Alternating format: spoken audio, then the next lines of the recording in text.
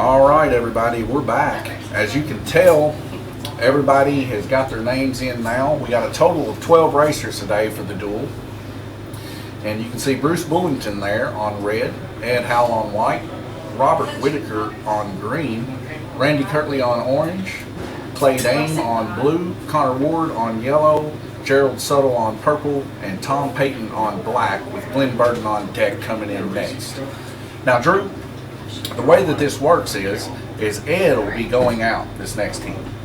Okay, he'll be setting out. Every one of our set outs have to help track marshal, and their cars have to be in this window. If the cars are not in the window and they're not track marshaling during their set out time, they will be deducted 10 laps for each infraction. Ooh, that's hefty. It is hefty, and it can be the difference between winning and losing a race. So we see all these racers lining their cars up now. It looks like we're waiting on Randy Kirtley and Ed Howe to get their cars in their respectable positions. The way this works, median lap times, of course you know, is about their average lap times. Best lap is what that current driver has ran the best lap. Now, you're not seeing information here on the screen currently about the other racers that are off the track. You'll only see during the race the racers that are actually on the field. Right. Now, when it's all said and done, we'll get a track mate explanation of all drivers, those that are out and those that are in. But just kind of to help you out and help you understand that the race ain't over until the final heat, because some of these guys are going to set out 3 heats here or more. So anyways, looks like we're now just currently waiting on Randy Kirtley, as we're going to swap over from our other view here, and now you can see us. So we are currently recording now for YouTube, and it seems that James Parks there says, "Get it, Drew Parks." Hi, Dad. All right, so that is Drew's father, and we appreciate you stopping by, of course, and commenting. And at any time, anybody that's watching, if you got a question, you can ask it in Facebook and Twitch. Currently, YouTube, we're not available to do that. We see most of our drivers getting ready, fixing to make an announcement to see if everybody's in their positions. All right, is everybody ready? Watch your lights. All right, we're fixing to go here. We are about to go green. So we get 4 red lights, then a green light, and a couple seconds later, I think it's 3, they end up going. So there we go. And they're we got off. A stalled car there on blue. Track marshal very quick to pick up that car and get it back going. Yep, that track marshal there that helped him go, that was Gabriel Kirtley. Right out of the gate, we see Randy Kirtley in usual form. Ooh, the car into the wall, slides down to the apron. Yep. That's probably a victim of the blip that we were talking about earlier. Definitely. I wasn't actually able to see that take place, was you? Not really, but given the amount of time and the part of the track that this is in, being the high bank, I believe it could be a blip victim, indeed. Definitely sure, as we see the car there on white. Most likely, Ed Halford he's been off a few weeks, though, so, you know. Getting back into the swing of things. To blip, right? Yeah.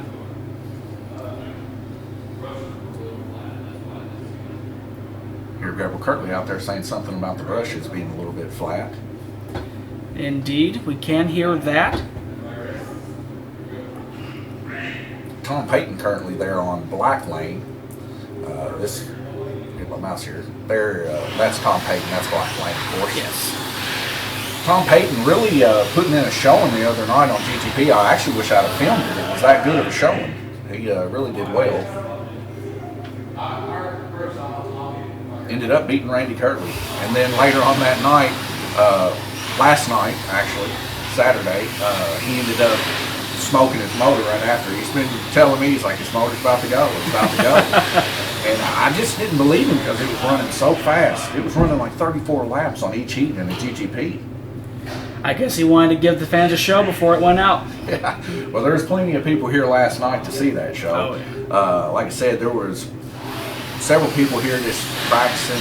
Of course, last night Robert and Clay both come in here, and got them some cars, and they were messing around on the tracks and stuff. Seen Ed's car come out, and somehow or another there in the high banks actually come back in. It looks like, nope, that was Robert Whitaker's car. Jay Latham getting him put back on. As we get ready to go back green once again. This is a common occurrence, mind you, of the wrecking that takes place amongst these drivers. It just takes just a little bit for these cars to come out. You would think that them being slotted into a slot about, ooh, another one, and onto the floor. Onto the floor with that one. That was a full-fledged crash. That was not just a slip out. That was a crash. Yeah, old Tom Payton. He's young. He can climb under there. Yesterday, he got involved in a bike accident. Really? His leg is thrashed, so I'm kind of surprised to see him crawling down there on the concrete like that. But well, kudos to him for making it in today. We are happy to see him here at Lanes Raceway. Yeah. He actually has a mailbox here. Did you know that? I did not. Yeah. He's got a mailbox and a cot there in the back. He never leaves. Him and Glenn Burton both. Well, a lot of us live in places that we love and don't want to leave. Mm-hmm. Very close battle there on black and purple. One of them got dumped there under the Dead Man's Bridge. Very intense indeed. Look at all these track marshals we got around that donut. There's plenty of people to get their cars back on, ain't there? Having a lot of help over there by the donut. It's the Donut Bank. The Donut Bank. I like that. We'll take the picture off of us a little bit. Maybe zoom in a little bit more on some of our track marshals working hard here. Very busy on that end of the course. Looks like our view there to the left is about 3 seconds behind or so. But if anything, that might actually help. As we can see there, Glenn Burton with his K7 shirt on. Another one. High banks. So you can see it happen live there on the right side of the screen. On the left side of the screen is just a little bit of delay, almost like an instant replay for us. Yeah, indeed. And we always love the instant replays. Yeah. So they got the Hook of Life. That was the other one I wasn't able to show you earlier. So we got the grabber that Greg brought in here that you seen underneath over there by the donut. And that one there we call the Hook of Life.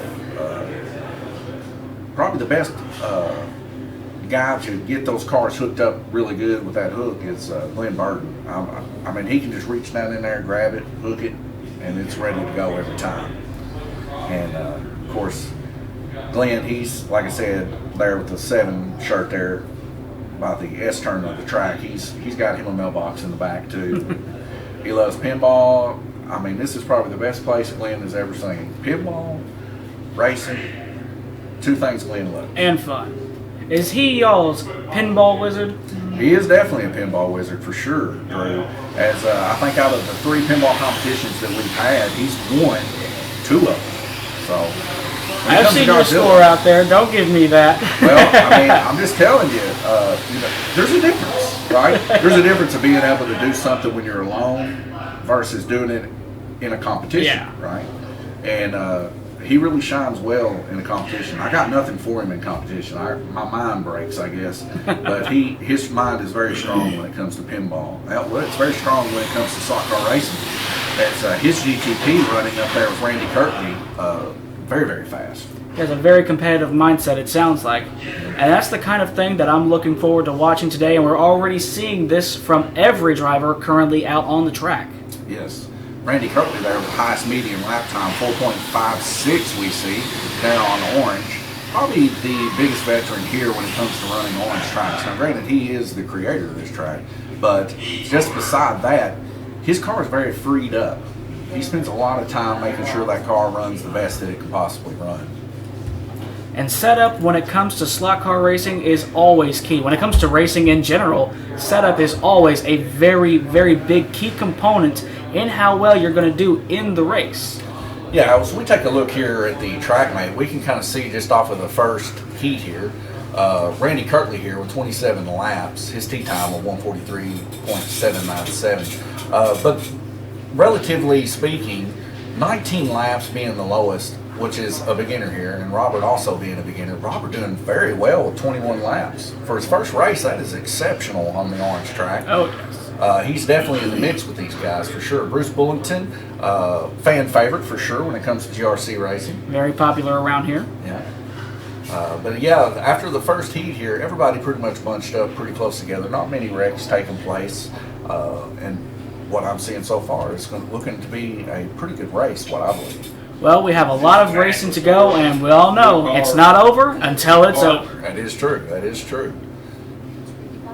So take a quick look here. 1:37 here. What kind of day we having here? It looks like a rainy day here at Lanes Raceway. It was definitely raining on my way in this morning. Little truck going down the road there. Livermore, definitely a muddy town today. Unfortunately, we've had rain a lot this week. I have enjoyed the warmer weather, though. What about you? Oh, yes. I can't wait for it to warm up a little bit more. We did have a few warm days earlier this week. For what I usually do outside of here, I work outside a lot, so warm weather is something I'm always hoping for, whether it's December, January, August. It doesn't matter to me. I want it 80 degrees every day. Well, coming up next, of course, they're all going to go over here to the Oval and race their hearts out. Now, that is a bloodbath. Oh, yeah, definitely. A nice NASCAR-style tri-oval. Now, you might notice that little white stripe on the tri-oval. That is the original front stretch finish start line. That has actually now been moved to the back stretch. So the back stretch is now technically the front stretch. So be looking for that during the green oval race. Yes, thank you for letting the people know that, Drew. That is very important, especially whenever they hit that track call button where they're going to get placed. All right, let's head back to our main live stream here as we see everybody. There goes Connor about 3 seconds ago. Heading towards his place. 12 seconds left to go before we go back green. All of our track marshals getting there. We see Ed Howe there at the S turns. Robert Whitaker getting his car in. He's got about 5 seconds there. You better look it.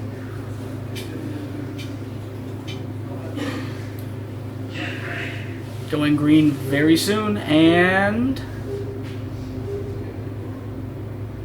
there we go. Randy Kirtley first to make a lap there on White Lane. Someone to keep an eye on for sure as he's coming out this heat. Robert Bishop is now on deck. He'll be coming in after this heat. Definitely some stiff competition here today. Randy Kirtley, I've got my eye on him. He's going to be very, very tough to beat, especially on this track specifically. Yes. Well, I mean, one thing we know, the better these guys get, the more nicknames they get. Oh, yeah. Okay, so Randy Kirtley, he may not like getting nicknames. Kind of a stoic individual, but very wise. Probably one of the smartest guys here when it comes to building these slot cars. But he's had several nicknames. Would you like to hear a few? Oh, yeah. I love a good nickname. Well, his name was OG at first. He got that. A guy used to call him OG, the GOAT, right? Greatest of all time.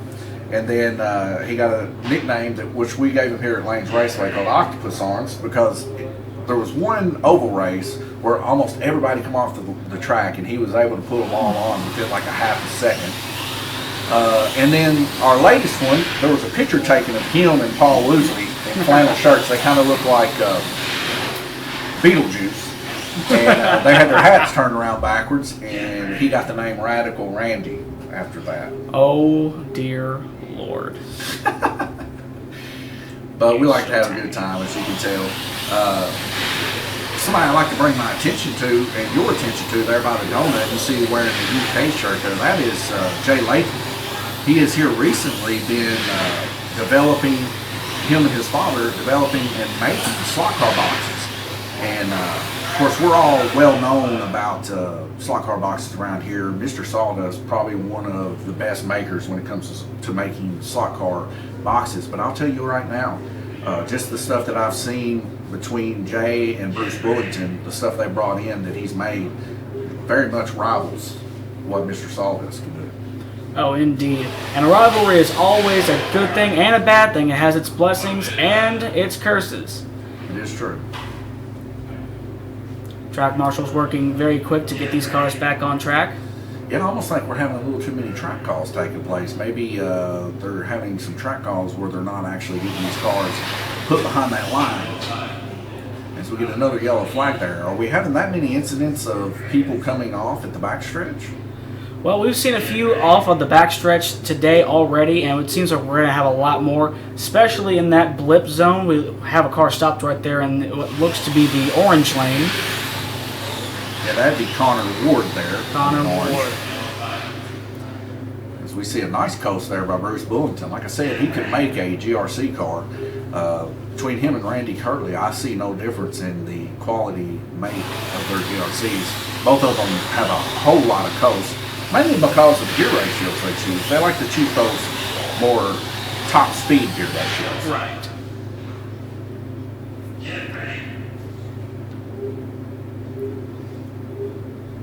But Gerald Suttle really making a leap up here today, as he's come in here and got a few bodies painted up this past week. One of the best looking bodies I've seen in a long time. My wife actually built for him. He wanted like a cracked looking, almost like broke glass look. In between it, it was black with some like metal flake. Yeah. And it was bright yellow for the yeah, I saw that earlier this morning. Very beautiful car. She did a very nice job on that paint scheme. Yeah, I'd have to agree. Look at this cluster that go under Dead Man's Corner there. I was just keeping a look at this. They've made a couple of laps now in that cluster there, white, red. Very decent pack indeed. Oh, as we get one come up, narrowly escaping full-blown come apart there. We see Gerald himself, the guy we were just talking about, in the beautiful truck body he had, getting Glenn Burton's car put back on red. Seeing some very intense racing action here. Yes, Tom Payton and Connor Ward there, neck and neck with each other. Bruce Bullington there with 46, but hey, don't count Robert Whitaker out just yet with 41 laps, or Clay, because Clay's right in there with 41 also. Now Glenn Burton there, he's got 21 laps, but he's just now come in, so don't count him out either, as Glenn Burton's definitely a force to be reckoned with in the GRC class. But this being his first heat, it may look like he's down below the pack, but for a red lane running 21 laps with the GRC, that's saying something. Glenn is down but not out. As Donovan just said, he did just get here, so don't count him out just yet. He's got a lot of time to make up, but fortunately, there's still a ton of racing to go. So keep an eye on him throughout the race. Yes. One thing I like too is that this kind of racing here, as slow as the cars are, I mean, to someone that's never seen it before, of course, it's going to be very quick looking. But for people that have the eye for it, for sure, these cars are some of the slowest cars. And I enjoy it that people can just kind of stand up next to the track and actually get a good view of it without worrying whether or not the cars are going to hurt them or anything like that. Randy Kirtley right now with an average of 27.5 laps. But look at Gerald Suttle and Tom Payton there. Agreeing with 50 laps total and 25 laps average. So Tom Payton there really running 26 laps there on yellow. That's very impressive. Means that Connor's just one lap down below him. They were kind of battling in that previous heat. And everybody loves a good battle, so they are going to be definitely two of the big guys you want to watch throughout these heat races, and I'm definitely looking forward to seeing what else that they can bring throughout the rest of this race. Looks like both of them are really close, neck and neck, honestly. So keep your eye on Connor, definitely. Yes, I mean, every one of these racers, we got a minute and 45 seconds left to go. We can kind of go over here to the oval cam now and just kind of take a look at him there in the pits working hard. Tom, every time you see him, he's blowing on his car. Bruce Bullington, that's almost like the hot zone in between the blue table there on the right and the orange table, where that everybody is just every single heat blowing on motors, putting oil in between the bushings. Connor there right behind Tom, probably not saying anything amongst these two, just simply because of how close of a heat they had that last heat. Now, Tom was here, was one of the first drivers here this morning. He's been here for a few hours now, and he has been working on his car non-stop since he arrived here earlier. So definitely look out for him out on the track today. I think he's going to be very, very competitive. He said he is here to win, and he's here to take it all. Yep, and that kind of attitude is beautiful in young men, because that just shows you the confidence that they have, that they're willing to get out there and get life by its horns. Those are the kind of men we need in this industrial United States. We need more men with the confidence to get out there and get it and show people that they can do things, that they're not hopeless, you know. And these boys are definitely not hopeless. They're coming out here, they're putting in the time in their car. Some things don't go right? Sometimes they strip gears. But what do? They get in there, they get them gears fixed, they get the cars back out there ready to go. And I believe Tom Payton to be one of those guys that just never gets up. He definitely seems like one of those type of guys. And like I said, I cannot wait to see what he can do today. You can already see him working on his car, and he will not stop working on that car until about time for his turn to be up for racing. Yes, this is true. So now we see we're fixing to go back green racing here. We still have a few of the racers here. We got 4 cars over here in the window, so we're good. One of those cars we can see being the guy that's on deck, Jay Latham. That would be the orange car there that you see in the window. So we know these guys are out there. They're going by the rules. They're track marshaling. They don't want to get that 10-lap deduction. Right. Nobody wants to get that deduction. It can really put you behind, and it can make or break your day. I mean, when we're looking at the difference between total laps of people that's actually been racing this whole time, 44 laps to 53, that's a very close margin. Now, some would say in slot car racing that's pretty far apart, but anything can happen. If you've not ran the upper lanes yet, you know, it's yet to be seen whether or not you're going to get caught in some altercations also. Oh. That car on blue, Bruce Bullington's really fast. Watch him rip through there. You can actually hear his car scraping.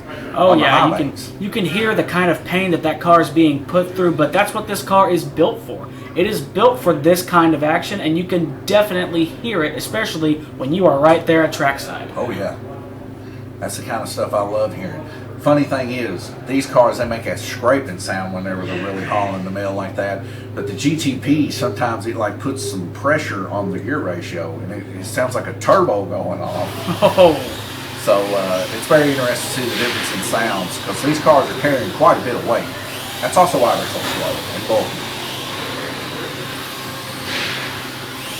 You get a little bit of a cluster there on red, white, and orange. Definitely quite the pack to see. Robert Connor and Tom Payton. Tom Payton and Connor again on orange and white doing their crossover this time. We see Tom Payton there in high banks. Yeah.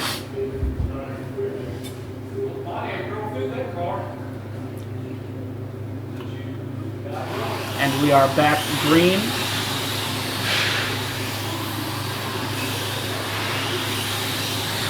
It's something about just seeing these cars just kind of move effortlessly with one another. It's kind of mesmerizing just to watch them, isn't it? It's truly magic. Motorsports in and of itself is always magic to watch, because you don't have to be the best physically fit person to enjoy it or to play it. You just have to have a love and passion for the sport, and that is what these drivers are displaying here today. Yeah, we see Gerald Suttle, our current leader there, going under the bridge now around the S-turns here. He's leading the pack here, leading that flow, and he's coming back around the S-turns there towards the backstretch.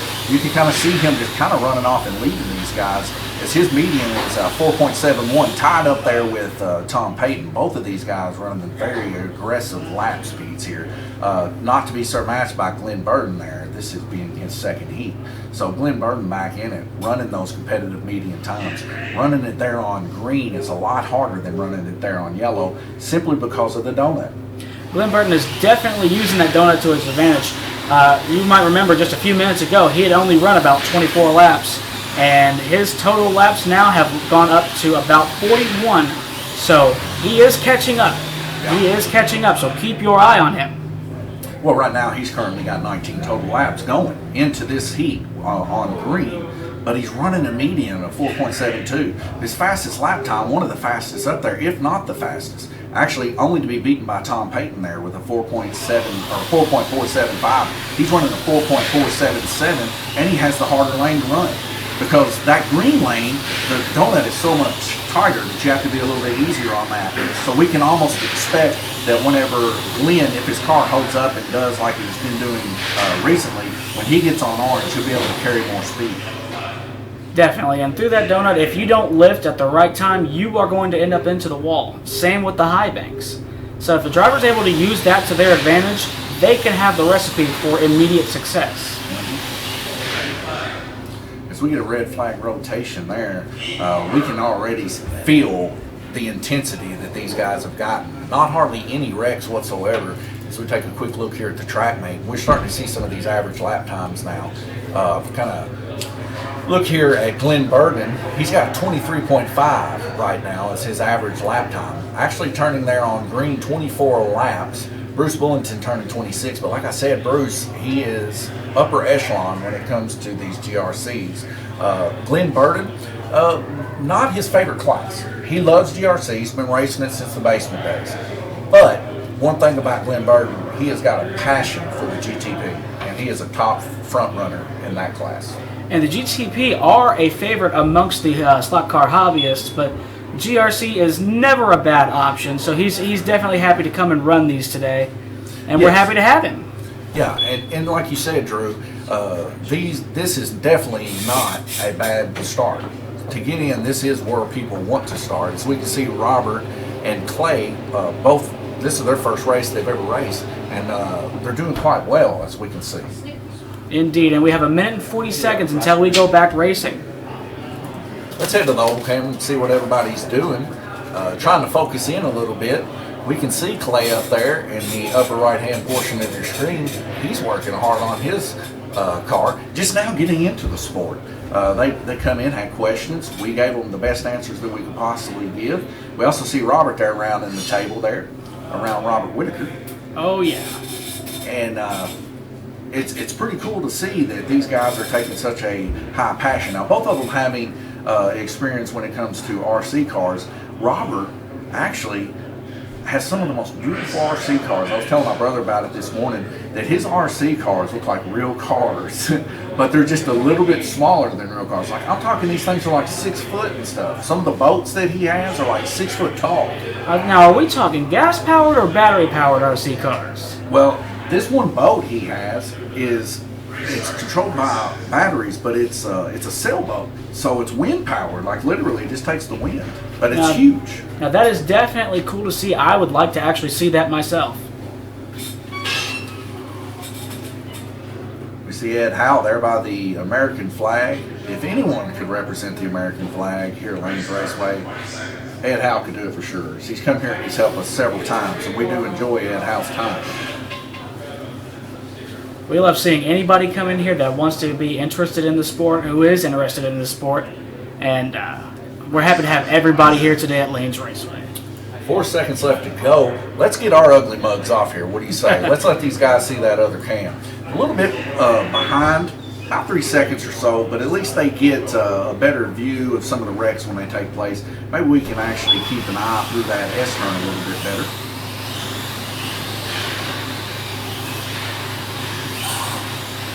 See Gerald Suttle there still in the lead there on Orange Lane. Orange Lane being a fast lane today, as we see Gerald Suttle going around the S-turns there, right in front of Greg Kimball there. Connor Ward there by the S-turns controlling the button this heat.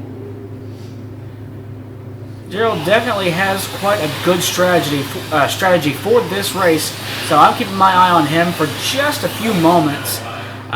And we are now once again under caution, so our track marshals will work hard to get those cars back in the groove. Well, that time we see Bruce Bullington getting the car put back on green. That'd be Robert Bishop's car. Newcomer. We just got done talking about his beautiful boats he has. Yes, we did. And for that being a car right out of the box, wow, that's all I can say. Robert Whitaker, 72 laps. I'm sorry, Robert Whitaker was 72 laps. Robert Bishop with 22. This is his second heat rotation. I've got my Roberts mixed up. I'm crossing my eyes. But still, very well done for a first time. And, I've not seen Robert or Clay, knowing that there's a blip station there, I've not seen either one of them actually come off and have a high-speed come apart there on the blip. Maybe they are being just a little bit careful. I believe that they are trying to lift just a little bit. Didn't you just take that car out of the box before the race? Yeah, that's what I'm saying. These cars out of the box are not too bad. As they're running very competitive, especially under the hands of newcomers. Like we see this Robert right there. He didn't actually come off in the blip of where the blip takes place in the track. He actually came off in the high banks there, but it was almost like he knew it and he let off. Definitely some talent there, and that's what we want to see for this race. Makes it very competitive. I believe he's going to have a really good rest of this race, so stay tuned. So Randy Curtin was able to get him put back on there as he goes back to track marshal 2 around the donut section of the track. Keeping our eyes there on orange, we see neck and neck racing there between Gerald and Sutter and Robert Bishop. Gerald, of course, being able to inch out. Gerald having a little bit more confidence on this track, a little bit better rhythm through the S-turns. That's what's really the killer of having to figure out and learn, is those S-turns. If you can get that down to where you're actually aggressively making speed transitions between that and the back stretch of the track, it's like nothing, you know. It's just a smooth flow. And it's very tough to tame that horseshoe going into the backstretch, because if you can tame that horseshoe, you can, once again, have a success for magic. You can have a magical success going down that backstretch. Yeah, and you may not even sorry about that. And you may even have to not even worry about the blip because you already know it's coming, and you'll have already made a decent transition to where you won't have to stress about it. Yeah, sorry for interrupting you, but I got so excited.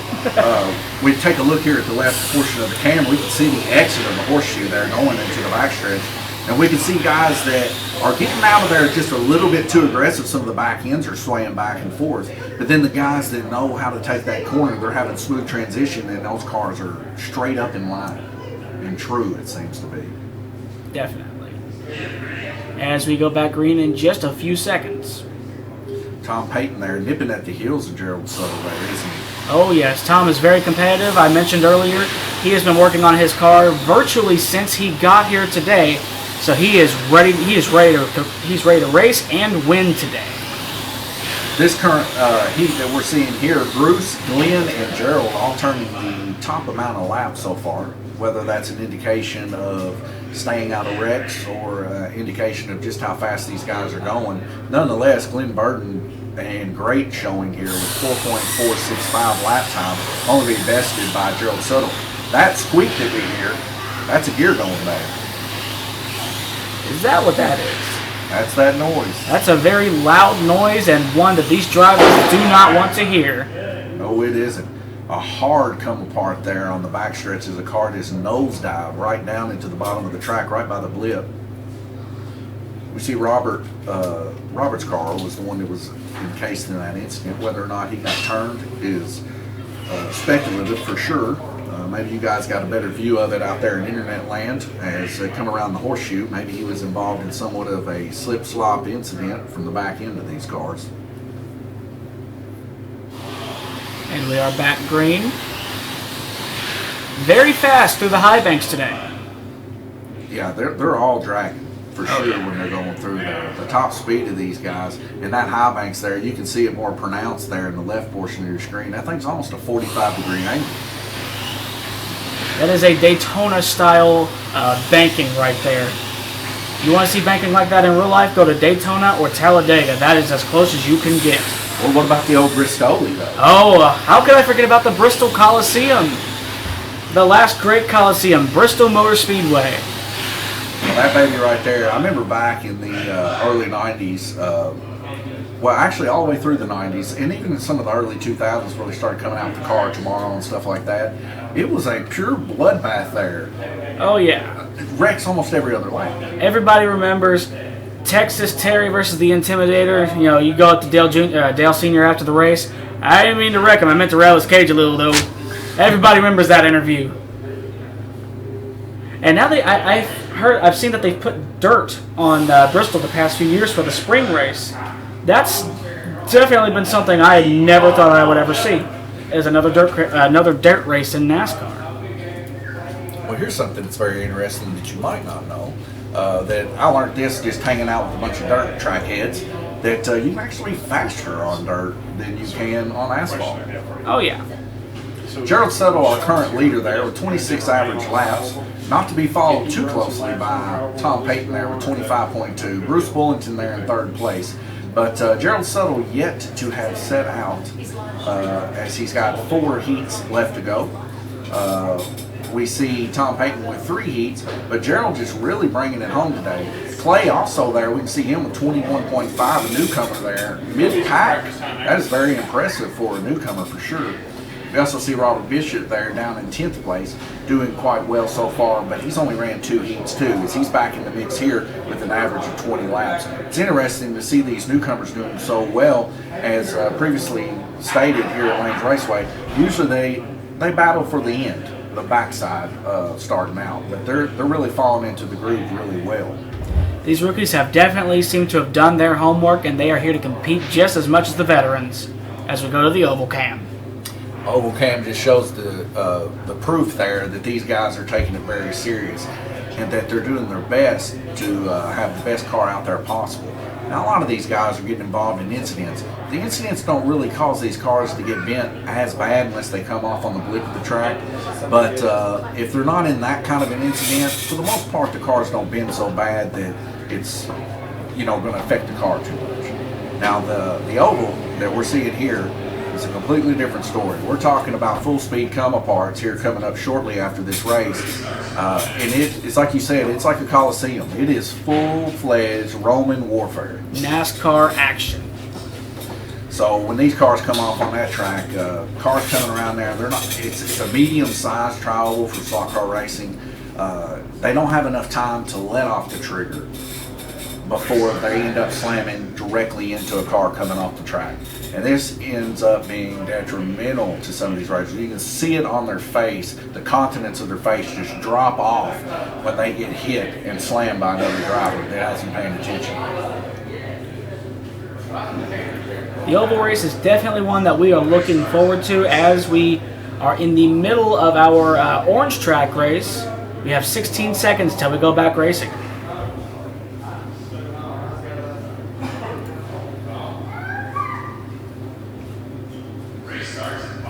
Now, Droopy, let me ask you a question, man.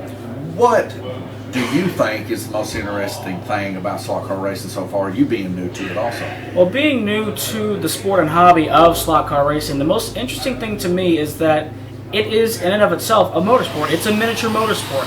It is as much of a motorsport as NASCAR, IndyCar, IMSA, Formula One, because these cars, they do cost money.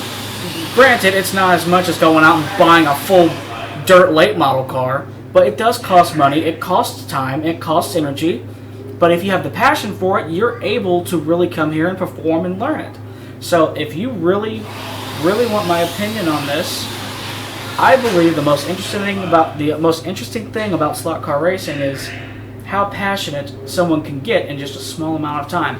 I've only been in here a couple of times in the past few weeks, and I've already fallen in love with the sport. I'm starting to learn more and more every day, and I'm learning more here just being here than I would searching on the internet on Wikipedia on what a GRC is. Yeah. Well, I'll tell you right now, that bug is a hard bug to tame for sure. It's like I said, these guys are doing whatever it takes to make their car the fastest.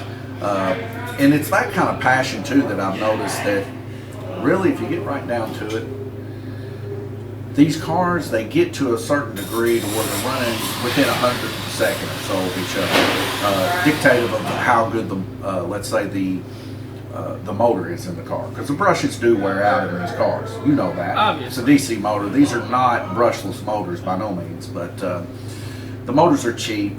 These guys, they end up getting several of them. They gear ratio different ones, and that's an important thing too for the tech-minded, savvy people. That when you're breaking these cars in, break it in with the opinion that you're going to run it with. So, just a little bit of helpful advice. We see several cars there off of the High Banks corner there.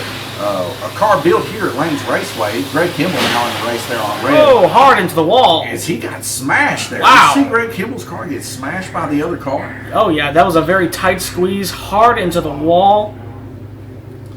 We see Gabriel Curley taking a look at that car. As it come off there in a high speed come apart, did it not? It looks like it did come apart just a little bit. That is the kind of damage that we are working with in slot car racing. So if you're new to the sport too, that is what some of the wrecks might look like. If it gets intense enough, these cars can indeed come completely apart. I mean, look at these guys as they stand on, hopelessly wondering what's up with that car. Gabriel Kirtley getting that car put back on white. That's Gerald Suttle, our current leader's car. So he definitely does not like to see his car up in that wall. Definitely not what he wanted to see at all. I almost think, like in real racing or big car racing, one-to-one scale racing, you know how that you can take, like on a super speedway like Talladega, and you can get up underneath and take the air out of a person's car? Yes, drafting. And pretty much turn people. Yeah. Well, I think something similar there happened is both those cars were right there neck and neck going through that high banks corner, and it was almost like one of them took the air off the other car. That's the art of the draft, and if you know how to manipulate the air, you are going to go very, very far in any kind of motorsport. Air is a very big factor in racing. Speaking of drafting, I think we've come up with a name for our next series that we're going to be starting here in the next 2 weeks. It's going to be called Dragon, or, well, I think I forgot what I was going to call it.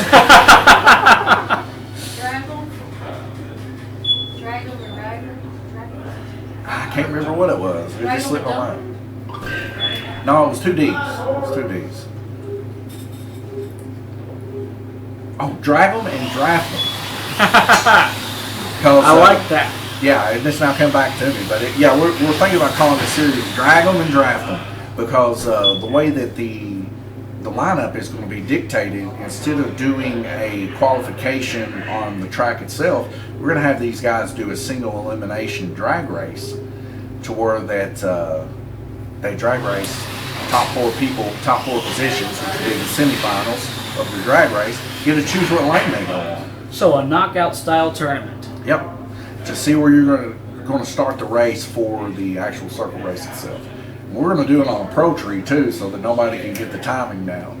Now that sounds like it's going to be interesting, and I cannot wait for that to start. We're definitely excited about it, as we got several guys just in limbo waiting for that to take place. And we are back green. It's good to see all these cars running so closely together in groups, going up underneath that man's corner and not actually coming off the track as much as they used to. Of course, we owe all that to Randy Kirtley, as he's been working diligently on the donuts portion of the track, as it was informed to him by fellow racers out of Tennessee that the portion of the track there where the donut meets coming around into the S-turns there had just a little bit of a hike up. So they ended up lifting that portion of the track. Randy Curley did. We had slats under it, slats of wood to do that starting out, but then we eventually got those legs fixed to where that now the legs is what's holding it, and we ended up jacking it up about where you see the pole where the racers can see their lap times. And it looks very, very good out there. It's definitely a much better transition coming into the donut, coming into the S's from the donut. That transition's a lot better since that was fixed, and we're seeing much more intense action through those corners. Well, speaking of the guys from Tennessee, they'll be down here around February the 11th is the date that they're coming to race not only Wing Car this time, but GTP. Ooh, visitors. And I'll tell you right now, the last time that they came, fellow racer come in, had a little bit of a rough start the first time he came, but this last time Wally come in and he put a walloping on us all, as he ended up beating OG Randy Kirtley by a couple laps. But that's the kind of racing that we really like to see here at Lanes Raceway, is that really tight, drawn up racing for sure. Well, let's hope we can beat them when they come back up here. Well, I'm hoping. But the way these guys have been prepared, I mean, Milton came in last night to work on his GTP, and I asked him last night if he figured some stuff out, if he's going to be quick. Well, I also talked to a few of the other racers, said that he was a dart in a straight line. So they're definitely going to be bringing their A game. Just like Milton said one time in a Facebook post, he says, we're coming up there and we're not coming to make friends. But of course they are friends of ours, but a little bit of Wild West talk. It's a OK Corral shootout around here sometimes. So we see Gerald Suttle there, still currently our leader here with 128 laps, 25.6 average. Bruce Bullington now reeling it in a little bit, kind of finding his little mode of transportation, I suppose. 3 heats left to go for him, 3 heats left to go for Gerald Suttle, 24.6 average. You think Bruce will be able to catch Gerald? I believe that if Bruce plays the rest of this race properly, he might be able to catch him. And by properly, I mean, will he have the proper strategy to get to where he needs to be? Because strategy is a big part of this game. It's a very big part of racing in and of itself. So if you don't have strategy and you don't have a good setup, you're not going to go very far. But today, I think he's shown he has a beautiful setup and a great strategy. So I think he can catch him. Speaking of beautiful, Bruce has one of the coolest bodies. I don't know if you got to see it earlier when he was out there meeting all the guys, but his body looks like it was forged in the mountains of Moria. I always make that comment here because it looks like a brass mixed with some silver, mixed with some gold. It's just a very beautiful looking body. Now, was it a car or a truck body? I think he's got both, actually. I think that's his colors that he likes. See, if you notice, each one of our racers here, they have their own little specific livery, kind of like real NASCAR, or whether it be Truck Series or whatever series of racing. They have their own little types of liveries. These guys like to stick close to the colors they choose. You see Randy Curley with the infamous red stripe and blue metallic, very reminiscent of what Richard Petty would have. But some of these guys, like Tom Payton, for instance, I call him Batman. He likes a really dark color, almost see-through. He likes that camouflage effect on the track so that people can't see him coming. And when you do see him, you don't want to see him. Yeah. Tom Payton will let you know that if you get on his bad side, he likes to dump you, especially in the oval. So Tom Payton can somewhat be a nemesis out there to the guys, but I almost think, I know Tom personally, and Tom's a good dude. So I think a lot of it's just talk to try to scare his opponents. He's definitely our intimidator here, isn't he? Yeah, I say that to say this in final about Tom is that if he was really true about that, he wouldn't have got Randy on the other night in the GTP race when it was a race between him and Randy. He wouldn't have got him on as quick as he did. But these guys, they really do take a passion about being good track marshals too. Yes, we have rarely seen any sandbagging, if any at all, here today. All the track marshals are doing a very good job in getting everybody back on track at a very even time to make sure there is no sandbagging. If you don't know what that is, sandbagging is intentionally slowing another car down so that way you can get yourself ahead. But if you win your race doing that, you didn't really win. You did not really win, so don't celebrate. Sandbagging is not a good way to compete. That is true. That is very true, Herbie. As we can see, these guys, though, have a lot of pride in their racing efforts. They want to win truly. So at the end of it all, they put that effort and that aggression towards the other racers into racing them hard, but they also put it into the builds of their cars to help themselves be as efficient as possible out there. We see one of the most efficient racers here at Lanes Raceway, Glenn Burden there. He's constantly in here buying new tires, trying different setups, trying to just get a little bit more within the rules. And I believe I saw him in here testing earlier, and that is the best thing to do in any kind of sport at all. You want to test, you want to practice, because you're not going to get better unless you practice and make adjustments and adapt to whatever gets thrown your way. That's the best way to change your outlook on the sport and to change how talented you are. You may not be very good starting out, but without practice, you can't learn what you need to learn. This is true. It looks like now currently we have a paused track here. This is probably a conglomerate, if that's the correct word I'm using there. I might be using that word incorrectly, between the racers, as someone might have an issue there on the track. But all of our racers get to make up their own minds whether or not the track gets paused for another racer. So we're not racing in the series here. But if we were in the series, that would not happen. They have 30 seconds to be able to get a gear on or fix whatever problem they're having. But this being not a serious race, this is the Duel. Don't get me wrong, it's a serious race. Every Sunday these guys, like I said, are pouring their hearts out. But it's not like a series race where they're racing for points and a purse. You would hate to stop the track one race and then another race that a guy's able to make, you don't stop that race for him. So the rule just states, we don't stop the track, we continue on in the series. Good to know. Very good to know. And we are stopped once again. Yeah, I mean, this race here is just basically to get these guys ready for the series that's upcoming. And these guys are really excited about that. They got their truck bodies ready to go. I don't know if you've checked Facebook lately, but Sam Nelson, he has a truck body that it's like a chicken, like selling, like a chicken outlet or something. But it was a old livery from back in the 90s, if I'm not mistaken. And he's got his truck all done up and it looks beautiful. Well, he doesn't want to race it because he don't want to tear it up before the series starts. And a lot of these guys have their truck bodies, but you see them running their car bodies today because they just don't want to tear their trucks up before the series. You know, Tom was talking to me about that earlier. He actually asked my opinion on what he should run tonight. He said, I have a truck body and I've got a brand new car body that hasn't been christened yet. Which do you think I should run? And I said, well, how much of a beating have you given that truck? And he says, well, it's about done. I think you should run the car. Okay, I'll run the car.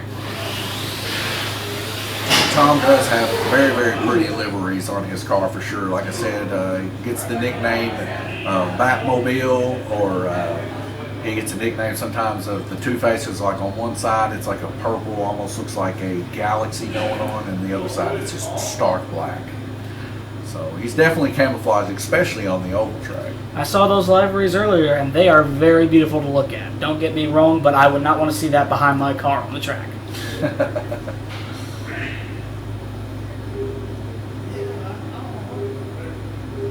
Bruce Bullington now our leader with 131 laps. He has quite the following when it comes to fans that I've noticed, especially in the series that's coming up. I think they're quite excited to see him. Ooh, a hard slam. That was a hard slam. Whether or not that was a dump or from another driver, or just forgetting to let off and let that brake be applied, still questionable because it happened under the dark side of the bridge. Glenn Burton has definitely caught up a ton with 112 total laps. A beautiful median time too. As he had before that wreck there, he was at 6-second median time. He's back down to 6 seconds again. We're hearing cars just beating and banging on the backstretch there. We see Gerald Suttle there. He was going to fix that car, but we had a car come up all the way from yellow lane to get a little bit of a beating action there on Ed Howe on red. What was that he said in Days of Thunder? He didn't bump you, he didn't rub you. He didn't bump you, he didn't hit you, he rubbed you. Rubbing is racing. That's right. Whether it's the wall or another car, that's what it is. Rubbing's racing. It is racing for sure.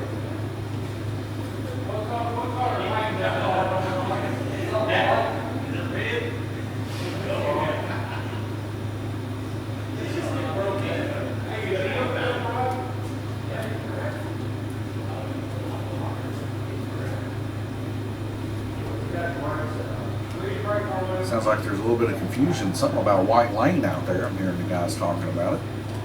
I hear something about it too, but I can't exactly make out what the confusion is over. But real quick, your top three: Bruce Bullington, Robert Whitaker, and Clay Dame are your top three drivers at this current time. Yeah, and those are the top three that are on the track. Now, there may be other people that are actually in the lead above them that are actually on deck or on setting out.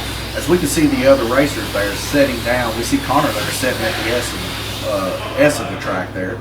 He's got 37 seconds, 35, well, 38 now. It keeps changing as they hit the button. But Randy Kirtley there, he's on deck, so he'll be coming back in. When he comes back in, of course, it will be associated with how many laps he has. We can tell who's in the lead through the track made at the end of the heat, which that shows all drivers.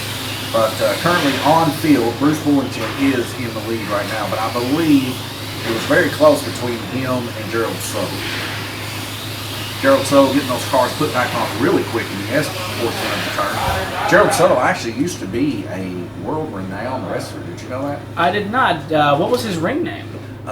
He was hanging out with the Moondog Brothers or something like that. I think it was Moondog Brothers. I cannot remember. That's horrible of me not to remember. But Moondog Spike. Moondog Spike. That was his name. Well, Spike. Half of us can't remember what happened last week. We've all slept since then, so it's all right. Well, sometimes here at the slot car track, you know, you got so many cars you're working on.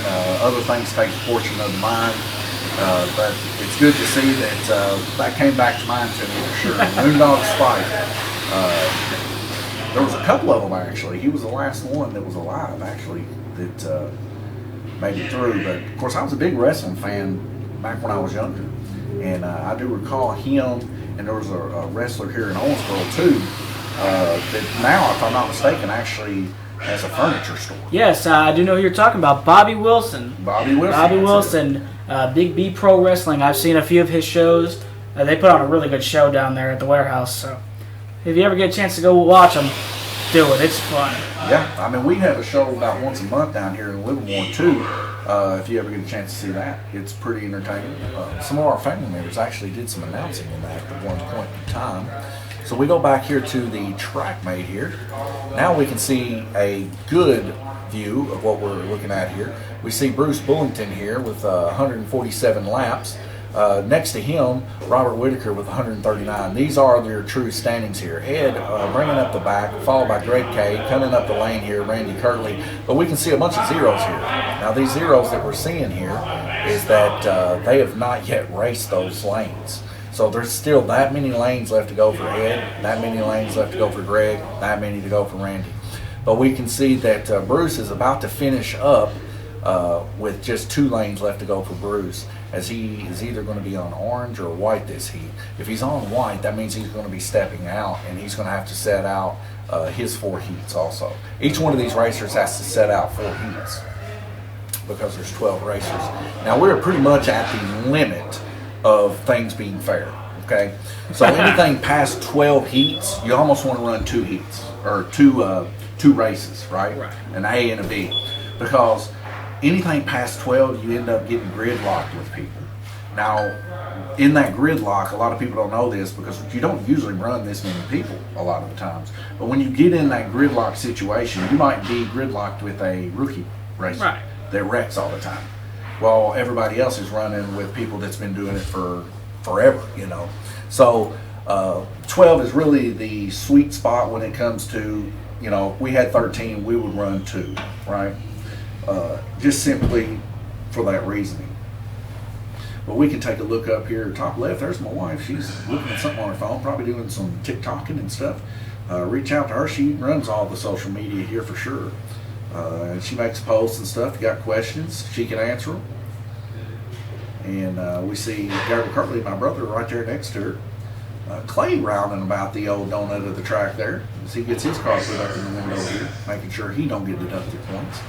38 seconds left to go before we go green. Bruce Bullington, one of our current front runners there, as he gets his car and he's heading back across the front stretch of the orange track to get his car put on with Jay Latham.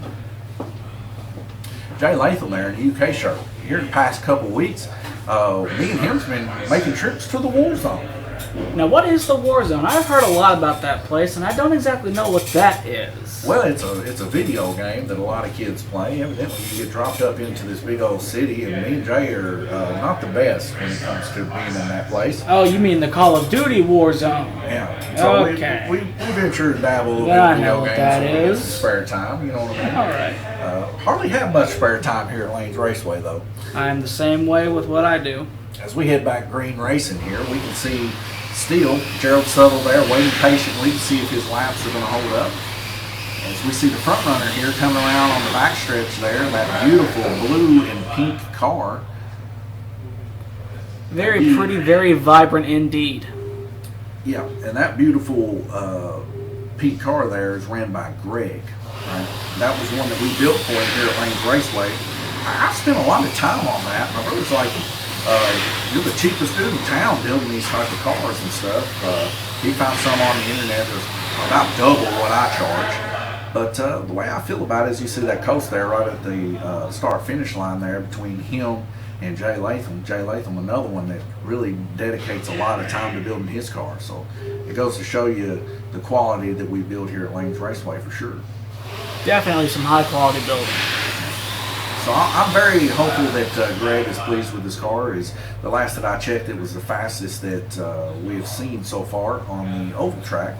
I spent a lot of time on it, a lot of effort, and we try to keep the prices low because we want kids getting involved in this too. But I don't want kids feeling like that they can't keep up with the adults. And at the same time, we don't cater to adults here either. So we want just everybody to get along like it was back when we were kids, when my brother was standing up on a 5-gallon bucket in front of the Blue King track down in Livermore racing against the adults. They did not like that, but he was racing Group 12 back then, and he was putting a whooping on them as a kid even. So that's Gabriel Kirtley there at the S portion of the track getting that car on. That's the guy I'm talking about. He's a lot bigger now and a lot older now. But I'll tell you what, when it comes to racing, whether it's on dirt or it's on slot cars, this dude right here, even in some simulation racing, He's tough to beat. I actually watched him beat Dale Jr. one time in a truck race on iRacing. Now, that just goes to show racing, it can be for just about anybody. Kids, adults, elderly, doesn't matter what age you are, watch a race. You'll have a lot of fun. They're some of the best sports that you'll ever watch. I'd rather watch the Daytona 500 over the NBA Finals. Oh, yes. Hands down. Just something about that sound, too. If you ever get to make to a real race and you can just hear that ear-piercing sound, just that thump and rumble of a V8, there's really nothing like it. Now, I remember when they were testing the 7th generation stock car, the next-gen car that we have now in NASCAR, I remember hearing that for the first time on a video. And it sounded to me like the rumble of an old World War II era fighter plane. Just a... You gotta love it. And the next-gen car was very competitive last season, especially with the Hail Melon at Martinsville. If anybody did not see that, I don't know how. You must have been living under a rock. Well, one thing's for sure. I think everything, and you could probably agree with me on this, that everything seems to be heading towards six-cylinder racing. I can definitely agree with you on that. It's going to be a sad day when NASCAR goes six-cylinder, though.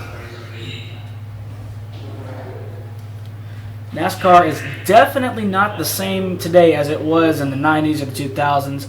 I will always love 90s NASCAR. You had the Rainbow Warrior, you had Jeff Gordon, Alan Kulwicki, Davey Allison, Richard Petty for a few years.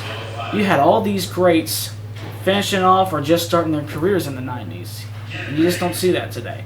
I don't get me wrong, I like Chase Elliott, I like Ryan Blaney, but 90s NASCAR, nothing will ever beat that. Well, speaking of Chase Elliott, I mean, 90s NASCAR kind of ties in with him when we talk about Bill Elliott. Also, He's Bill got from records that Dawsonville. are never going to be broken. Definitely.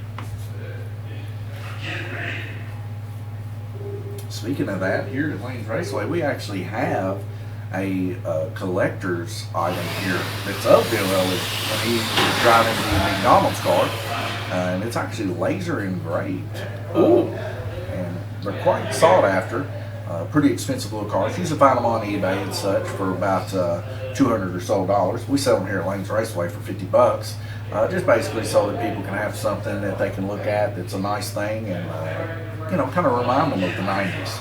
And for those of you who want to come check it out, it is the number 94 McDonald's Thunderbird. So if that's what you're interested in, please come down, take a look at it. I've actually had my eye on it for a few days this week. Well, I noticed it earlier this week. It's definitely something I'd like to have in my die-cast collection. It'd be a very special addition to the collection, mind you. And we are back racing. Bruce Bullington's still there in the lead, 168 laps. Like I told you when this race started, he was going to be a front runner, him and Glenn Burton both. A surprise here this week. Robert Whitaker seems to have his car in good shape this week, as the past couple times he's come in, mainly focusing on, he does a lot of traveling, dirt bike racing and stuff like that, so he hasn't really had a lot of time to put forth in his car. But Robert Ooh, Whitaker's a hard slam on the backstretch. That was a hard slam. Sorry to interrupt you, by the way. No, that's great. Well, it's not great for these drivers. Well, it isn't, but it's great for Lanes Raceways. We sell a full collection of parts here. And I hate to bring business into the side of things of bad luck for individuals, but we can surely fix those cars up right for you. And I'm sure he'll be fixing that. His car there on blue is blistering. Look at that baby. That was built here at Lanes Raceway. So mind you, we can build you a car to be competitive with people. Greg Kimball, of course, a veteran when it comes to, he gets a nice coast there around the high banks. Very nice. We can build you a competitive car to run with these guys. As I know all the tricks, the guys around me, the tricks I don't know, they know them. We're all open-minded here. We all try to help each other be the fastest that we can possibly be. So we take a quick look here at TrackMate. What's your impression on who do you think might take it home today? Now, given how competitive that he's been, I believe that Bruce Bullington is going to take it home today. He's been very competitive. He's been the front runner for most of the race. Now, of course, things could always change. There's a few dark horses in the field. Some of the rookies are doing very good. We've got somebody in the field that just got a car pulled out of the box today. So, yeah, I mean, Clay there, he's running in 5th place there with 123 laps with an average of 20.5. These are very respectable numbers. Not the highest numbers we see out there, but very respectable to be just starting in racing. Not even got a good gear ratio yet set on these cars. right. Of course, they're running with our Pro Class Series GRCs here. Pretty much everybody there except the Clay and Bishop, of course, Robert Bishop, are the only two that don't really have any kind of structurability built into their car or anything like that. So these guys are still running competitive with stock cars right out of the box. A minute and 30 seconds left to go back until we go racing. Well, we kind of see all quiet on the front out here in front of the oval track here, but we can kind of see a few of the guys. Looks like Tom's kind of laid back. He's just kind of, about his own business here. Looks like he's finally done working on his car. He looks like he is going to be happy with his setup and ready for his turn. That's what it looks like. Let's take a quick look, see how the weather's changed. It's getting a little darker out there, a little more. Turning tonight, it looks like it's still a little wet out there, so it looks like I'm going to need my jacket on the way home. I hope not. I hope it stays about 50 or 60 like last night. That felt great. Oh, I wish. Only in my dreams, apparently. We've got 47 seconds left to go. We'll take a quick look here yet again at the oval cam, seeing Connor up there in the top right portion of your screen. They're working on his car. Jay Latham right there next. All these guys coming in together as they battle it out. Might see both them guys tonight in Warzone. Try our best to stay alive. It's hard sometimes, but we all like to hang out, and it's kind of funny. Speaking of going to the Warzone, playing these games online, Ed Howe there in the top portion of your screen, top left portion of your screen, as he goes to get ready at the road race stream here. We can see that Ed's going to be there on blue lane. You probably see middle of the pack there.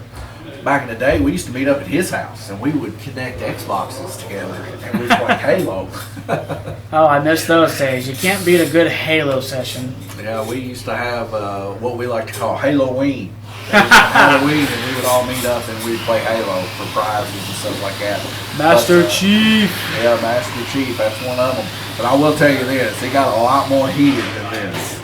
It's something about whenever you put your war skills to muster that it brings a different person out in you for sure. We keep an eye here on Bruce Bullington. There's Randy Curley in the high banks there on green. Bruce Bullington there reeling him in there on white as he goes up underneath the bridge, coming out somewhat a little bit slower today through the S turns here as he's battling some of the guys in the mid lanes, kind of just taking his pace and time there as he gets past pretty quick. Someone gets turned in the S's. Sorry to interrupt.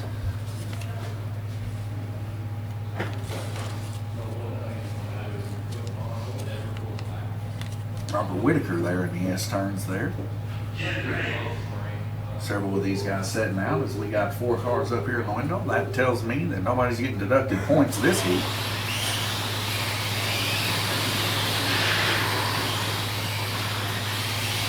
Very smooth racing though, and for a 12 heat race, we get a guy off in the backstretch there.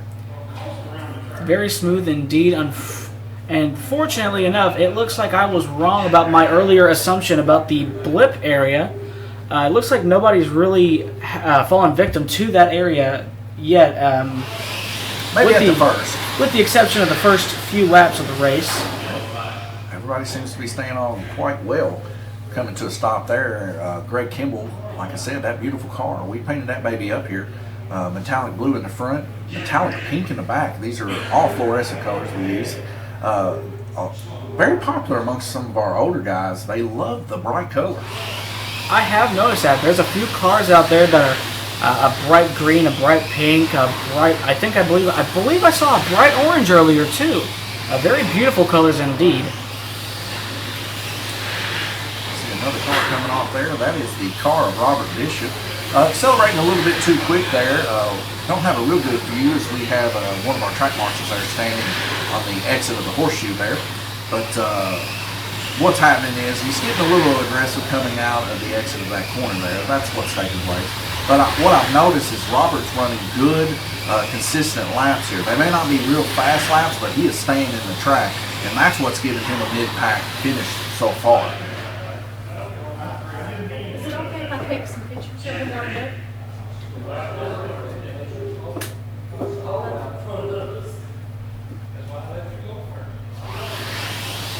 And we are back green. Yeah, we see several of these cars going through the S-turns, whipping their tails back and forth. But there's a few of these guys, you can kind of see that they're unsettling their car coming out of their donut, actually straightening the car, keeping those back ends in touch so that they're almost taking that S-turn like it's a straight. See right there, that was just a prime example there that took place, and Robert Wicker was quick to get it solved there by Connor. Connor was coming in too aggressively there on red with that back end swapped out like that. He wasn't actually coming into the back side of the belly of that S with any kind of acceleration. Very treacherous if you are not prepared. It is. It very much is. A lot of these guys got to get that rhythm down. It's definitely a type of rhythm that you have to learn just through feel alone, kind of the mannerism of the hand, I suppose. But that is something that you just have to get down, and it's different for everybody as it can be controller adjusted for sure.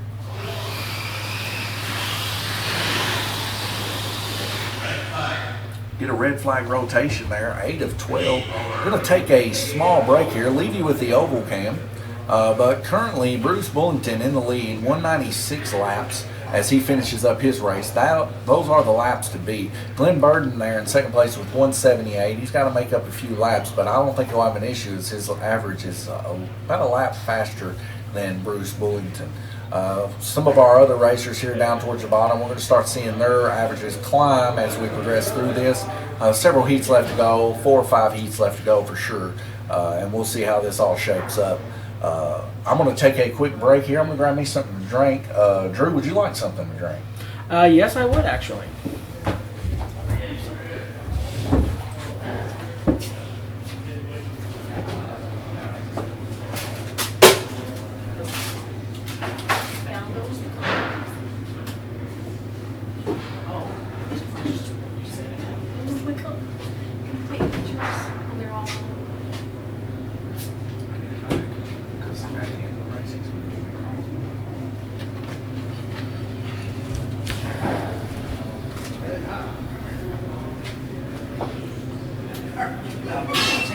Between the orange and the green there.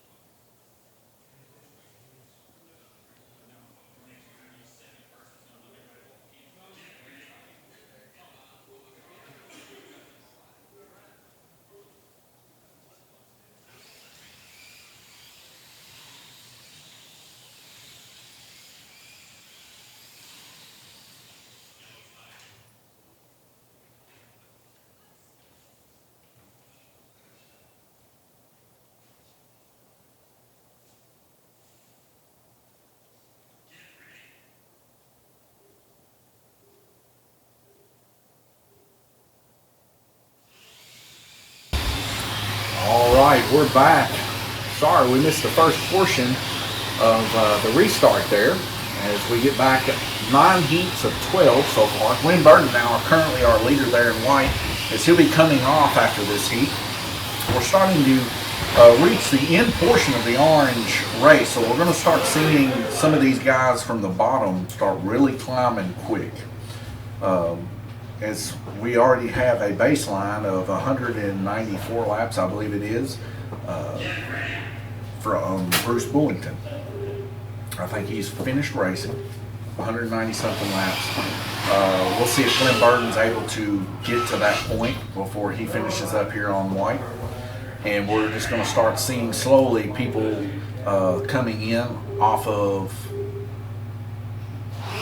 their setouts, which next will be Gerald. He's finally going to get to come back in and finish up his last few heats. But we're also going to start seeing people just coming off that are never going to come back. Okay, so Glenn is, after this, he's not coming back after this. And so he's got a minute and 10 seconds to try to get to that 190 something range. So from here on, we're going to be focusing. As Glenn comes off there on white, he's trying to really get as many laps as he can. We're going to start focusing in on that white lane. Now, the reason we're focusing in on this white lane is now that we've got a finisher, we know about what that average is, and we're going to see if anybody's going to be able to combat against that. 189 laps total here by Glenn Burton. He does have an opportunity here with a minute left to catch Bruce Bullington there that has, I believe, 194 last I checked. If I'm not mistaken, it's 94, 95 laps. So he has 53 laps to do that in, turning an average of 4.84, so right at 5 seconds a lap. He should be able to do that 10 laps here. He should be right around the 200 lap range. And we are back green. Thank you for that insight, Donovan. He is definitely in a pack of people there. Under his underside there, Robert Bishop, the newcomer, rookie to the duel.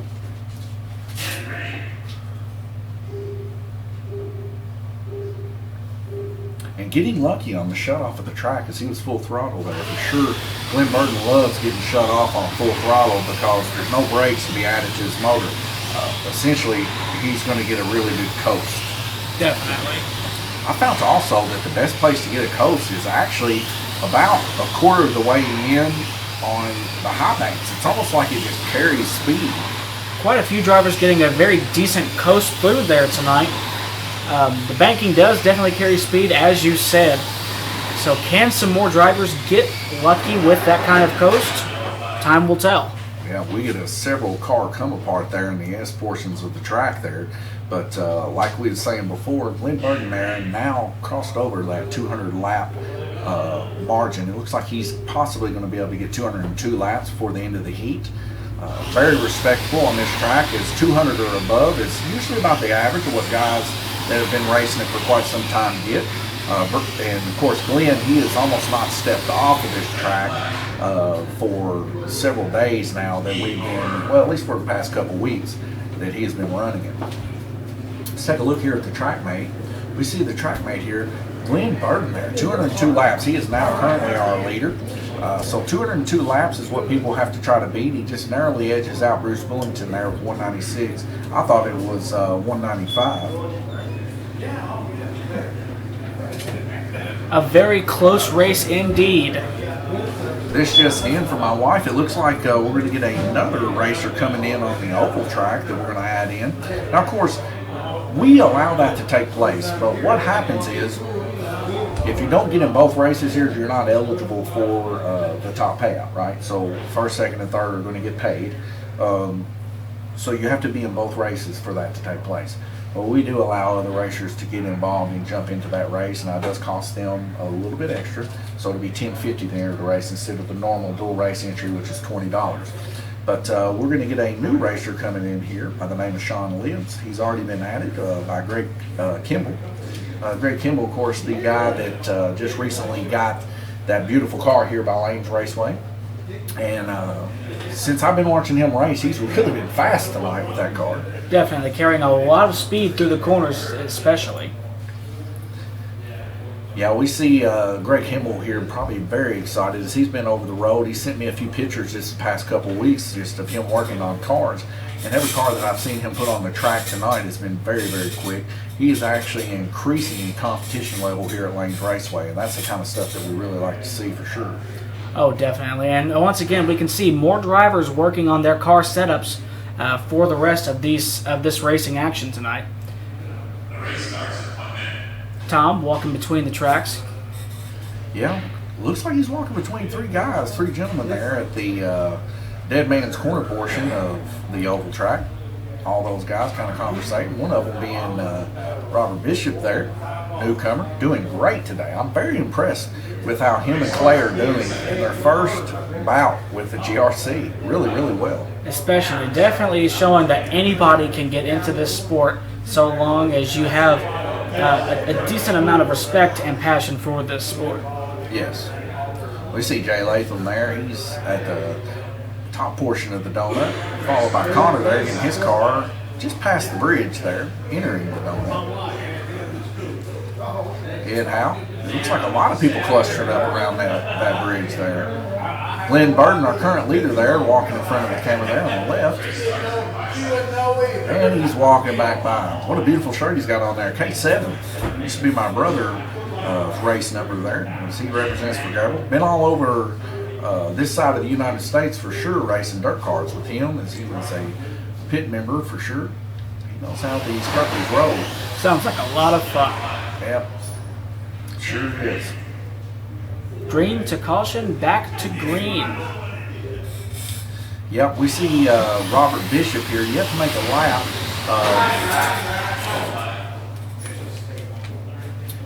So he's having some issues possibly, maybe coming off in the blip portion of the track.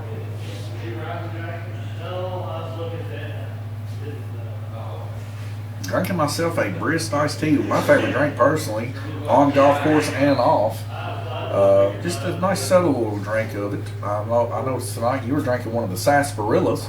Yeah, that's the first time I've had sarsaparilla, and to me it tastes like a little bit heavier of a cream soda. A very good taste, but if I gotta go with any kind of soda, favorite soda is the orange vanilla Coca-Cola. Orange vanilla Coca-Cola. I don't guess I've had that. Oh, it came out a few years ago. You can unfortunately only get it now in the Coke Freestyle machines that you can see at restaurants. Favorite drink personally, though, is just straight black coffee. Black coffee. I feel that. I drink me a couple cups every morning. So we see Robert Bishop. He'll be coming off this heat, kind of focusing on him, running 157 laps. Currently around 43 or so laps down from our current leader. Definitely not going to catch him, but what a great effort he's put forth here tonight with a median of 10.77 there on white, just starting out. Of course, he's probably having issues with the car not being able to go over the blips just yet, but our racers have probably already told him, hey, if you put a little bit of a washer underneath there, you'll be ready to go. So he's having to blip quite hard, as we just seen there. Right next to Ed Howe there on black, we can see him letting off hard right there by Ed, just to keep his car in. But he just wanted to get in this race, him and Clay both, and like I said, I'm super impressed with these guys starting out doing as competitive as they have been. There's not a whole lot of wrecks that's been taking place tonight.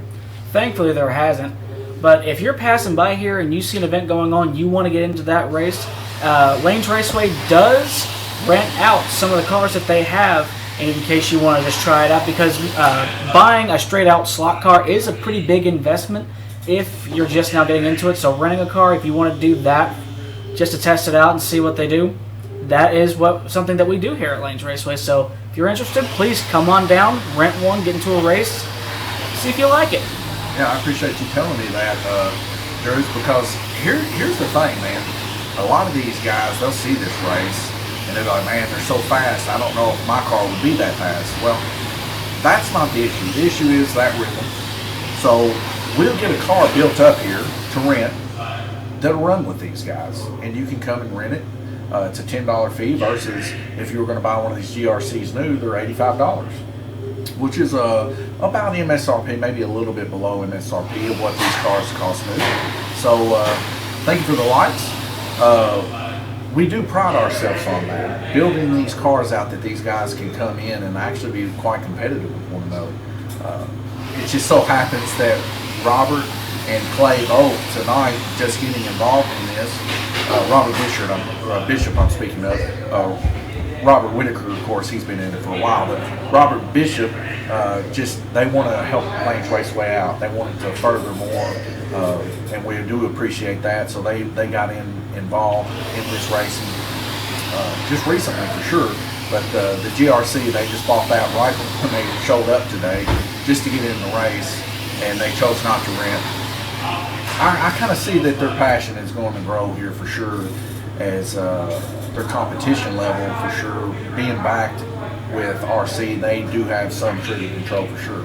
As you said, it is an itch you have to feed, and it looks like they got bit by the slot car bug. Yeah, we're definitely pleased about it. And they're fitting right in with the rest of these guys. All of these guys have a kind of just happy-go-lucky kind of demeanor, just helping each other out. And when somebody's faster than others, so they go over there. It's almost very similar to like dirt track racing. Oh yeah. Those guys, they always had like this inner community with one another. Like, what did you do to your car to make it that fast? They're like, oh, I did this. And then the next week, everybody's doing that, you know. So it's the same thing here at Lanes Raceway. Nobody keeps anything from anybody because at the end of the day, competition is as fun as it is when you're battling for the lead, not running Hard off. spin coming out of the horseshoe. Sorry to interrupt you, Donnie. Yeah, that was good hard spin there as two cars came into contact, maybe three even. You see Robert's car there on white, getting a little bit of side-to-side movement there.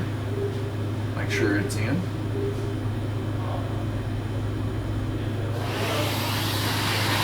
So we go back green racing there. Robert doing a little bit of a blip action as we get that red flag rotation. Robert's going to finish this race with 171 laps.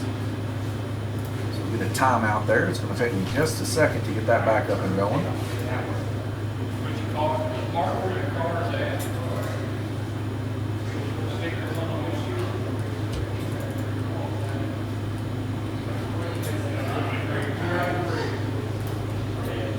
Sorry about the delay there.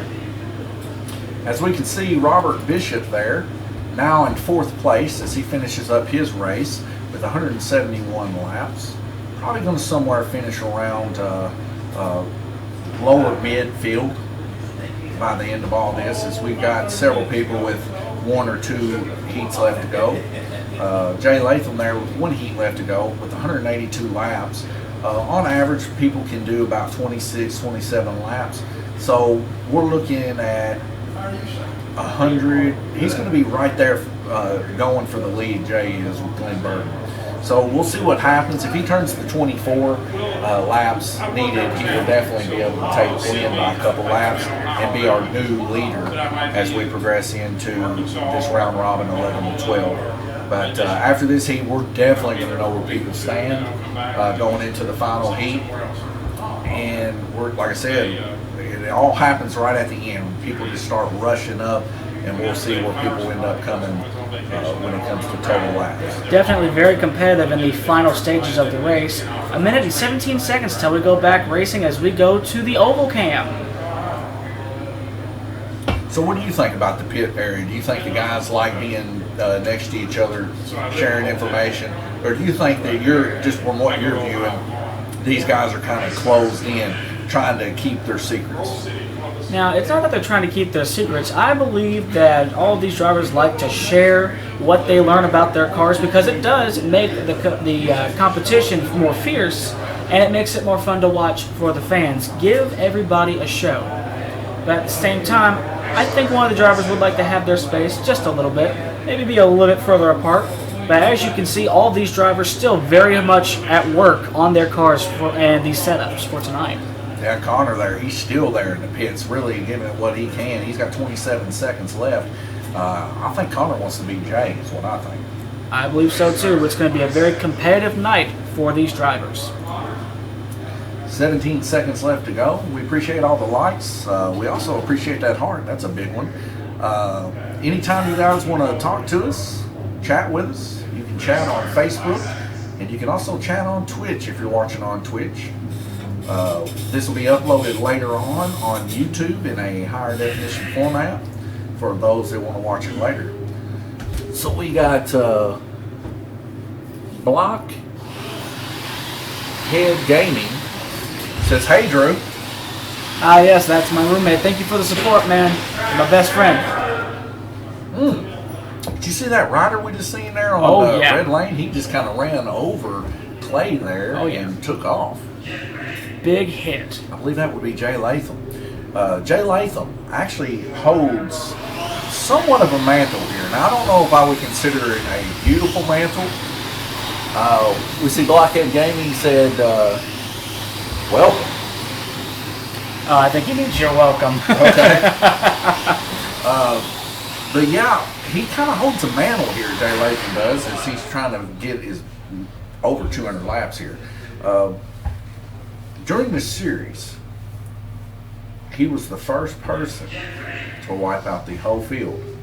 So it was on the oval track, and it was brutal with those cup cars. Those cup cars were just unreal hard to keep in track. And he come out, he got into Sam Nelson, which isn't here tonight. But Sam Nelson, he actually did those liveries right there for the Green Brothers. He actually painted those NASCARs. Oh, wow. Yep. The Timberwolf number 37. Beautiful paint scheme. A very underrated one at that. So, that kind of hits your territory. Sam, he's well known in the NASCAR community for doing that sort of stuff.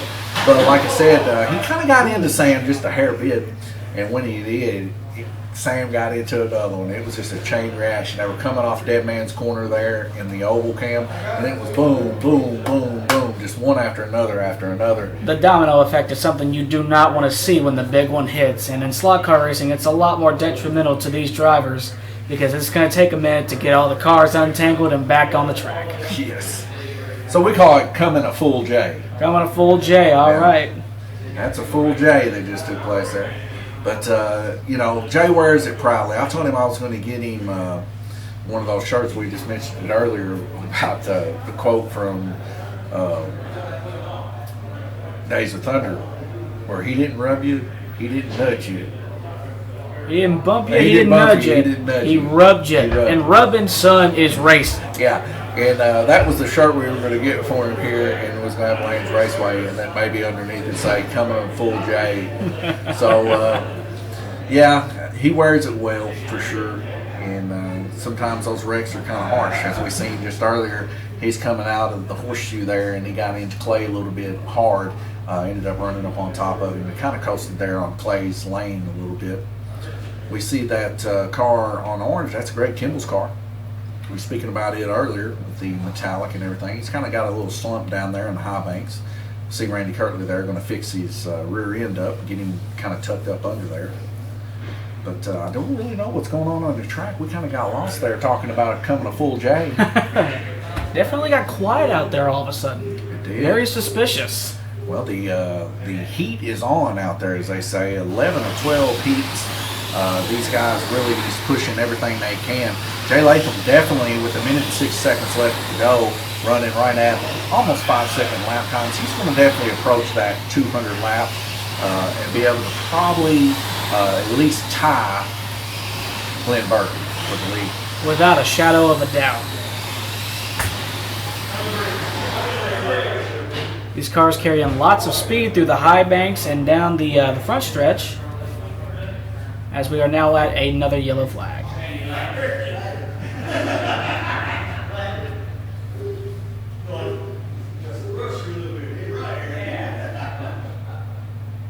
Randy Kirtley there with 186 laps, and he's still got a heat after this. He is going to be a front runner for sure. Oh, definitely. Lots and lots of competition tonight. Very fierce, very fun to watch. And Greg Kimball there. Greg Kimball has a very big opportunity to get second place, as he's got another heat to go also. Greg doing very well tonight. I believe he came into this race with a very, very golden strategy. And we're going to hear from some of these drivers during the break between the heat races, between the oval and the green, the orange and the green track. We plan to interview a few of these drivers, so stay tuned for that. Jay Latham currently 199 laps, average 4.79. As we can see here, about a minute left to go. Several cautions taking place. We see Tim Hall saying, "Go Greg." Jay Latham has passed the 200 lap mark. Get a car off there on the back stretch. I believe that's Connor there and getting that car put back on red of Clay.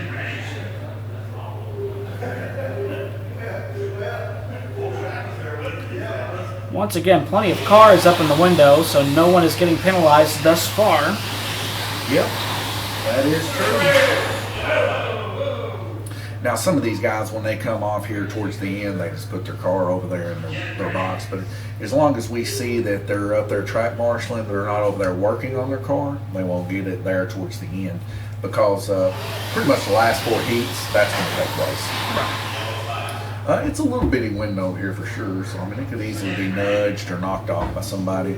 And it was something we decided a long time ago that if you end up falling in that category, that's an okay thing to do.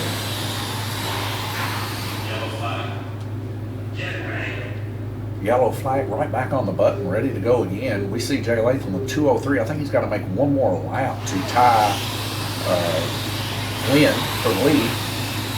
And he's made it, so we'll see if he can make another one, which he should, and there he goes. I think that puts Jay Latham now currently in first place, followed by Randy Kirtley. 3, 2, 1, and... Back to 4 seconds. Back to 4. You never know what's going to happen. Yeah, that button, when you hit it, it resets it. That's TrackMate software for you.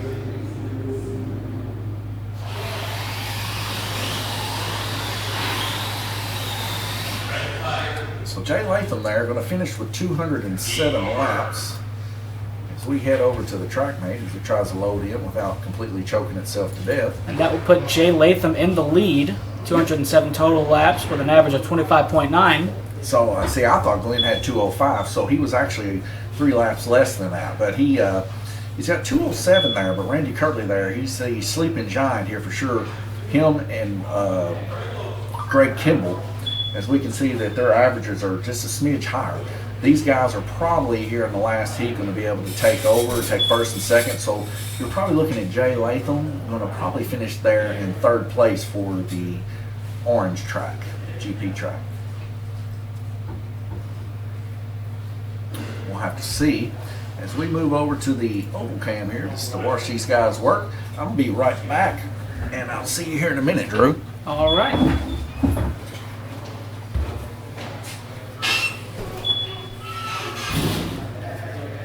The action is getting really intense in the closing stage of this race, so everybody please stay tuned. We're going to have a lot of fun.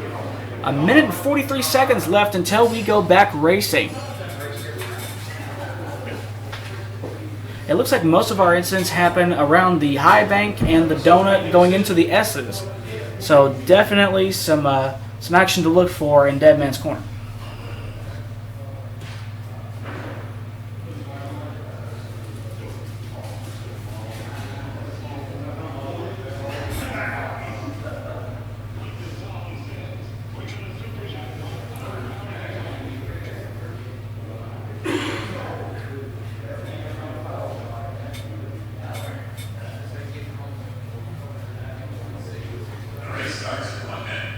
Under a minute to go until we go back green.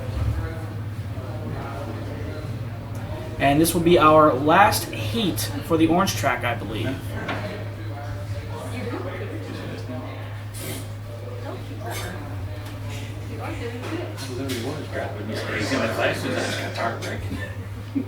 I'm proud. You're having fun. When you decide to use your stuff, Wait till you get over here. I don't know. 30 seconds to go until we are back racing. Drivers still in the pits working very, very diligently on their cars. And we're going to see the fruits of their labor very, very soon.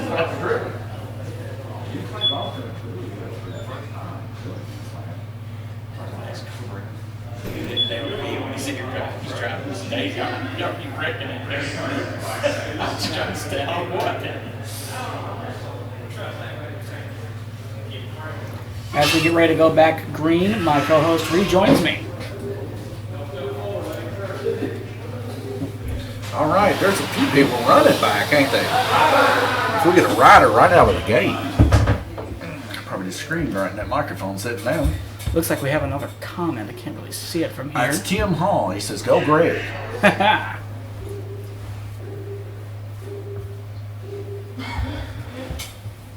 Speaking of Greg, there he is on the horseshoe. He takes off those high banks there. We get a hard hit. Hard slam. You can hear that all the way across the building. Mm-hmm.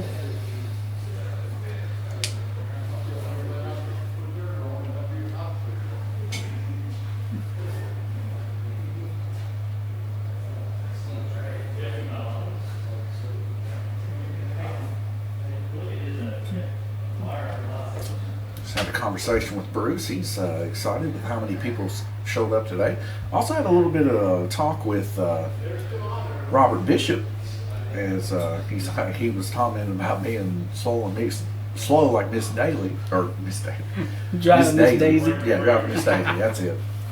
And I just complimented him on how good and well that him and Clay have done for their first time doing a GRC race, especially on the orange track, being the more difficult of the two tracks. Because you got to let off and get back in the trigger several times, whereas the oval, that doesn't have to take place. We get another high-speed come apart there car at the bottom of the front stretch here. Gabriel Kirtley grabbing them, taking a quick look to see if the braids and possibly the front end of that car is still okay. But I believe we've got something coming off of that car. So we see Gabriel in the left portion of your screen looking to see if something's happened. Maybe a brush came out. Possibly. Or maybe a loose guide flag. That's definitely been the issue. Tom said he has had some issues with that these past few races over the past couple of days. Well, I try to let people know, don't do the loose guide flag if there's vertical movement. You don't want vertical movement on these guide flags, simply because if it does catch, you're going to start nicking away at that guide flag post. We've seen it before where guide flags completely break and that car goes flying. So make sure your guide flags are somewhat tight. You don't want them so tight that they're bound up, but you want them about as tight so that whenever you flick it one way or the other, it always returns to the center. That way when the track marshals put your car back on, they don't have to fix the guide flag to get it in the slot. They can just boom, shoot it right back in there. Because I'm sure humans want flying cars, but not that way. Yeah, right? Back to the Future said nothing about that. They had some cars that were like Harrier jets in that movie. Back green with 1 minute and 31 seconds left in the round. Yep, Greg Kimball. Of course, everybody here is going to be in their final heats here. He's got Randy Kirtley within 5 laps of him. Definitely going to be in the second place position here unless something catastrophically happens to his car. Randy Kirtley, unless something happens to his car, Greg Kimball is going to be sitting there nicely in second place. So your top 3 will probably be Randy, Greg, and Jay. Randy Kirtley definitely showing out tonight. He's got the rhythm for sure. Definitely. Not much issue with his car. He has a total lap of 205 total laps tonight. Yet again, silence out there amongst the racers. Something's going on. Very suspicious. What could be going on out there? Some stuff is just out of earshot.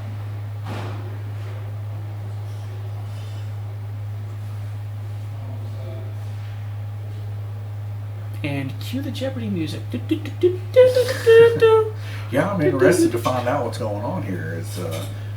It is definitely very, very quiet. We usually have some music playing here at Lanes Raceway. For some reason or another, there is no ambient noise or nothing going on out there. Just utter silence, seriousness amongst the racers.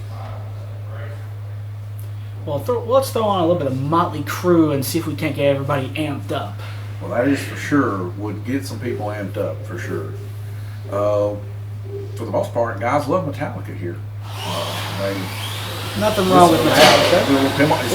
Hard slam. Two hard hits right in the high banks. What you just seen there, where that car hit that car that's currently on orange there, full speed come apart there, that happens on the regular, on the oval track. It is full-fledged Bristol destruction. It's chaos.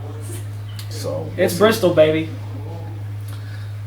Isn't that what Dale Jr. said? I believe it was Dale Jr. that said that.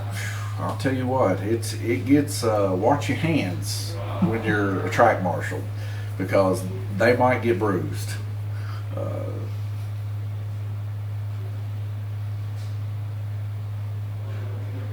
That was Ed Howe's car getting involved in that with Gerald Suttle. Full speed come apart between those two racers there, just really getting hit hard.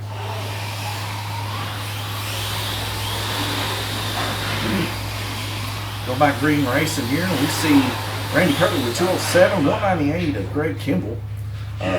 He's got to make a few more laps. That average of 7 seconds a lap is not going to be able to catch him with the current leader, Jay Latham. Jay Latham, what did he turn? 207? Yeah, 207. So Randy Kirtley has now surpassed Jay Latham. Yeah, Randy Kirtley is our current leader for sure. Needs to make 7 laps here, Greg Kimball does, to be able to take second place. Definitely. So it's going to come down to the wire, maybe even dead on. So we might have to do a quick go out to see where he finished his race versus Jay Latham's. It is definitely going to be close. But several more wrecks taking place here than the previous heat. These drivers, they're being more careful this round, as careful as they can be. It's the closing stage of the race, so they don't want to make any costly mistakes that they don't have to. Well, there's the 207, so he's definitely going to be able to take over Jay just by a hair there, with about 28 seconds left to go. Tom Payton there close with 199. He's not going to be able to catch Jay, but it'll be very close too, as he's turning 21 laps here, tied with Randy Kirtley this heat. And we are back green with 25 seconds left in the heat. See, Greg Kimball, he really dove her off there that last lap, didn't he? Oh yeah, he really went a little too deep in the corner for my taste, but still very entertaining to watch. Let's see if that strategy will pay off. Randy Kirtley with 220 total laps, your leader.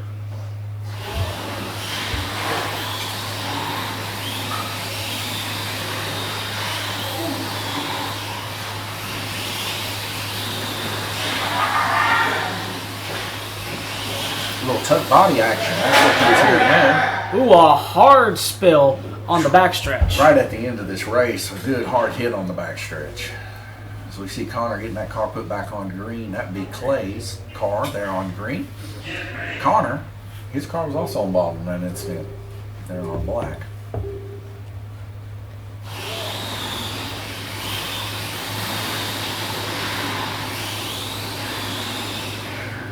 There's your checkered flag there. Very impressed to see how well that these racers did this race. No surprise here, Randy Kirtley holding down the lead with 225 total laps. 213 followed by Greg Kimball there, as he is driving that car built here from Lanes Raceway. Just last week we built that car. So that goes to show you that we can build a car that'll get you in the top 3 for sure. Jay Latham there in 3rd place, also a well-known car builder. Him and Bruce built some of the best looking cars, look like Tim Hirschman himself built them. Tom Payton there, 204, Gerald Suttle, 203, Ed Howe, 202, Glenn Burton, 202. We got a tie on the field out there. Bruce Bullington, 196, Connor Ward, 193, Robert Whitaker, 183, Robert B, 171, Clay D, 163. As we approach the next race here of the Oval Cam, I'm going to take a quick break here and get you guys set up with some entertainment here before we get the next race up and going. While I get this set up, Drew, I think, is actually going to go out there and maybe talk to a few of the racers, and we'll get that going here right away.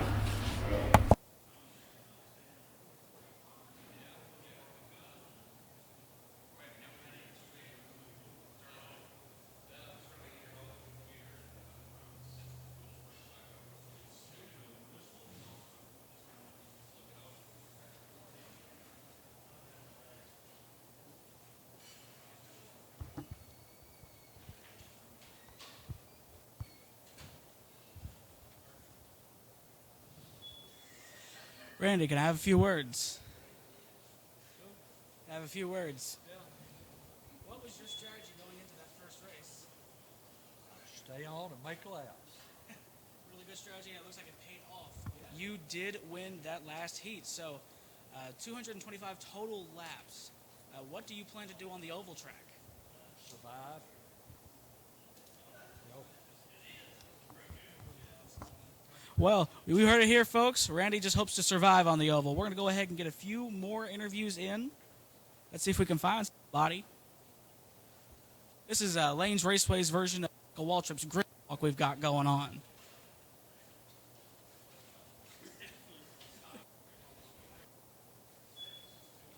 And what is your strategy for the next race?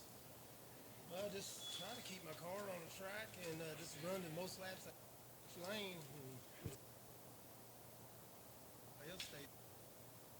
I think that's everybody's strategy. So, did you have fun during the first race? Oh yes. I thought I was doing fairly well. I mean, I'm still learning just like everybody. I can understand that. I'm just getting into the sport myself. It's really nice to see all the rookies and all the newcomers go up against the veterans tonight. Trying to catch up, but we got a long ways to go. And that's never a bad thing. I can't wait to see what you do on the oval. Hey, So what is your strategy going into the oval, Tom? honestly, just stay away from people. Keep it quick and keep it smooth. Well, we'll see how exactly that pays off. Can your plan come to fruition if you do this right? Yes. Now, I got to disagree with you there. It is the oval. It's the NASCAR-style circuit. It's Bristol.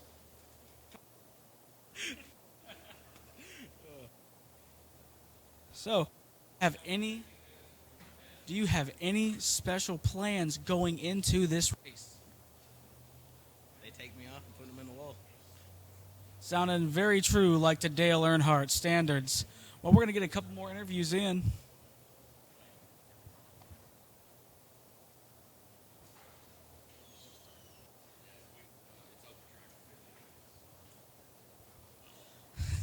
Mind if I have a few words? Well, I'm trying to get your face in the camera here. You're tall.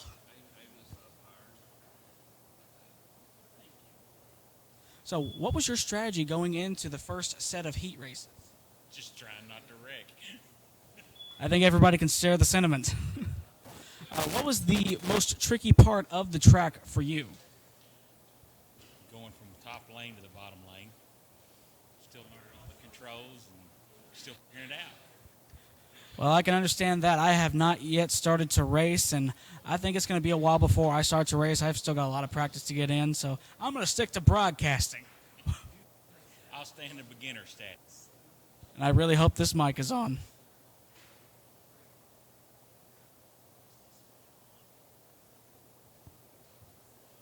I hope this mic is on. So, what are your plans going into the oval? Watch and learn. Watch and learn. Well, we heard it here first. All right, I'm going to see if I can find somebody else to interview.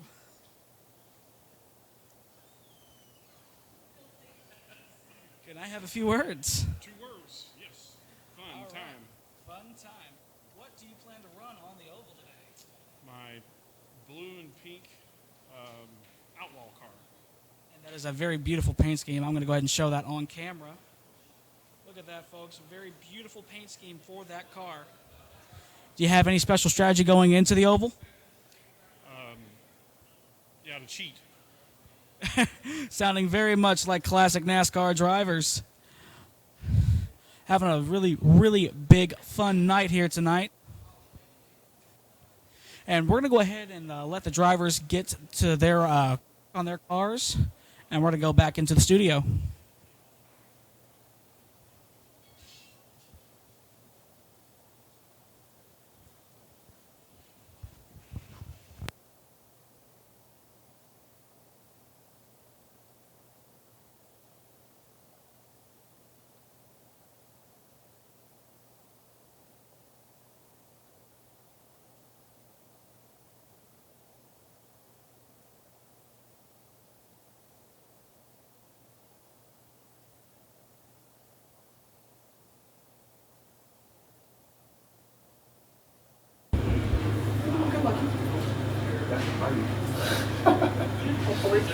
I'll probably give you another drink here. They got about 10 minutes before we end up checking everybody and going live. Give us time now if you want. All right.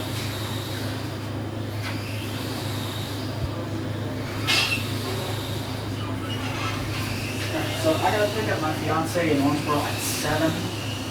So I will probably leave here about 6:20ish. I'm hoping to at least be here for a little bit of the oval Yeah. race. Well, it's 5:50 now, so we'll be starting at 6. You'll get quite a big portion of it through. And like I said, just roll on and get it done. What you can do. Don't help shut the door. Then it'll all be good. Yeah. You don't mind. Give me water.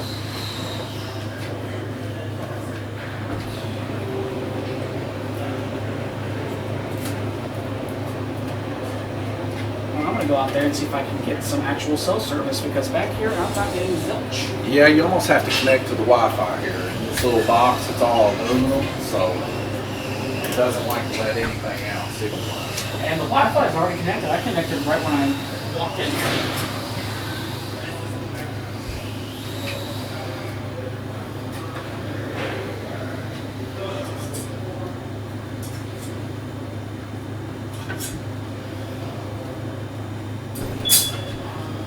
Did you join the Yeah, I joined the Wi-Fi server now. This is like the most we've had on Oval, 13.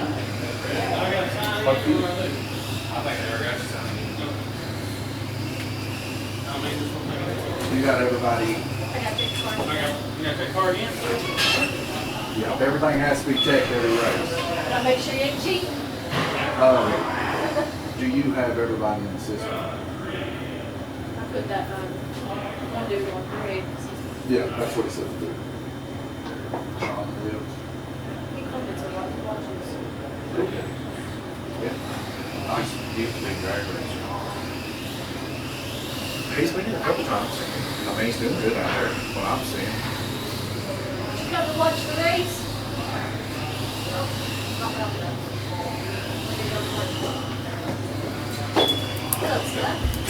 Car's legal. You cheat. Hold on, it's fine. Man, Clay, I'll tell you what, man, you impressed me. Did good for the first time, You yeah. and Robert both impressed me for the first time with the DRC, not wrecking every lap. Hey, I'm trying to take it slow. Hey, one thing you need that the Dominic forgot, and they're only like $3 a piece. Right. To widen you up. Yeah, so show him the width on that car. These cars, they come narrow. That one. See how much more you can get out of that? You can just widen it out. That'll make you a lot quicker, a lot more planned. I'm gonna run the restroom. Do you have any trick bodies for this? Yep. I don't have them painted, but I can paint it. How much, how much you charge to paint? It's $5 a color. Am I good? Yeah. So, Those are similar to some of the colors we got here. Sure. so if you're gonna do like that. Actually, there is one painted right here. I got a truck painted. Yeah. We have all the colors. I do have That one there's ready to go. It's already cut and ready to rock on the body.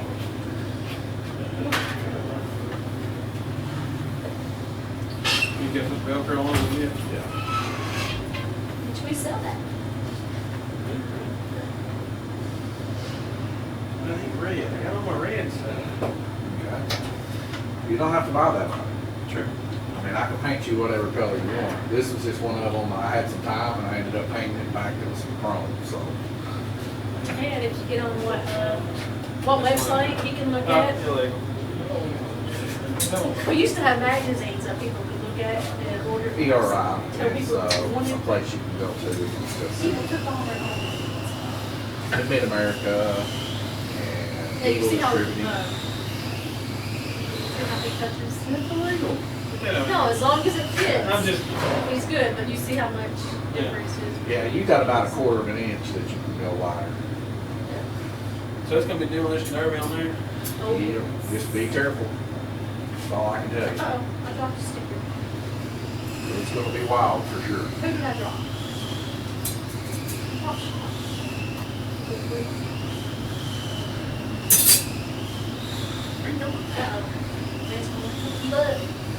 He's going to cheat you up, man. Don't cheat you up. Yeah, but he's going to get you cheated.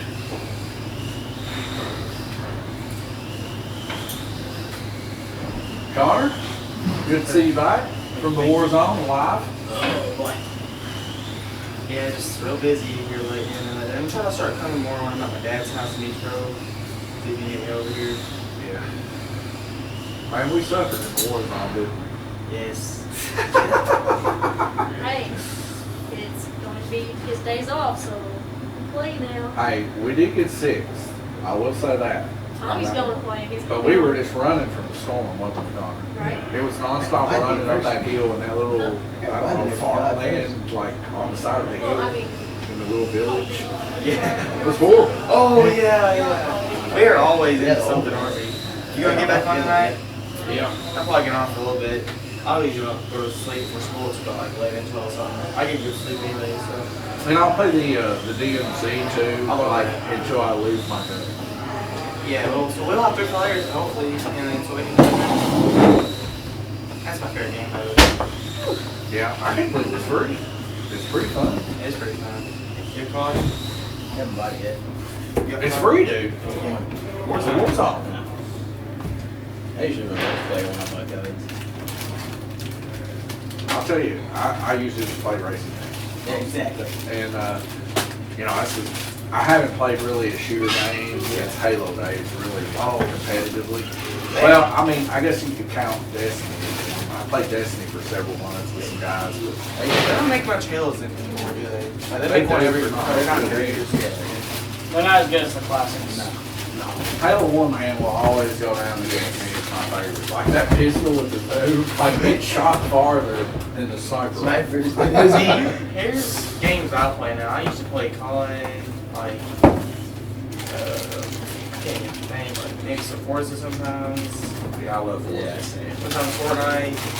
I on Fortnite every once I'm in a ready while, for the but I'm next more racing. Forza Motorsport that's coming out this year. I will tell you this, very disappointed in the latest Need for Speed. Like, Need for Speed Heat was the best Need for Speed they ever made, man. Like, it was so hard from the Bean Post one in 2005 that they did it. Need for Speed is But I'll tell you right now, that one they come out with this last year, I was like, set that baby on They're fire. It's wrong. lemon ones. Is that good? So you got more Got of another those? one. Oh, is this one? Best NASCAR game I ever played was NASCAR Thunder 2002. Best NASCAR game I ever played was iRacing. Agreed. That's more of a simulator than that. What is That's it? why I don't feel that as It's No like- hot? Hey, if we stuck him on Gable's simulator and he took that rumble, he'd be like, no, this is the best. Yeah, we got Cheetos. Yeah, because my setup was literally just my laptop, the wheel, the pedal system, and a rocking chair. And it was worth about $1,000. It was enough for me to put It it don't take much car. to get these So, things. when Gabriel first got me into it, this is right when the dirt track first hit it. I couldn't do the dirt track anything. But R factor? I'm enrolled to pro in NASCAR. That's where I'm at. What? And I had to stop. Rating-wise? Yeah, and I had to stop because of work had stopped me from doing it. I got road to pro. Dude, that is hardcore. I put a lot of hours in. Because like when you get there, it's from that point it's a battle to try to be the top 50. To get in the top 50, you get paid. And then to get into that, yeah, that was the whole point. That's as far as I got. Wow, well, that's what you bet. Like, the But- farthest I can go I can't do dirt track. I can't do the rally cross. I can't do any of that. I was road pro in NASCAR series. is bad to the bone. I love playing that match. Hours upon hours upon hours upon hours. That's all I did because me and Corey went out the shift, so I was home by myself. Yeah. Or up all night. Everybody's done with the track. Okay. I'll go ahead and get everybody's names in.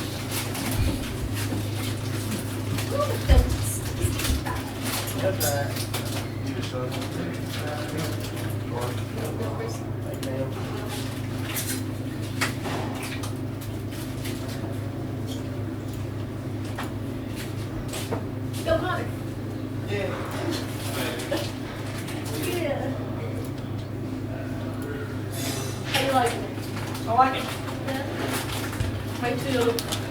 wait till the oval's done.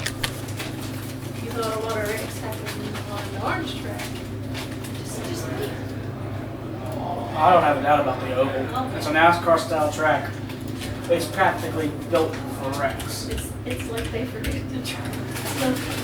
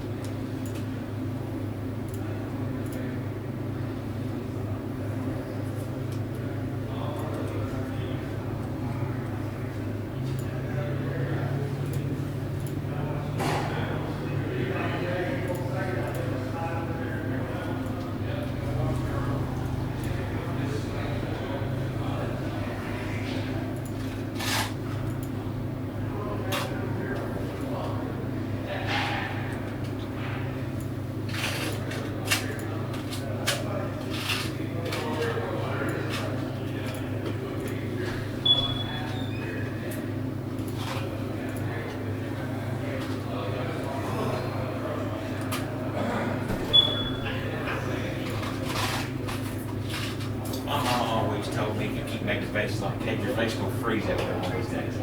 I need to take you. Oh, all right. Well, it's been sitting right here. I done had it up here waiting. If anything changes, it's because they hit me.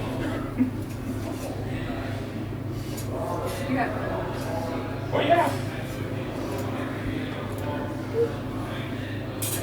Are you kidding? No, see how you have a little space right there? Yeah. Lynn is fixing up clay right now, because if you see Lynn's. You want to go ahead and put the microphone over there on that one I side? think it should be better. Yeah, that'll be fine. Okay, it's the one right here in the window, right? Yep. Yeah. All right. Well, the yeah is what I need, right? All right. Let's see, Robert. See, Robert. Fits. He ain't winning. All right, everybody, if you would, take a quick look at your screen. And Bruce Bullington's going to be on red, Lynn's going to be on deck, Sean Libbs, white, Robert Whitaker, green, Greg Kimball, orange, Clay Dane, blue, Jay Latham, yellow, Gerald Settle, purple, Tom Payton, black. And I need Jay, Greg, Randy, and Sean. And I need Jay, Greg, Kimball, Randy Curley, and Sean Libbs to protect. I'll take this out. One of the guys' pit boxes is right around the holes. So I was just sitting there reaching and putting it in, and the guy, he's like, All right. Let's go to the oval line. All right, ladies and gentlemen, we're fixing to get underway here. If you didn't hear, we got a few guys here still yet to get their cars up. Got to do some teching. Why did he do that? They're saying I didn't know. Do what? Maybe you liked your controller better. Well, it's the same thing. Well, you had the voltage meter on yours. Oh. Well, did we have a voltage meter right there? No, I've already sold them. Oh. Yep, sold one. The last one I sold was to, you know what? I don't know who I sold it to. We're back, ladies and gentlemen. We're just getting here, kind of getting warmed up for the debacle that's about to take place here on the tri-oval. Hopefully everybody's cars come out alive. We'll see. But me and old Droopy over here, Donkey and Droopy, are going to try to do our best to commentate this wild race that's fixing to take place.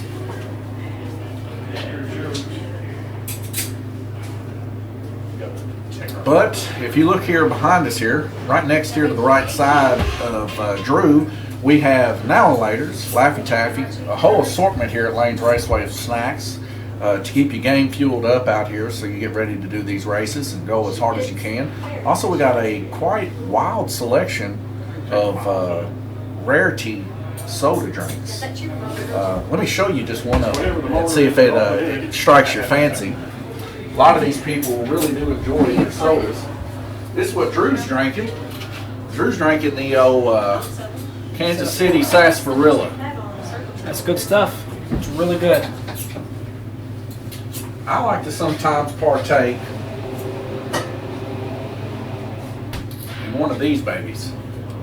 The Dane Butterscotch Root Beer. Really, really good. If you've ever had a cream soda mixed with a root beer, it's very similar, but just a little bit more buttery taste. I guess like a butter beer from Universal Studios would probably be about as close as I could get to it anyway. Looks like we're waiting on two cars here. The orange car of Greg Kimball and the white car of Sean Libbs. As we see Greg there getting his car placed there, and now we're just waiting on Sean. As Sean gets his car put up, we'll be going green racing here very, very shortly. 2-minute heats yet again, 3 minutes off. And we'll have several track marshals yet again as we have a racer added just in this circle track race. Sean's going to try and muster up a quick race here. This will be Sean's first race here at Lanes Raceway. He's commented quite a few times, positively speaking, here at Lanes Raceway. And we do appreciate that. We appreciate all of our commenters and stuff here at Lanes Raceway. 1, 2, 3, 4, 5. Looks like we got 6. Waiting on a couple people here. I'm very excited, kind of biting at the bit here. We see Gabriel Kirtley there at the crook of the track with Ed Howe. Drew just recently went out there and did some interviews. I hope the sound went out pretty well. Wasn't registering here in the software, but we'll see. And honestly, I don't think I had that mic turned on, so we're gonna hope and pray for the best there. At the very least, you get to see some mugs. It'll be a silent picture, just. Yeah, I hope you got a lip reader nearby. We can't always have a perfect stream, can we? No, always, do the best always we can. something. Tom, Gerald, Jay. Looks like we're looking for Jay there. Let's see Jay. Of course, getting started just right back to back like this, some of the guys need just a little bit of a brief reprieve. I mean, I just heard a while ago from Robert Bishop, he goes, man, I wasn't expecting to sweat doing this. Nobody ever does, but get used to it.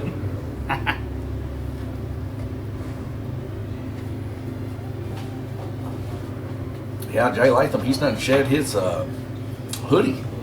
He had him a hoodie on earlier, so he's getting hot too. And Jay Latham, known for running some fast times here. All right, is everybody ready? They're getting very heated out there. I'm a nice, cool, and comfortable 68 degrees in here, I believe. Hey, hold up a second. Somebody's in the bathroom. Okay. So we're just going to be taking a brief break here real quick until my brother gets me to go ahead. What, they can't drive from the bathroom? I guess they could. Just definitely could if it was radio control. Hey, we're ready. Ready to go? All right, watch your lights. All right, hopefully that's the only time I have to use the green mic, as it's tied to our PA system here at Lanes Raceway. We got Connor there at the crook of the track. Looks like Glenn Burden up there at the end of Dead Man's Corner. It's already out of the gate. We got a rider there on Red Lane. Bruce Bullington actually breaking out there. And to quote Darrell Waltrip, boogity, boogity, boogity, let's go racing. Yes. Or wrecking in this instance. Already seeing Let's wreck. go wrecking. You heard that quote here from Drew P himself, also known as Drew P. Let's go wrecking. Lots of wrecks happen on this until people start getting their comfortableness, I guess you would say. But we'll see how things go. I know with this many racers, a lot of these guys are going to definitely be on edge. Last week, I forgot to turn the track on so they could kill the track. It was almost a full J in the first heat. I kind of cracked up a little bit about it, but I don't think the racers thought it was too funny. Oh, I would imagine not. You still have the clip of that? I would love to see that. Well, the funny thing was, I think it was right at the Duel 2 of 2, like right at the beginning of it. So you could just go back and check it and see it go down. That was also the same night, if I'm not mistaken, that we had that great GTP finish with Tom Payton, Randy Kirtley, and Guillermo Sauer. Yeah, I actually watched the recording of that on YouTube. That was an intense finish, and I'm glad I went back to watch that. See the franticness of all these track marshals trying to get those cars back on without getting their hands smashed. Jay Latham out early. Oh, a hard crash. Ooh, yeah, that was a hard crash in turn 3 and 4. One goes off the track. Bruce Bullington just unfazed by the car coming off the track there. If that was me, I'd have been like, whoa, you know? That's a spot you do not want to be in. Took it like a champ, though. Yeah, Bruce, he's a veteran at this for sure. As you know, he started racing here at Lanes Raceway when we opened, but man, he's come so far when it comes to just, racing hard on these GRCs. At the end of this, you're going to see Bruce up there. He's definitely going to podium in this for sure. If he's the Bruce of old, for sure. That's Bruce's car there on red, the one I was telling you. It looks like it was forged in the mountains of Moria. Oh, another hard crash. Man, that looks like he just hit him straight on the side. Looks like the body completely came off of the chassis. No, probably no, it did not. That is my mistake. It was Tom Payton's car there on black as we see Bruce trying to get him put back on. Gabriel Kirtley working with this red car here. I believe that might be Robert Whitaker's car.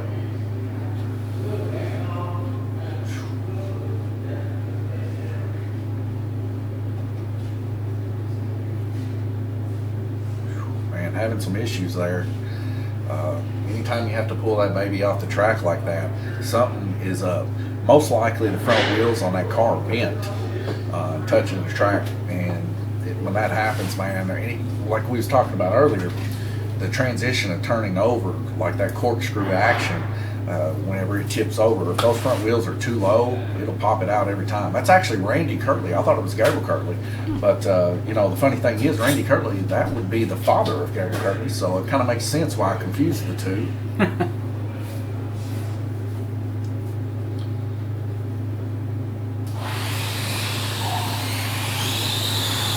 So just out of these first couple of heats, Drew, do you like the racing of the tri-oval better than you do the orange track? Do you think it's more exciting, or do you like the racing of the orange track a little bit better? Well, I like the racing of the orange track a little bit better because there's not as many wrecks. In the oval, we've already seen plenty in just the first round. We've already seen about 5 or 6. But the tri-oval is definitely more entertaining to watch because of the crashes. You're basically watching a little miniature NASCAR race. Yeah. Now me, I guess in a way it's probably not the best mindset to hope people wreck, but I do enjoy myself some good hard-hitting wrecks. Everybody does. If I go to the dirt track, man, for instance, I want to see some wrecks, man. Well, there's no shame in that. I don't wish ill will to people, but just for an entertainment purpose and keeping me on my toes, like I want to see a tire fly. That's where you can see a car wreck and nobody be worried, because you know more than likely the driver's going to walk away. And look at this group that's forming here in Dead Man's Corner. I knew that wasn't going to last long. Oh! Flips Man. 3 or 4 times, side over side, looks like end over end, through the tri-oval. Connor had them quick hands, though. He snatched Very that baby quick. right up, didn't he? Very Snatched quick. Clay's car. No sandbagging at all, which is good to see. Yeah. I've been to the war zone with Connor. Just like we was talking about earlier. Not very successful in the war zone, we aren't. Would not consider ourselves a Navy SEAL team by any stretch of the means. But we have fun nonetheless, just hanging out and those guys, I think they're going to go home and try a little bit of that after this race. So You're better speedsters than snipers. well, you know what? I guess, man, in my old age, like the moxie has left the body. I just enjoy just spending time with guys, you know, and just kind of, you know, working together as a team. Kind of like slot car racing with these guys out here. Like you seen Glenn a while ago grab Clay's car and go widen it up for him, you know. I get enjoyment out of, I guess, the love aspect of just being around the guys and hanging out and seeing how I can help them. When I was younger, of course, you know, I was a lot like Tom, out there just really trying to put my mark on the world, you know what I mean? Yeah. So me and Tom have a lot in common when we come to talking about several things, and it kind of lightens my soul up a little bit when I see Tom giving such a hard fought effort. And I do believe kids like Tom, especially as young as they are, they do have opportunities when it comes to slot car racing if they want to push that. But Tom already has really good opportunities. You may not know this, Drew, but Tom is somewhat of a world-class fisherman. He fishes for, I think, a school or a college or something, if I'm not mistaken.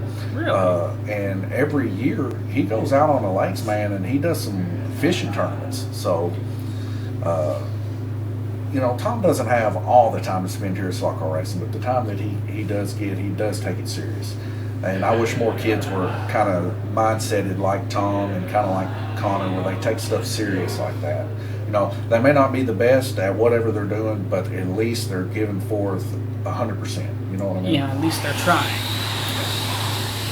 And that's kind of like what Lane Raceway is all about. Oh! My goodness, as we see... Over the control stand wall. That was Greg Kimball's car, that car that was just freshly built here at Lane's Raceway. Not something Greg wants to see, as it got caught up in Robert Whitaker's wire there on the right side, just in front of Sean Libbs. Just going in them corners hard like that. Sometimes the back end step out on these cars, and you really got to watch it. Looks like his car's still okay, though, as he's making very, very quick laps there on orange. Gerald Suttle currently our leader there with 49 laps. We get a little bit of glitch in the system there. 25 seconds left to go, back to 28. It doesn't seem like my speaker's turned up loud enough for the guys, but maybe it is. Maybe they got it turned down so it don't hurt their ears. Probably. It does get pretty loud out there around the track. It does. Hearing the start of what seems to be a little bit of a gear strip in there, you hear that noise. Yeah. And that could possibly either be the purple car of Gerald Suttle. Ooh, Jay Latham come out there. You see that back end step out like drifting almost. Very slidey in the corner right there. Yeah, the other week we were having quite a few issues there in the high banks of the corner track where a lot of people were getting a bunch of contact there. Like I said, usually the incidents take place down there at Dead Man's Corner where we see most of our track marshals, but it seems like every couple of weeks, depending on the weather, we have quite a few incidents take place in the high banks. Now, it's a whole lot more detrimental there in the high banks versus where the track actually lifts up, right, going outside of the Dead Man's Corner. But the track is actually just a straight ramp going through the high bank. Oh, so, definitely. It's very steep.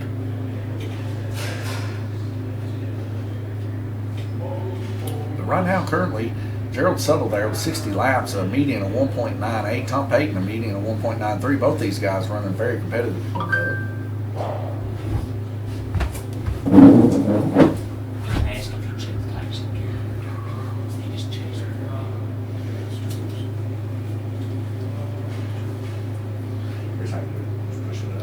Still quiet on the track. Still under caution. 8 seconds left in the first round, in the first heat.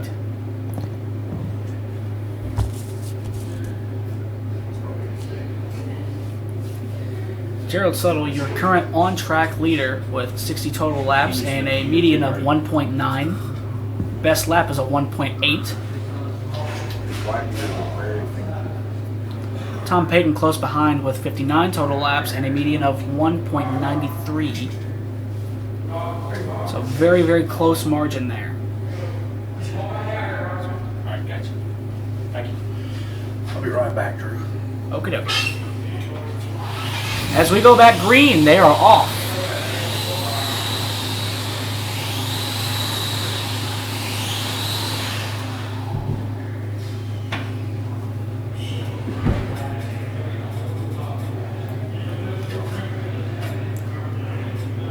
Gerald Suttle with 64 total laps is your current leader, average of 64. And Tom Payton, also total of 64 laps total. Tied for first and second right there, of your on-track drivers, that is. Things are really starting to heat up in the second half of this racing action over here on the oval. We see the pink and blue car in that centermost lane. I believe it's the orange lane. Very pretty paint scheme. I believe that was painted right here at Lanes Raceway.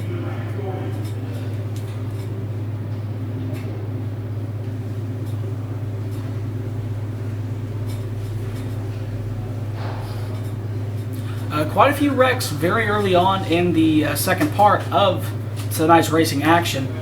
The oval is definitely a more treacherous part of slot car racing than the orange track. We've got 1 minute and 42 seconds left until we go back racing for the second heat.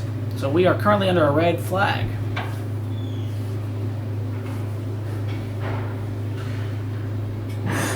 Lynn Burton coming onto the track this round.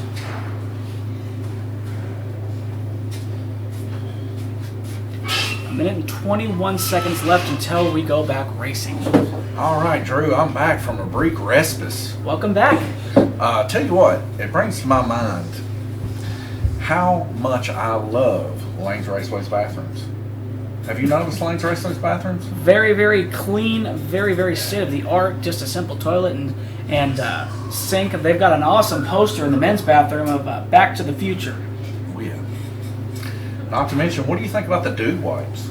Oh, those are amazing. I've actually used those for years. I love Dude wipes. They get you very, very clean. They're very comfortable, very soothing on the skin. Nothing bad to say about Dude wipes. I'd have to agree. And then we got the Manly spiced rum soap for the hands. I love a good scented soap and anything that smells like rum. And no, I'm not an alcoholic for anybody wondering. No, but the spiced rum soap is just a really, really good smell. It reminds you of the ocean, of living by the sea. Oh, yes. And then just the cherry on the top, I would have to say, is the paper towels instead of the blow dryer. Oh yeah, I would rather use the paper towels. The blow dryers actually spit out more germs than you wash off your hands in the first place. Paper towels are definitely more sanitary. That's right. As somebody who's worked in housekeeping, I do know this for a fact. I do love trees, but a common misconception is that we're running out of trees. The actual opposite is that people do not clear forests enough. That's something that a lot of people don't know. If you don't clear a forest, it tends to catch fire. So make sure you clean your forests up, cut them trees down. I like paper towels. I like using electricity. Let's use it. Yeah. You know? Of course, I love treating the guys good here. They love the Dude wipes. Look at this little group we got going here. These guys are holding it in tight. I'm telling you. Woo! Very intense racing action over here on the oval. It's moments like that right there that make a man sweat. Oh yeah. Those tight groupings there at Dead Man's Corner, whether or not you're going to make it through, but that just goes to show the diligence that these guys have done by keeping good amounts of glue on the tires that you want glue on, and then just keeping your tires clean for the ones that don't like a lot of glue. These guys are keeping those back ends in step, in toes. We see the car of Gerald Suttle back and forth with Clay Dane there, just getting a little bit of a love nudge there by Gerald Suttle, but it looks like he's going to get put back on in a timely fashion. It wasn't nothing that was vindictive. It was just a little bit of rubbing. Just a little bit of rubbing, and that's just racing.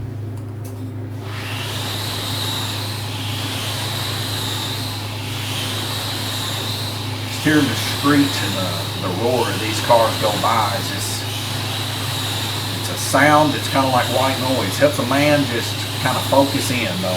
Oh yeah. It's very soothing too to listen to if you get used to it enough. Yeah, Randy Kirtley quickly putting that car back on blue.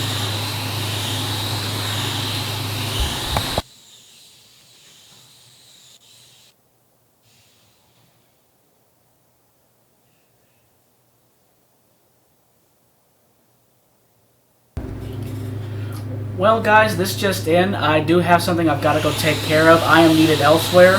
But I want to thank Donovan for letting me come in today and helping with the commentating. I will see you next Sunday. I will see you guys next Sunday. I'm Drew Parks, otherwise known as Checkered Flag Corner. And until next time, see you in Victory Lane. Thank you, Drew. Thank you. Well, it was very much a pleasant thing, me and Drew helping each other, bouncing off each other through all race long. We do appreciate Drew.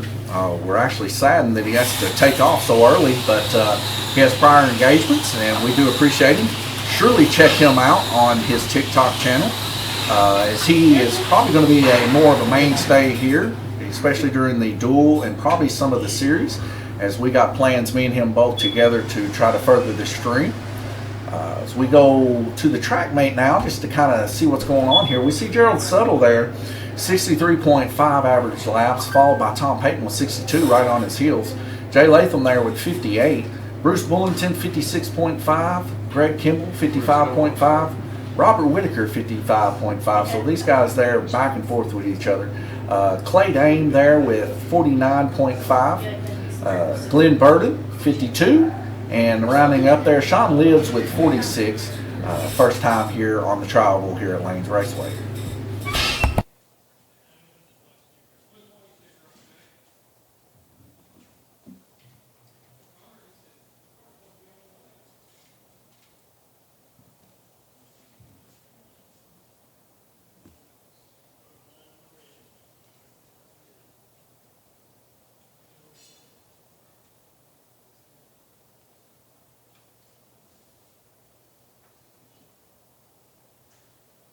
Minute and 43 seconds left to go. Let's take a quick look here at the guys as they work hard on their cars.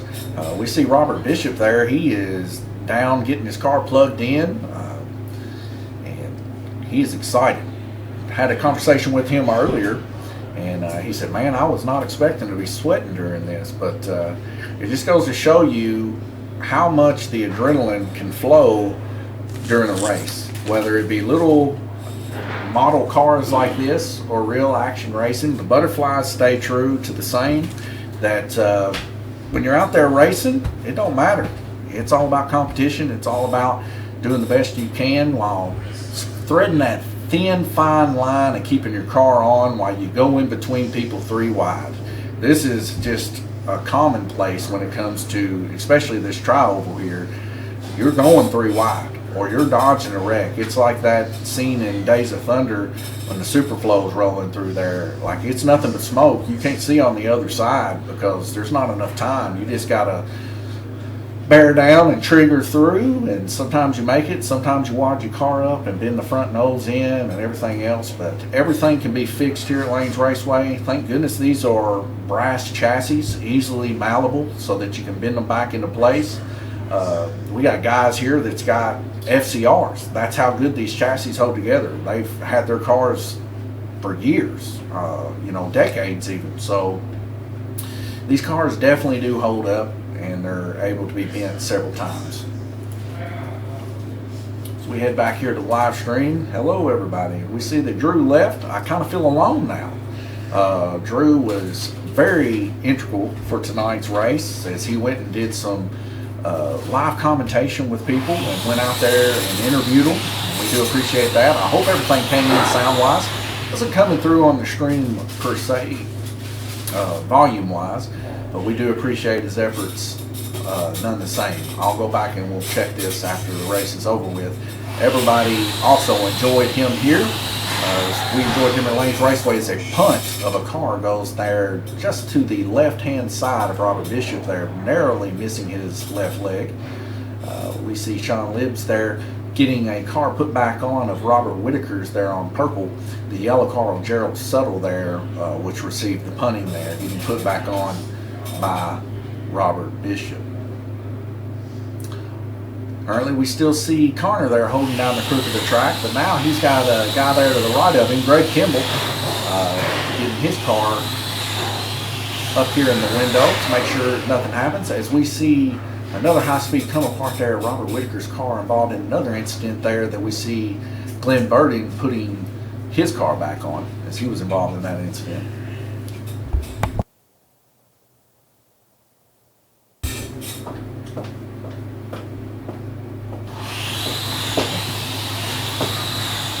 wife, T, also a big help here, as she has been taking care of the cash register all night and helping the guys. She likes to write nicknames down on their stickers, and several of these guys got quite funny nicknames that she gives them. But she's always trying to give people pocket lint candy. There's no lid on my candy. Says there's no lint on her candy, but I'd have to disagree. I also want to take the time and thank Robert Whitaker, since I've been talking about him wrecking here. He brought us in these gear ratio charts. And we're going to make a couple copies of these for the guys. Just hand them out for free for guys that want to know gear ratios and stuff for the track. I think they'll very much like it, especially this one here that kind of shows the red lane, blue lane, yellow lane, green lane, and stuff like that. Kind of tells them what the optimal pitch is down here at the bottom. Something very much close to look in towards. One thing that I noticed about seeing this page here is I'm not seeing a whole lot of information when it comes to the size of the track, which is definitely something that you would want to know while picking out a gear ratio. We see somewhat of a trail of these cars in a full speed hit there. What looks to be Robert Bishop's car taking the biggest blunt hit by what I believe to be Gerald Suttle's car there on yellow. We see Sean Libbs getting Gerald's car put back on yellow, but we still got a car there in the middle of the track. Looks like Randy Kirtley going over there to get the hook of life to try to get that car hooked up back on the track. That car being what I believe to be Glenn Burden's car currently.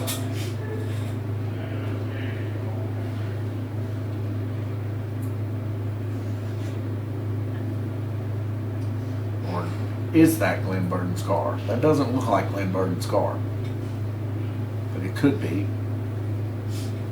Can't rightly tell. That is Glenn's car. I can actually see it now. So Glenn involved in that incident. Of course, not what Glenn wants to see. Having a little bit of an issue here on the High Banks corner. Gerald Suttle out there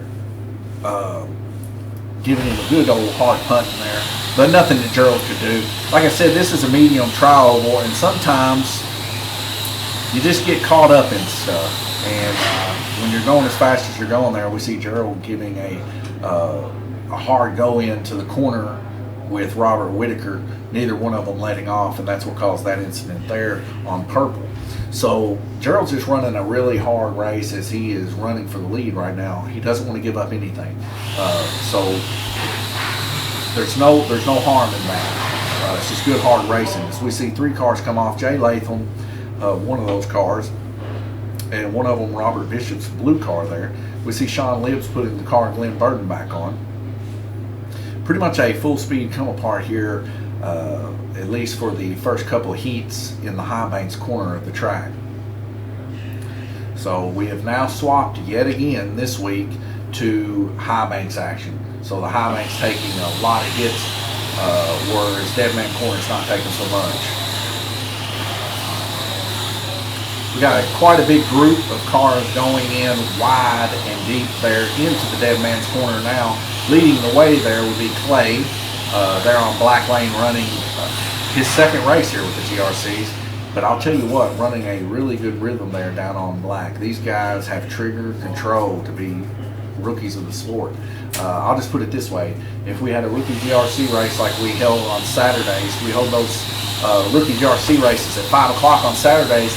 I'll tell you right now, these 2 guys would be wanting to for sure, as they have jumped in with the crowd of guys that have been doing this for, well, the past few months, and they're running right there with them with stock cars, so not bad at all of a showing.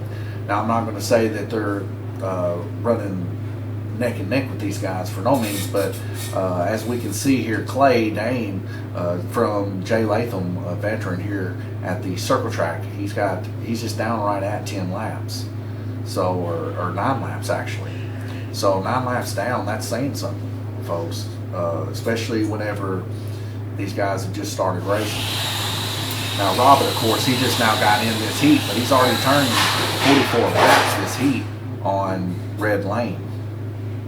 So to be rookies, they are definitely the spotlight tonight, as on both of these tracks. Very, very impressive runs so far.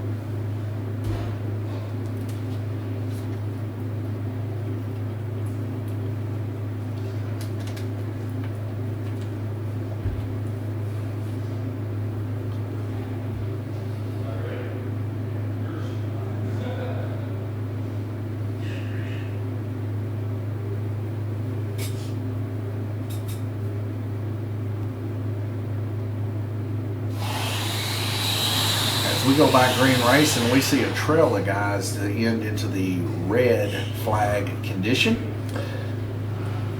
And we can kind of take a quicker look here to see how things are shaping up. So Ed Howe, Randy Kirtley, and Connor Ward yet to be in the race, showing 0 laps. But we see Sean Libbs there with 46 as he turned 46 his first heat. Not too bad comparison to, like, let's say, Greg Kimball and Jay Latham there, turning, just a few more laps than him. Sean Libbs, his first race here, very respectable at 46 laps. We see Robert Bishop also turning 46 laps there on red. Like I said, very respectable to being the first time out on this track. Kind of taking it a little more timidly, trying to stay out of wrecks. Very, very respectful. Especially to the guys that have been doing it for a while. A lot of times new guys come in and they just straight wad cars up every single lap. These guys taking their time, not getting involved in many incidents, maybe not pushing their car to the fullest extent yet, but they're still learning the groove. We see currently our leader, Gerald Suttle, there, still holding it down as he is pushing forward hard and aggressively, is what you like to see for winners to do. He's going to give it his best shot here. As we go to take a quick look here out at the cam tonight, we are pitch black out there tonight. Only thing lighting everything up is the glow of the LED lights up underneath this place. Mexican restaurant next door, La Cabana, great Mexican food. I hear it all the time, better than Calhoun, they say. So if you haven't tried it yet, come on down and give it a shot. Very, very friendly people for sure as they come in here sometimes and race around. And we got one of their menus, so if you'd like to order, they'll actually deliver over to Lanes Raceway if you want to come in and do a little bit of racing. But we're definitely thankful for those guys next door. And like I said, good partnership between us, I guess you would say, as the Lord has definitely blessed both us and La Cabana here in Livermore, Kentucky. 40 seconds left to go. I'm going to head over to the oval cam so you can see the guys chit-chatting each other up, having a good old time, good old camaraderie. Also a little bit of high nerves here as these guys are racing hard as they can. Gabriel Kirtley teaching Tom some lessons over there in the top left of your screen there, showing him something on the phone. Him and Connor both very intrigued at what's on that phone. We also see Glenn Burton rounding his way to get up there to the controller. We got 13 seconds left to go before we go green. We see Robert's car there, Robert Bishop, newcomer. Fresh body on there on green lane. And we also see there on yellow lane, newcomer Clay with his car.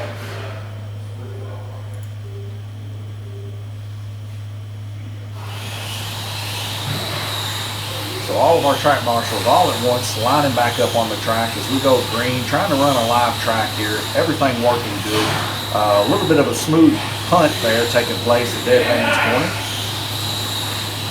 And red lane of Ed Howe getting his car put back on. Robert Whitaker there on black lane, holding it down, narrowly escaping a wreck there on the front stretch. That car involved. Robert Whitaker reaching out there to grab that car as he grabs her, snags her up. I think that might be Glenn Burton's car. Or it's Tom Payton's. It's one or the other. Well, I was wrong on both accounts. That is Ed Howe's car. I forgot tonight he is running the Jack Daniels car.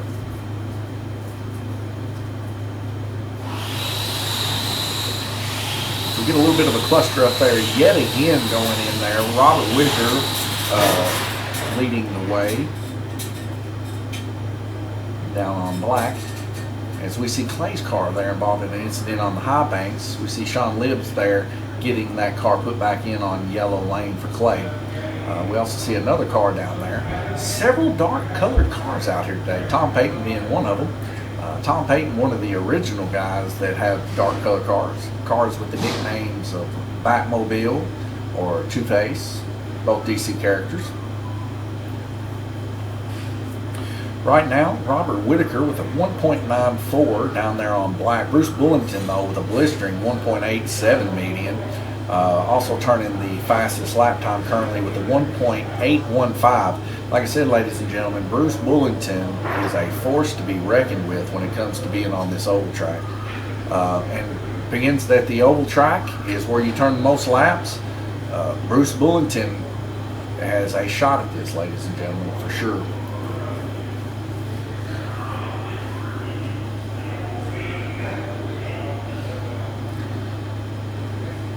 When you get in a group this big with this many guys, a lot of the times it boils down just to pure constitution, whether or not you can keep your car on the track, whether or not you can finish it up.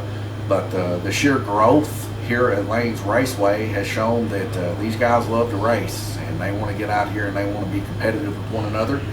And like I said, I think that the growth has to do with just the community of guys that we have here, not willing whatsoever to hold secrets, as they want to keep the racing competition alive, pushing it forward. We see another high speed come apart there. Just speaking of Bruce Bullington, that's his car there, Ed House putting back on purple. And just a lot of hard driving, fast moving cars here.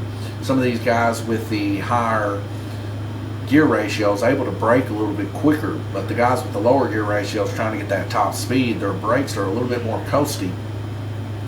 And there's just a little bit of difference there. So if you're high strung there with a higher gear ratio, you might end up brake checking a few people. And but that's just the learning curve there, as we see a couple laps goes by and we get another hard come apart there in the high banks. And Hal getting his car back on, the red car there of Robert Whitaker going back down on black. The pinch zones here coming into the high banks seems to be a very big trouble spot tonight here at Lanes Raceway. Somewhat rotates. Cooler nights, it tends, well, that I've noticed anyway, it seems that we have more issues on the high banks. Warmer nights, it seems like we have more issues down on Dead Man's Corner. But tonight, being kind of somewhere in the middle, it's kind of funny to see all these cars wrecking on the high banks. But yet, we get a lot of rhythm here. And one car going flying as we see Connor Ward there to reach up and grab that car as quick as he possibly can. Gerald Suttle's car there on orange.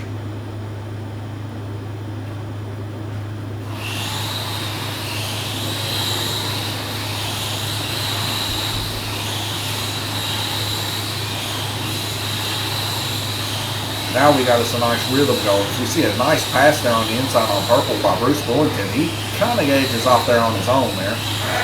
So we get a track call there, and we get a narrow escape there for sure. There from Robert Bishop's car, coasting nicely through Orange Lane.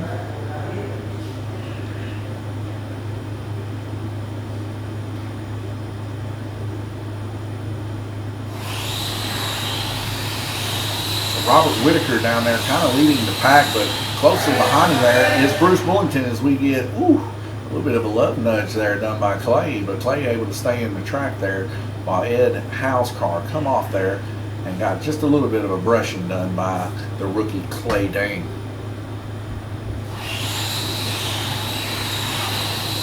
Well, we see Bruce Bullington on his own accord coming off a purple lane there. Now being approached there by Robert Whitaker as Robert Whitaker pushes there on black, and a hard hit given to Clay there on yellow by Bruce Bullington. Bruce Bullington giving him a pretty good shunt there, ladies and gentlemen. That's racing for you. Nobody's going to let off in that high banks because it's a wide open lane, but we'll see if he's able to get that car to go. I don't think it's going to go, ladies and gentlemen. There was parts flying off that lane. And it's going, but he come off quick. That car's bent, ladies and gentlemen.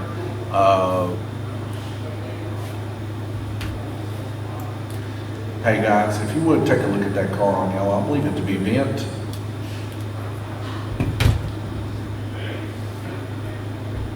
giving a little shout out there to the guys. Let somebody look at it. Clay being a rookie, I wouldn't normally do this, but he doesn't know what to look for. But that car just leaked out of the track over there, so it needed to be said. And they'll get his car fixed. Like I said, it took a pretty big wallop there. Ed grabbed something from the track there. Probably the biggest incident we've had so far. Really good shunting. So Clay got his car back on there. It could have been a piece of the body, as those bodies that come on the Mid-America cars, I think they're made from PET G. They tend to shatter as, whew, that time Clay actually let off and let Bruce go on by. As Bruce come in there hard yet again with that car. Bruce is trying to run for the victory here. He's trying to get as many laps as he can down low, as Bruce knows that that's where the laps are made. Bruce narrowly escaping that wreck there from Robert Whitaker's car.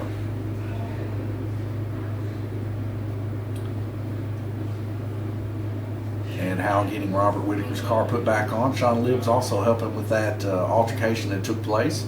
We're going by Green Racing here. Robert Whitaker making somewhat of a dive, then backing off as we go red, and a beautiful coast takes place there from Bruce Bullington's car there on purple. Let's take a quick look here at the track, mate, and see how things are rolling. Gerald Suttle there with 246 laps, our current leader with an average of 61.5. Very, very fast car. Bruce Bullington right there behind him with 58.8, only running purple so far. 2 laps down difference from Gerald Suttle's car. We also see 58.2 of Tom Payton there, also in the mix there at the upper echelon of these top 3 racers. As we start coming down the pack here, Robert Whitaker with 55.8, Clay Dame with 209, Jay Latham with 167, Glenn Burton 158, Greg Kimball 111, Robert Bishop 94, Sean Libbs with 46, Ed Howe with 43. Randy Kirkley and Connor Ward yet to have made it out on the track. One of them coming up next. So we have now seen it. Clay, bring that baby over here. Let me see it on cam. So ladies and gentlemen, this was the car of Clay, the one I said was probably bent. I thought I seen some parts flying off of it. Come to be, it was his body, ladies and gentlemen. I told him, I said, ride that baby till she explodes, and he sure did that, as he took a hard shunt there the previous heat by Bruce Bullington. Now, of course, Bruce Bullington wasn't meaning to give him a shunt. Nobody lives in the high banks, ladies and gentlemen. It's just a racer's montage of wrecks that take place there. So when you go in there, just go in at your own risk. If you don't want to get walled, then let off and let them go through. But here's the thing, nobody lets off there. We got 1 minute and 4 seconds here.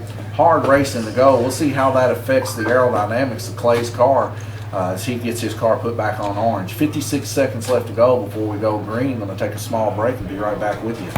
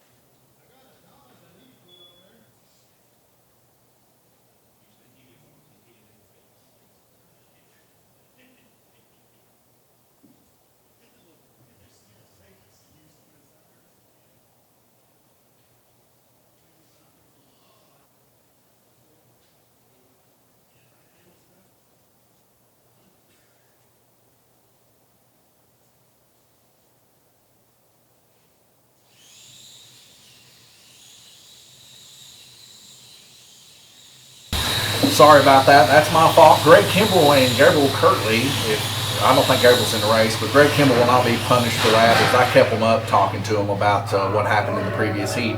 That's my fault, ladies and gentlemen. So, can't say I blame him. Gerald Suttle trying to get him a few more laps there as the track was being called. You know, these racers are going to get them laps, ladies and gentlemen. So just keep your heads out there. I can't blame Gerald whatsoever, as he is pushing as many laps as he possibly can there on white. If they don't hit the track button, he needs to keep rolling because time's a ticking, and I'm not giving any time back. As we see another car coming, that high speed come apart there. Sean Libbs taking care of it. I believe that might be Ed Howe's whiskey mobile. Yep, that'd be the old Jack Daniels of Ed Howe. Randy Kirtley there fixing some of the braid there. Looks like what I could see in that camera view there, the braids were up just a hair, so they need to be tucked down so he doesn't come popping off again. Gerald Soto there right on his tailgate, ready to rock and roll.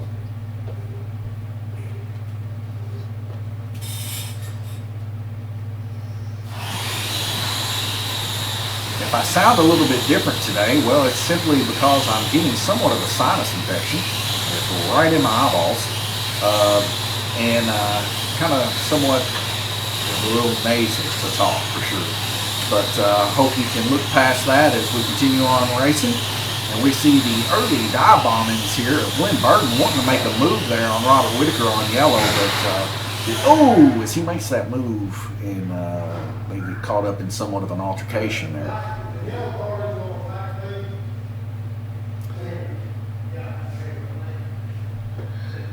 That car that was on yellow being Bruce Bullington's car, getting caught up with Glenn Burton a little bit there on the crook of the track.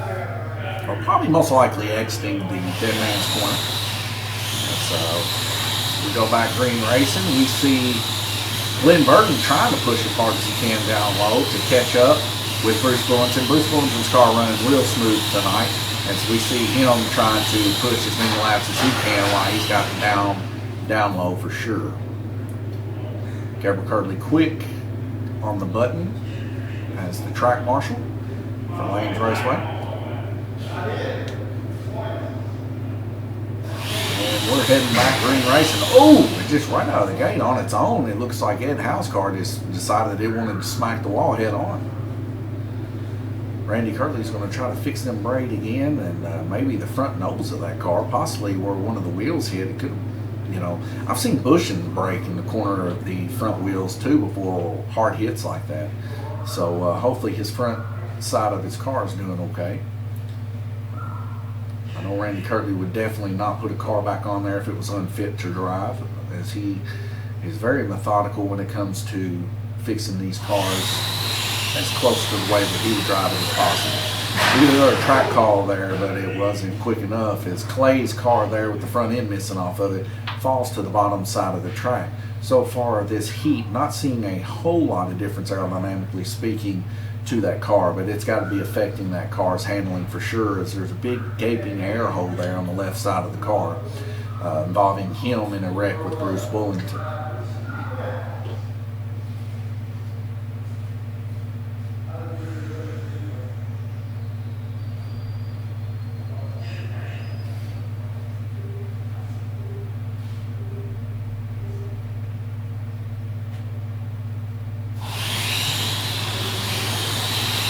Yeah, we can see a definite slowdown happening to his car as we see the other rookie, Robert Bishop, just smoking him on ends there down on Blue Lane. So he's more or less turned his car into somewhat of an air-dammed kite as he is trying his best to keep that car under control on his lane there on orange.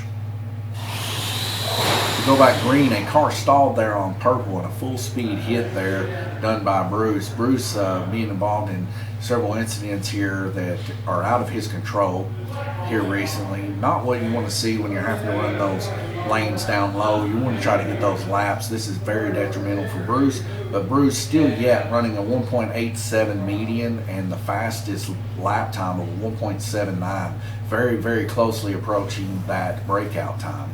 So Bruce Bullington's got a very, very fast car. So even though he's experiencing a lot of garbage down low on the black lane, I think that there's not going to be too much of a big headache take place, as his car's so much faster than the other cars up high.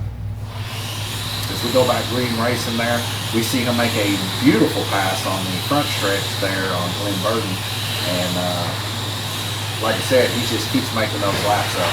But not to be mistaken, Gerald Suttle is your leader currently here with 291 laps. there on White Lane, and that car is a blistering pace too, especially for a white lane movement of a car. He's right at 2 seconds. That's fast, ladies and gentlemen. You know, I've seen cars in the middle lanes turn 1.8, 1.9 with these GRCs, but like I said, turning a 2 second even on white and red, that's a quick car. And you can see it here. Once we go by green, Gerald Suttle's car at a blistering pace there, running almost neck and neck with Bruce there down low. Bruce, of course, inched him out as the track is shorter down low where he's at. But nonetheless, we see Gerald Suttle actually reeling people in on orange and blue, and he's on white lane as we get that car to come off again, what looks to be Ed Howe's car yet again. We'll see if he's able to keep that under control for the next 3 seconds as we do a lane rotation here at Lanes Raceway.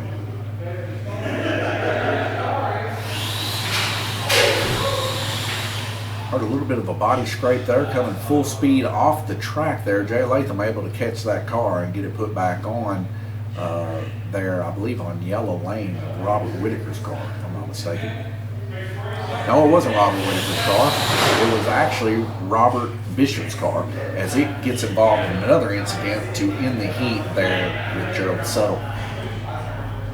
Heading over to the track mate, we see Gerald Suttle running impressive lap times with 64 total laps there on purple tonight. Just outrunning, front running everyone here tonight. As we see Bruce Bullington also there, very close with 62. 63 laps turning there on black lane. Like I said, Gerald Suttle really running probably the race of his life here tonight. As I said, he is running very, very competitively, actually above pace, above anyone, with 60.8 average. Close next to him, Bruce Bullington with 59.2. Fan favorite here also at Lanes Raceway on the Travel. 55.6 followed by Robert Whitaker. Clay Dame with 51.6, Tom Payton with 58.2, Glenn Burton 53.8, Jay Latham 55.7, Robert Bishop with 49.7, Greg Kimball 55.5, Ed Howe 43.5, and I could not make it through the rest. Minute and 42 seconds left to go. Let's take a look and see what these guys are doing in the pits. As we take a look, well, we can see Connor there with his red controller getting ready to go to battle.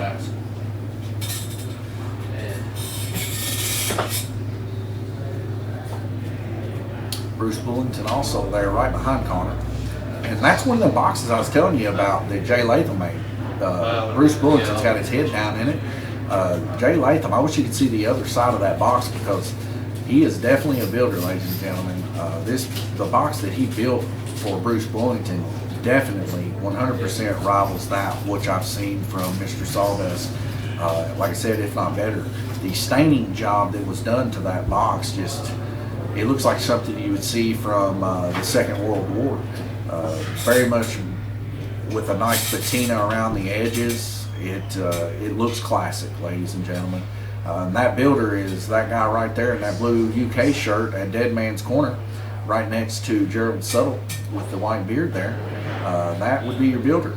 That's Jay Latham. He built that box, and we're very proud of it. Even though we don't have any for sale here at Lanes Raceway, hopefully in the future we'll have some to sell. Glenn Burton there with the K7 shirt, black on, next to Clay Dame there with the front end of his car completely in shambles. Maybe within the heat, I can't tell from the picture here, maybe he put some tape on that baby to get a little bit more about aerodynamic dam going on there. 6 seconds. We're going to head back into the live stream portion of this so that you guys can see the laps turn. Connor Ward now on red. Clay Dame going to be going out after this heat.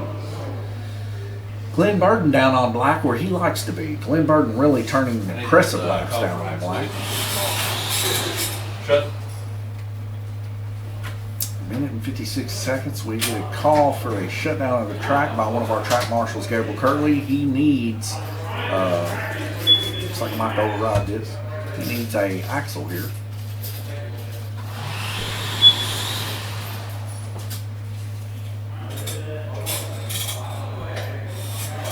Yeah, nobody did that but me.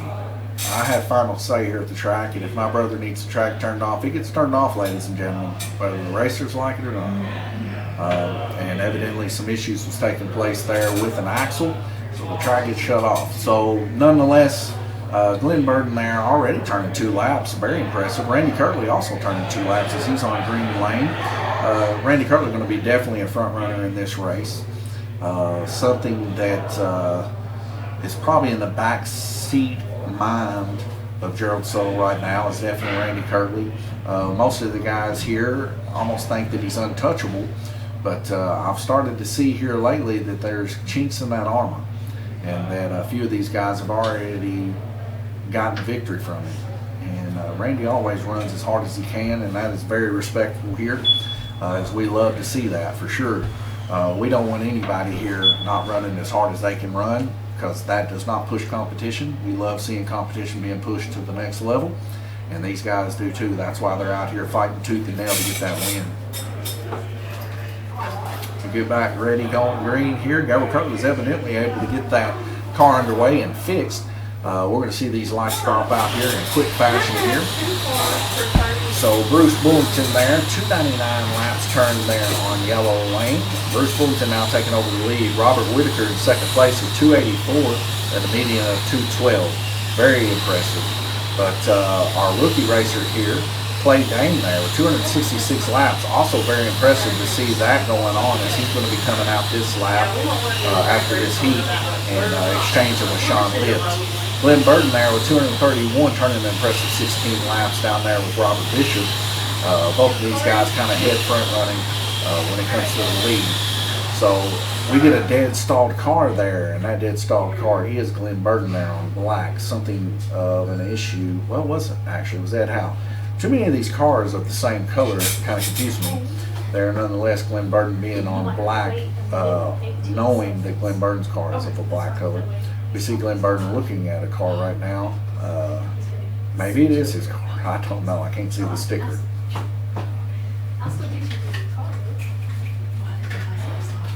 Yes, it was Glenn Burden's car there on black that come to a stall there. But nonetheless, running very impressive with the top run other than Randy Kirtley and Bruce Bullington there. 20 laps. Very competitive. Him and Robert Bishop both running 20 laps. Just 1 lap down from the lead. So we see as we go by green racing there in the crook of the track, we see our current leader, Gerald Soule, as he's setting out this heat. Probably going to get an exchange of lead take place here from Bruce Bullington. Several wrecks taking place here. Not only in Dead Man's Corner, but a high wreck spot there as we see Clay's car come off the track and what looks to be go back in the track there under Robert Whitaker's lane.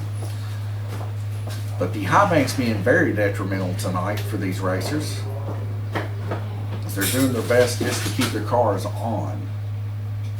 Connor Ward there on red lane, back in business, narrowly missing that wreck in Dead Man's Corner. Jay Latham and Tom Payton getting those cars back on in a timely fashion. Jay giving a little rub down there to Robert Bishop's car on purple, as it wasn't wanting a seat there in the lane. Robert Bishop's car quite fast there down on purple lanes. He's got a good rhythm going there. Getting passed on the outside there by Bruce Bullington, smooth ride on yellow. Bruce Bullington definitely has one of the faster cars here tonight. That baby is smooth and freed up. You can see that when the track shuts off, as how far that it coasts. So a little bit of a subtle jolt there and a rider on Bruce Bullington's lane. That's where that jolt come from. He will not be counted that previous lap, but he should be able to get this lap as he's turning right now 1.9 second laps. This second lap should go in.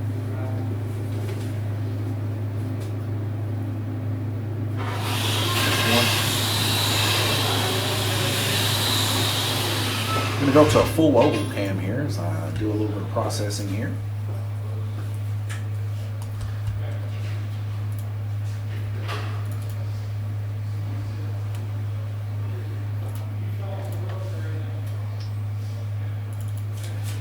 $30. Thank you, baby.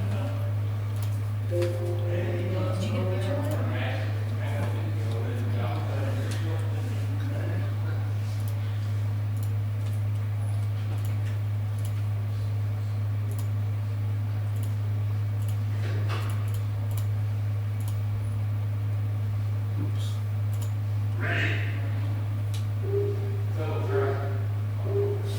scared them, didn't it?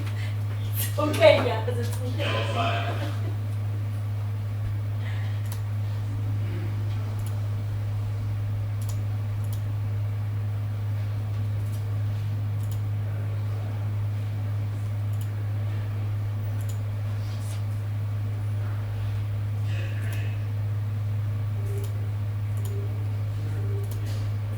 There we go.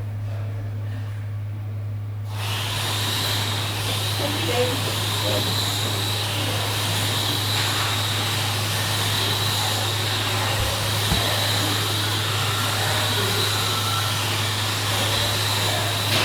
All right, so now that I had to do a little bit of work here, ladies and gentlemen. Had to turn the other track on for a few racers that want to play around.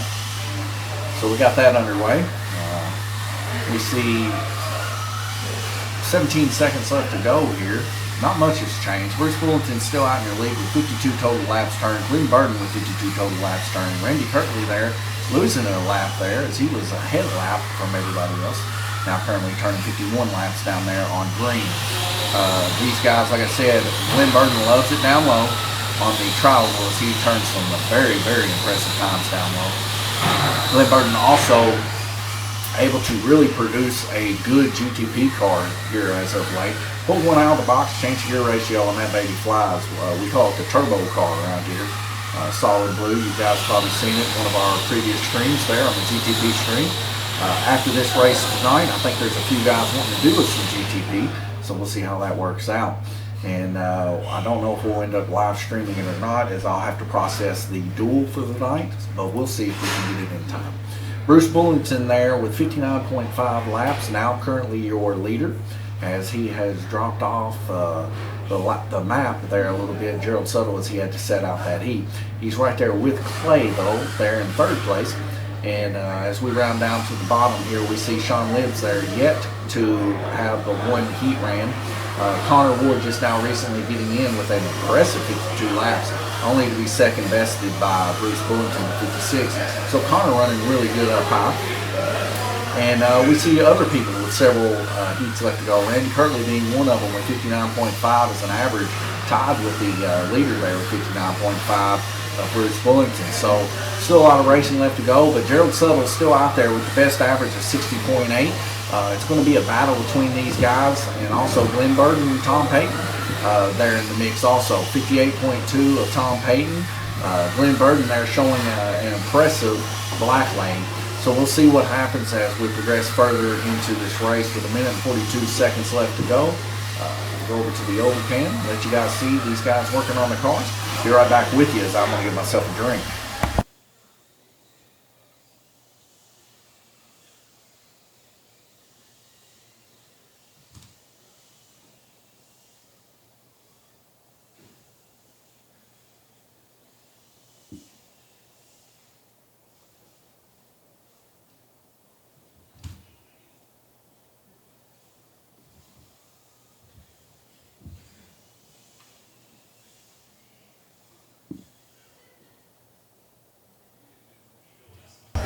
All right, got me another brisk. Of course, you know I love the brisk. We have 57 seconds left to go. If you were ever wondering, do we have some cars for people that are never raced slot cars for? These are our rental cars. So you can see about how fast they go. They're quite a bit slower than the GRCs that we're currently running. And we encourage anybody that wants to try to get involved in slot car racing to maybe check these out, as that car there on blue, really a hyper orange color, very much stands out on the live stream here. But you can see they're very much under control, and we have a race every Saturday called the Rookie Rental Race at 1:15. So maybe check that out. As we head back to the live stream here, we got about 13 seconds left to go. We see all of our racers, not too many at the podiums already with 9 seconds left to go, so that's surprising to see. But nonetheless, these racers are biting at the bit to see both our lap times counted from the previous lap, or previous race and this one, to see who's going to come out on top. And like I said, you can turn quite a few more laps here on the trial than you can on the orange track. So it's really, really important to be able to turn very, very good lap times here. Jay Latham getting a car put back in the lane there. looks to be on the green lane. That would be Connor Ward's car. Connor Ward ran a very, very impressive red lane, only to be bested by Bruce Bullington. So he's definitely running up there into the upper portions of the racetrack. As we see Connor involved in another incident, pushing what looks to be Robert Whitaker's car down to the bottom of the crook of the track. But it was put back on by Greg Kimball. Nice smooth ride of Greg Kimball, finishing second in laps on the orange track. So we'll see how Greg does as we furthermore into the orange track here. Black lane there, kind of somewhat of Robert Bishop taking a nice easy pace there as we have guys passing on the outside that he was actually letting them get the giveaway there, not causing an incident there. And we see it happen yet again. So Robert Bishop very much running clean racing here with the guys. Ed Howe running impressive there on purple with 21 laps, tying up with Randy Kirtley there on blue.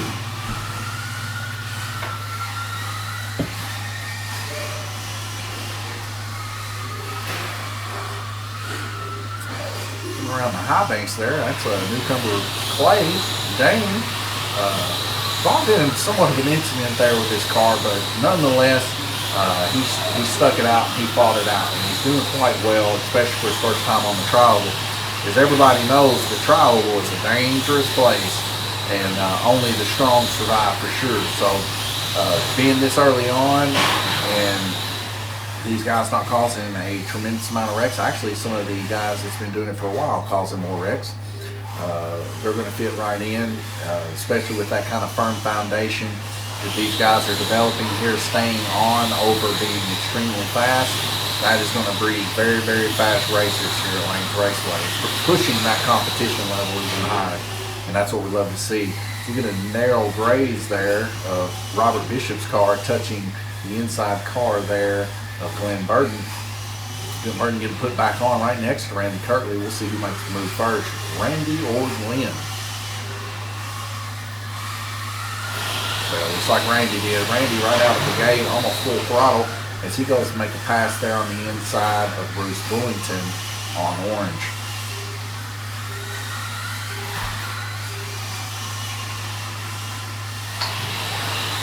And he does so. Bruce Bullington not pushing the subject there on orange, but he is able to make it through that wreck where Randy Kirtley was caught up in that mess, actually losing Randy Kirtley a lap. Both these guys running very, very competitive with one another. Bruce Bullington been having to work quite a bit. Got a little bit sick here recently, so he's not been down here as much as he would like. Kind of been out of the rhythm. Most of the other guys been here. Almost put up another incident there involving Robert Bishop, what seems to be Glenn Burton, and maybe Ed Howe.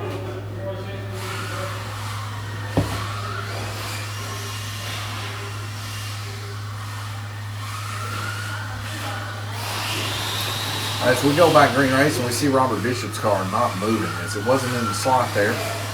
Newcomer Clay not able to get his car there in the slot. This could be sabotage. I don't know. It could be. We'll see. These guys come in yesterday, wanted to get into the sport, so maybe a little bit of friendly rivalry there, but I don't expect sabotage for sure. Nonetheless, quite funny that his car didn't start there. It's kind of the same kind of thing that happens with Gerald and Sam sometimes. It kind of looks, it's so suspicious, but it just happenstance. But it's funny to see on the stream for sure. See Greg Kimball there getting another car put back on. Several of these cars involved in incidents here. Randy Kirtley already involved in 2 incidents just this heat alone. This is kind of abnormal for Randy. Now, whether or not he's getting caught up in other incidents or he's causing them by trying to push his car too much. Woo, that car hit hard on the center of the high banks. Still has 2 seconds left to go. Please don't unmove the controllers. As that car gets put back on green, that's Connor Ward's car. It took a real hard stiff shot there in the right front of that car.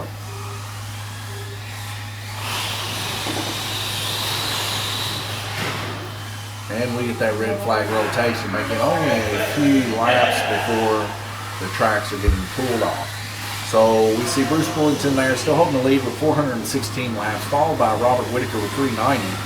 As we face down towards the bottom of the track, we can kind of tell that Sean Libbs has only ran 2 heats, Connor only ran 2 heats, Greg Kimball only ran 2 heats. Greg Kimball, car built my lanes raceway, a couple laps down from on the white lane, but running an impressive 58 laps, only 1 lap down from our current leaders of Gerald Suttle and Bruce Bullington. So Greg definitely in the mix with these guys, 55.5, but he's got several heats left to run. Another one, Gerald Suttle, still 60.8, waiting on his return. 60.3 laps of Randy Kirtley, as Randy is giving it everything he can to try and catch Gerald's average lap times. 59.4 Bruce Bullington, don't count him out. Like I said, Bruce Bullington runs very, very consistently. And who knows what the next heat might bring. Bruce Bullington going to the white lane to finish up his 8 lanes. 1 minute and 40 seconds left to go. Let's take a quick look back outside. Looks like the rain has finally made it here, as we see several wet windshields out there now. But other than that, a beautiful night here at Lanes Raceway.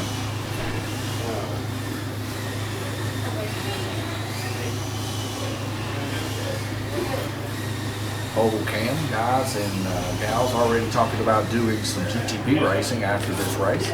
So we'll see how that shapes up as we progress forward here in the Duel here at Lanes Raceway. Very, very, very much becoming our hottest race here, the Duel here at Lanes Raceway. Guys love the GRC. Here's some peach tea. Good. I like the brisk tea myself. I like this. Nice. Greg Kimball now coming back in on red lane. Tell you what, we put a lot of time in that car here at Lanes Raceway that he's running. And it always just tickles me inside to see the cars that we build here at Lanes Raceway do so well. We don't skirt outside the rules or nothing like that, but we do try to push and bend them as hard as we can, as we know the rules here, and we stay in between them. There's no ball bearings in his car, even though it looks super smooth. And I assure you he is running a stomp motor. He is structured up though. We have used piano wire to strengthen up his car. Head back, you can see him exiting the dead man's corner to see how smooth that car is running. So we get a quick pause at the track, something going on here. We see Bruce Bullington pointing at the track. I don't know if there's something going on there or not.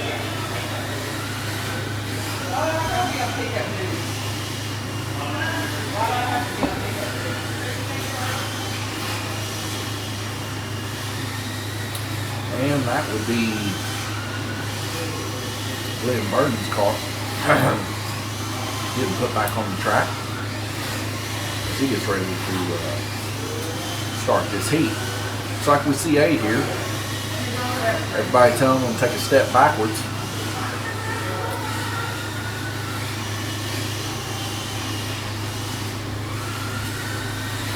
And then we're going green, ladies and gentlemen.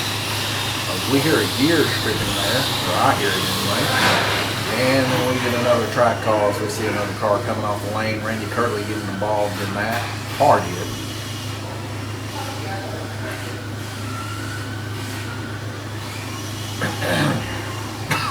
Excuse me. A little bit of a scratchy throat.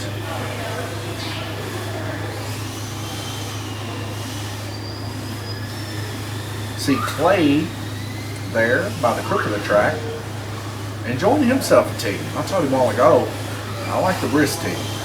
Ladies and gentlemen, you know I like the brisk tea. I like the lemon flavor, just a little spice of lemon in there. And it's subtle enough that it's not too strong, it hurts my stomach. You know, as I get a little bit older, I can't really take the really, really super sweet drinks. But I did splurge earlier. And I actually had me an energy drink, which I don't usually do. When you kind of feel down a little bit, you kind of want a little bit of energy just to keep it going. And I will tell you this much. I have had a sinus infection for about the past couple of days. So not been very pleasant. That car comes off again. Whatever car that is, that baby is bent. And we see Robert Whitaker just putting her back on there. That'd be Glenn Burton's car. Bent, bent, bent.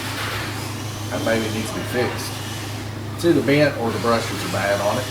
And they need to be flattened. But either way, we'll get people to look at it. It's not going to get fixed. So they go back green racing here.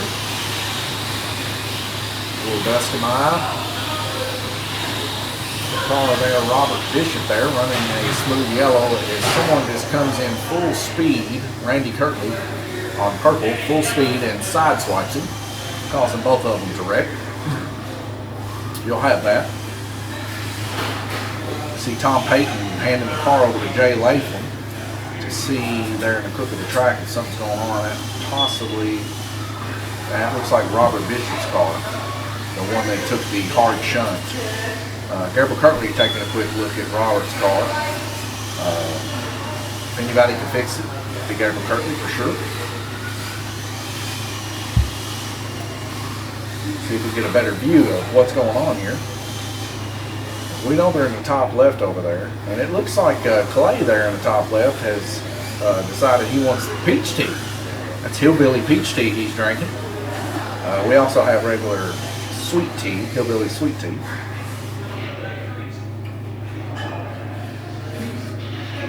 Bruce Bullington talking to Sean Libbs there. I think he's explaining a little bit of the TrackMate software.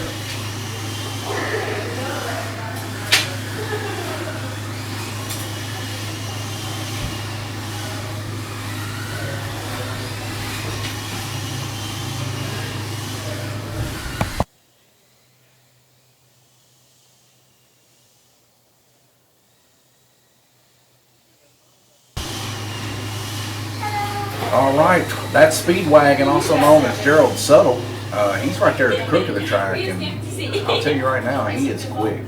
So we'll see how he shapes up as this race continues.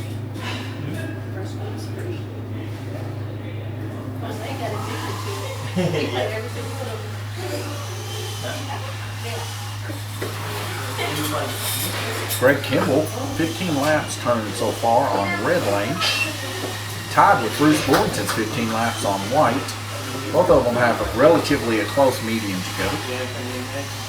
Like I said, when we build them here, we build them by the fastest racers for sure. As we go back and check our previous live streams and try to match up those times. If I can run it, that means you can run it. So then I take a picture and I send it to the guys that we built it for. And so far they've been quite pleased. And we sure do thank Greg for using us to build one of our GRCs here at Lanes Raceway. And we would appreciate everybody to do the same. But if they want to build their own, we also encourage that kind of thought. For one, it helps the guys get more mentally acute to fixing and working on their own vehicles. But not only that, it helps them also fix other cars for the same matter. Something big must have happened to Robert's car. And Gabriel Kirtley's been with that baby for quite some time. We see Connor over there sending out text messages to the war zone. I don't know if we're going to make it tonight or not, but we're going to sure try to get on a helicopter, me, Jay, and Connor.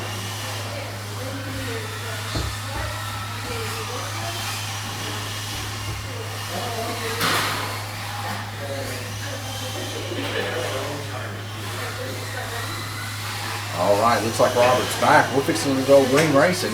Yet again, we see Robert Whitaker down there fixing the car of Robert Bishop. Or Sean Libbs, I'm sorry. If we go back green racing, we get another incident take place there in the dead man's corner of the track. Randy Kirtley's car there resting on purple. That body being painted here at Lanes Raceway.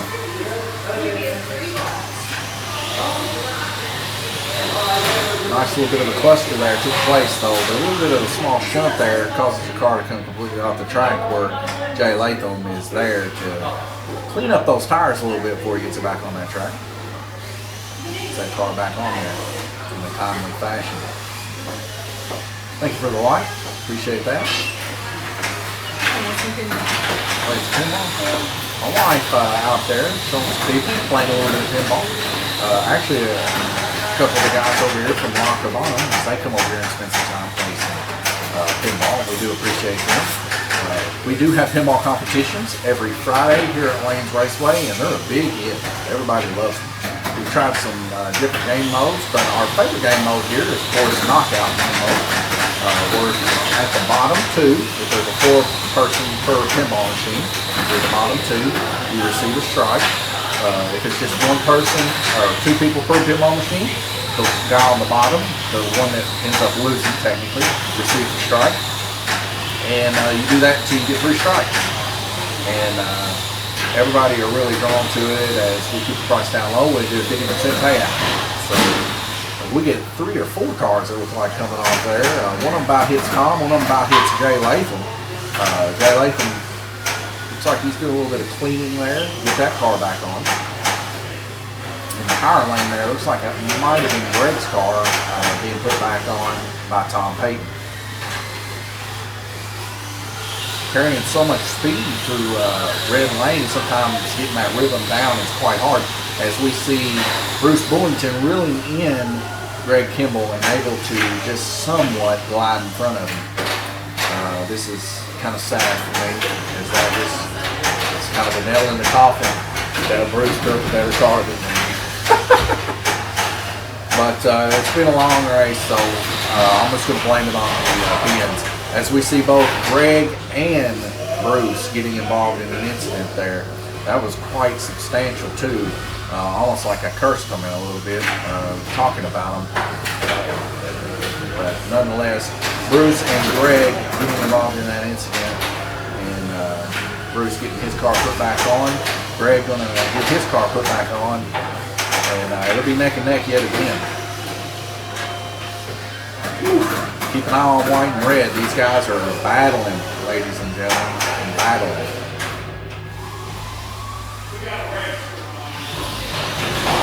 Oh, and they come off yet again. These guys are sultry. They are doing the best that they can to make a lap. Too much competition between these two guys. We hear Greg saying we got a race here between him and Bruce. Oh, and Bruce comes up in there and hits hard up against Greg as I see a tire rolling off in the crook of the track. These guys are battlers out here, beating each other. Greg Kimball over there, he's got to do a little work on that car now. So that just proves my point, ladies and gentlemen. We're doing great cars here, but I can't keep you from wrecking. So, you know, when they're involved in an incident, we build them to the edge. So we'll see if Greg's able to get that baby put back on there in a timely fashion, make her work out good. I'm going to go to a full oval cam here. I'm going to take a small break, and I'll be right back with you.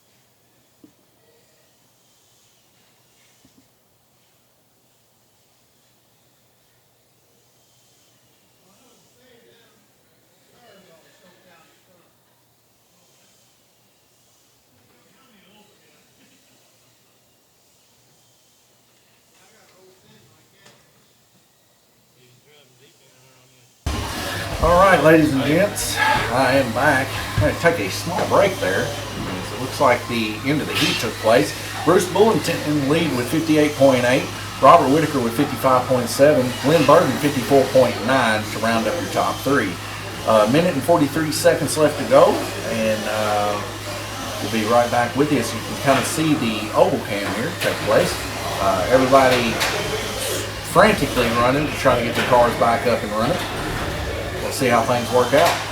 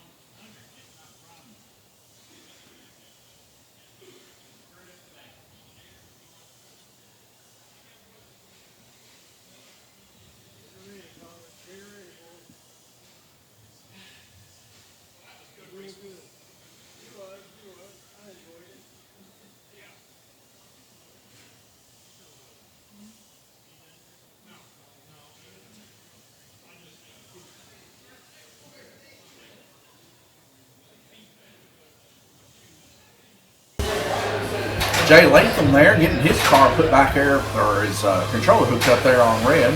He's making a little bit of small talk, which seems to be with Greg Kimball.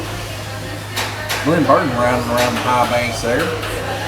He's going to lead through, ladies and gentlemen. Everybody's getting ready. 3 seconds to go before we go green.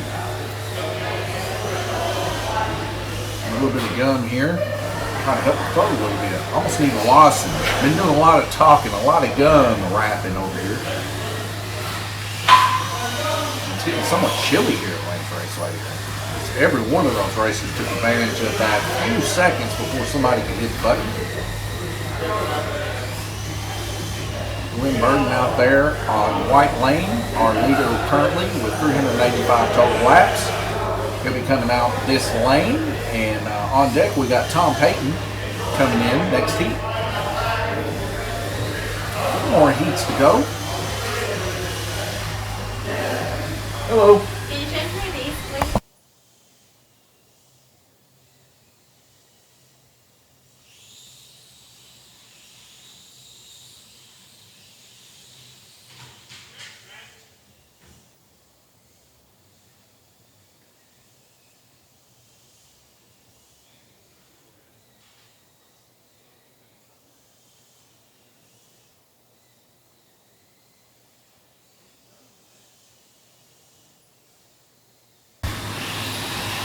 So we go back green race and we can see several of the cars down low there. Randy Kirkley there on black lane, 254 laps. He's really blistering it out there. As we see several other people there trying to reel him in. Robert Bishop there in second place though. Newcomer here to Lanes Raceway with 313 laps. Trying his best to make it to that #1 position before he does the lane rotation. We got a car stalled there on blue of Sean Libb's car, possibly in the dead strip. Looks like he was ran twice through the dead strip as we get a breakout time of .716. 3 seconds after the track is called, the counter can still count laps. I almost believe that's why whenever they hit the track button, it looks like the time's still ticking down, but then it reverts back, and that just gives the guys enough time to be able to catch their lap if they're in a coast.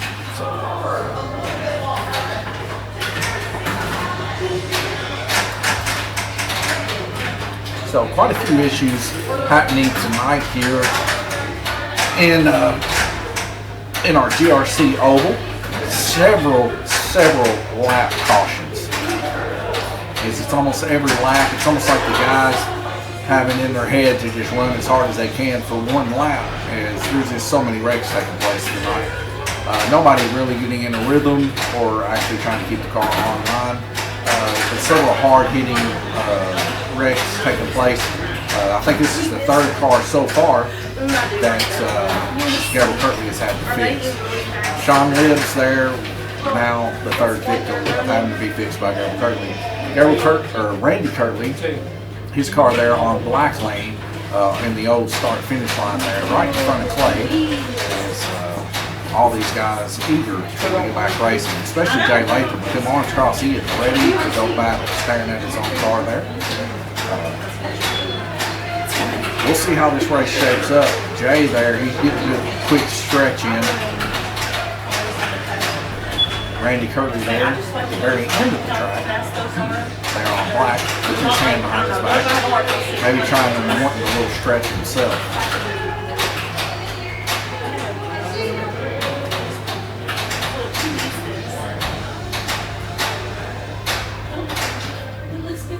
There's Glenn Burton coming around the high banks of the track. He is actually on white lane. He'll be coming out this heat, helping Jay out. That's just the kind of guy Glenn is. Always looking to help other people. We appreciate that for sure. Gabriel Kirtley able to get Sean Libb's car back under control. We'll see him get that car put back in at the dead man's corner there. I'm glad you like it. Thank you.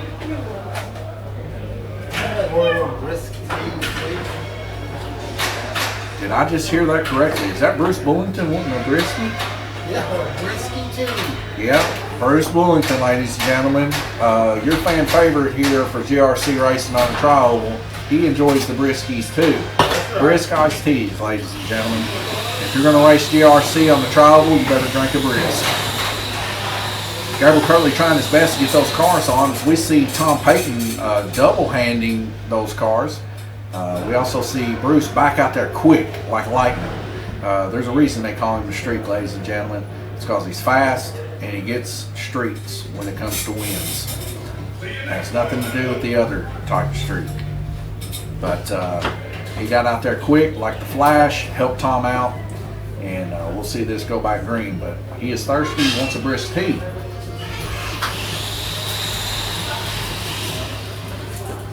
We got a stalled car there on red lane of Jay Latham having some issues with his ride. All these cars just laying down on the guys tonight. Nobody having good luck tonight when it comes to the Tri-Oval. But every one of the racers very, very kind in allowing this to take place. The viewers, on the other hand, sorry that you're having to go through all this. Let's take a quick look at some pinball records here.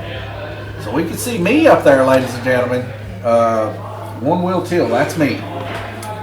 I finally done it. Kay, she come down here and she beat me about 2 months ago, and beat me bad while I was track marshaling. And I didn't think I was ever going to beat her 406. I was right at 390 something million. The other day I got in here and it wasn't real too busy up in Lanes Raceway that day. So I decided, you know what, I'm going to play me a game of pinball. And I got on old Godzilla and I gave it the old what for, and had the game of my life. I don't know what else to say, but I got that 658 million. My wife stood by, she was chanting, she was rooting me on. Not really, but she was happy for me when it was all said and done. And I was pretty pleased with it. But like I said, we got pinball competitions every Friday. You guys should come down and check it out. It is very, very popular. I mean, that's what got Robert Bishop into slot car racing. He come down here just to play some pinball, and thought he'd just come on in and talk to us. He showed us some of his RC cars. We all talked and found out that we're all cut from the same cob, and decided he was going to get in on some racing. Now he's an Ultimate member. So come on down to Lanes Raceway, have a good time. You might play some pinball and then end up a slot car race. You never can tell. Plus, yet again, I'll just let you guys know, we got the best bathrooms in town. Ain't nobody got a better bathroom than us. That is true. Very, very true. I'm looking you in the eye here and telling you this. We got the cleanest bathrooms. Clean them every day. Every day they get cleaned, men and women's. And I'm a huge fan. I know you just seen me put this coat on. I'm getting a little chilly. Not to say that back here has got good heat, because it doesn't. There's like one vent, and it's like this big around in here. and it doesn't do real well. But the bathrooms do. They're great. You'll love them. Keep them clean. I did notice this a while ago when I went in there to use the restroom that we're out of the spiced rum soap. The guys love it. So we're out of it. We've got plenty of paper towels. I'm going to get some more of that soap, and everything's going to be great. And of course the toilets, they get cleaned daily, either by me or my wife. And the floors get cleaned daily, so you never have to worry about none of that nastiness. And we got dude wipes, which are just great. Everybody loves them. Something must have seriously went wrong with somebody's car, as we are yet to go by green racing. In the meantime, let's take a look outside. As we see outside, it's starting to come down a little bit heavier than it was before. Quite a bit of rain. Got a car coming in. They come to race slot cars, or they come to eat Mexican. It's really a coin toss at this point. We do get several racers, and we do get several Mexican eaters. We had a few of them last night roll in here after they got done eating to do some racing, and made this whole place smell like next door, which just made me hungry. So you know what I had to do at the end of the night? I had to get me a chimichanga. Her and my wife there. Ooh, chimichanga. She got her Tortilla soup. got her some tortilla soup. Of course, we enjoyed that. That was really good. I need some more.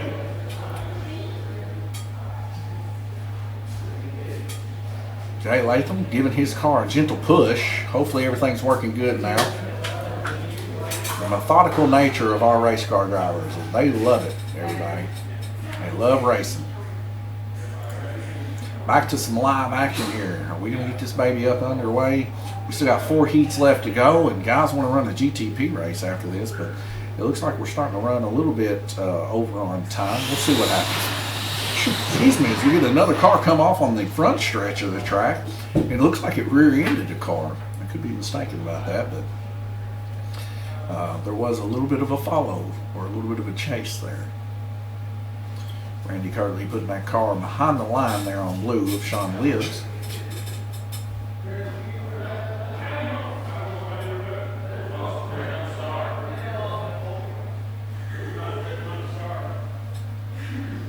And we got another car there on green lane.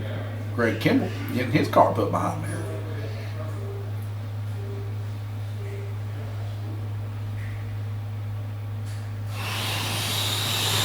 Maybe one of them receiving that lap, or they would have broke out for sure. We get a little bit of a let off there by Robert Bishop's car. Letting the pack kind of go by a little bit so that he can get a little bit of breathing room. Glenn Burton there, your current leader there on white, as he gets involved in a huge wreck. We see Bruce Bullington there, maybe catching his hand in a couple cars there, getting hurt. I don't know, but it looks like he's okay. Back in the day, my granddad, when he was still alive, he used to say, just put some dirt on it. So we'll see what happens there. Maybe find a little bit of dust in here, but not much, because we keep these floors clean. We mop them daily. So if you find some dust, you're a lucky fella, for sure.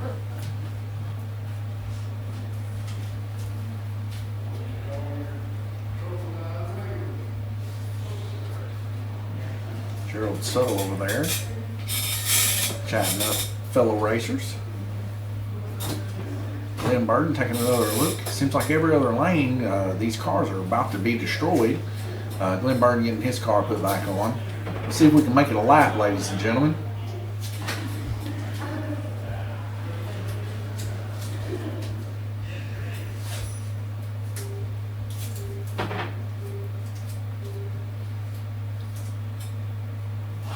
All right, we're back green. Hard pass there on the inside on green. Greg Pringle just made it. We made it 2 laps before we had another high speed come apart here. Glenn Burton yet again involved in an incident there on white, pushing the car maybe a little bit too hard there.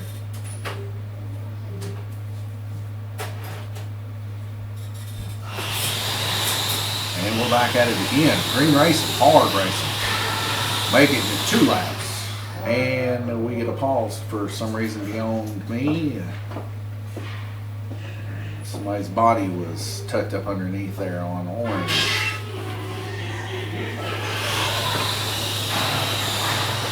And we get several cars involved in the incident again as we see Greg Kimball's car trying to take the real inside lane.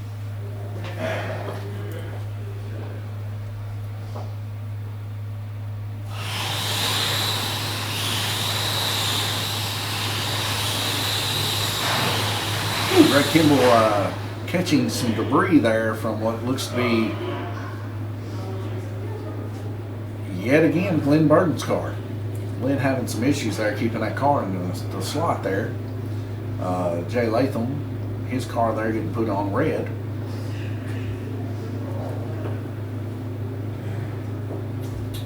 You need something to do?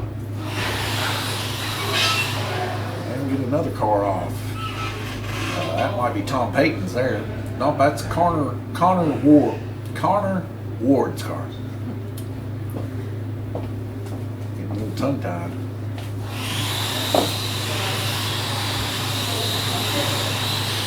We see there on the black lane, Randy Kirtley running very impressive there underneath everybody as he tries to reel in the purple lane to Connor Ward.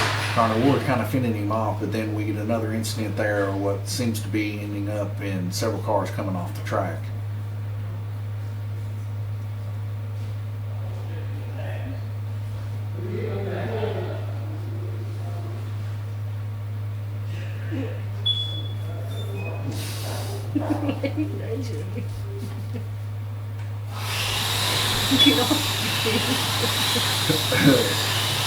All right, dude, quit cracking me up. All right, we're going back. Oh, and there on the front stretch, another car completely off the track there, getting hit wide open.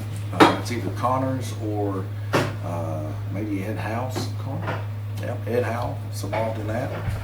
I almost need me a cushion in this chair.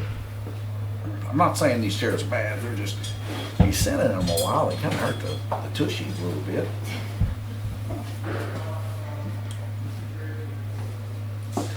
I would say I chuck a lot of this up to just to sheer people getting a little bit tired running these races, as the Duel is definitely not for the faint of heart. It's for the endurance style attitude and guys that really want to come and put forth the highest effort for sure. But having these issues with these GRCs almost needs to just keep a block out there just to see if these cars are not bent, which I believe they are. I believe a lot of these cars are bent, and that is the reason why these cars are coming off. Nobody's actually taking a look at their car to make sure the front end's bent or not. And like I said, if they're bent just a little too much, you're going to get popped out every single time you go around the corner. So we'll see how it shapes up, but got a, looks like Gabriel Kirtley there looking at a car. Something's going on with one, possibly a gear ratio a little bit loose. He's trying to just get the spline just right. But probably fixing to, just time-wise, probably fixing to just have to start letting this baby roll. People are going to have to start working on their cars outside of the race, as this race has pushed itself several minutes past its normal given time. And that was Sean Libb's car there.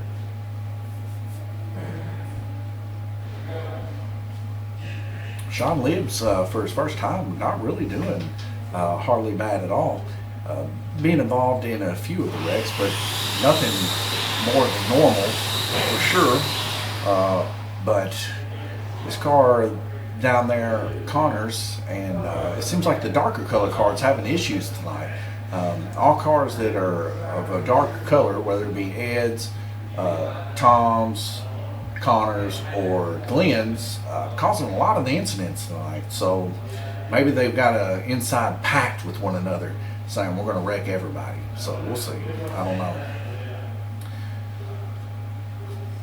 See Greg Kimball's car there on green, just below Glenn Burden's car there on white. We go back green racing. 6 seconds left to go. Can we make it? We cannot. Randy Kirtley getting involved in an incident with yet another one of the Black Warriors, causing incidents there. Greg Kimball trying his best to grab that car. Very hard reach there to reach over the front stretch of the track. And that was Connor's car. Most likely Connor's car is bent. has an issue with the braid, something like that. Something's making it pop out of the track. Flat, straight, and true cars don't pop out of the track.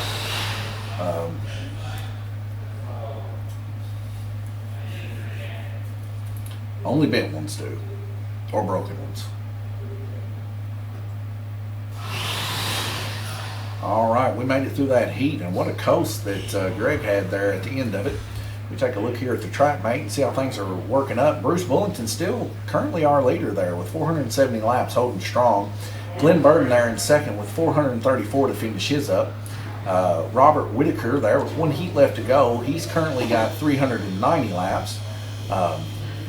Robert Bishop there with 1 heat left to go, got 352. First comer rookie Robert Bishop running for 4th place already. Ed Howe there with 320 with 2 heats to go. Randy Kirtley with 311 and 3 heats to go. So like I said, several, Greg Kimball here with 4 heats left to go, 221. Kind of a separation between the pack here, and Sean Libbs with 4 also. Average of 58. The highest on the mark right now is Randy Kirtley with 62.2, followed by Gerald Sutter with 60.8, and then Bruce Bullington with 58.8. We'll see how things shape up as we continue on here. About a minute or so left in the heat as we see the guys working on the track.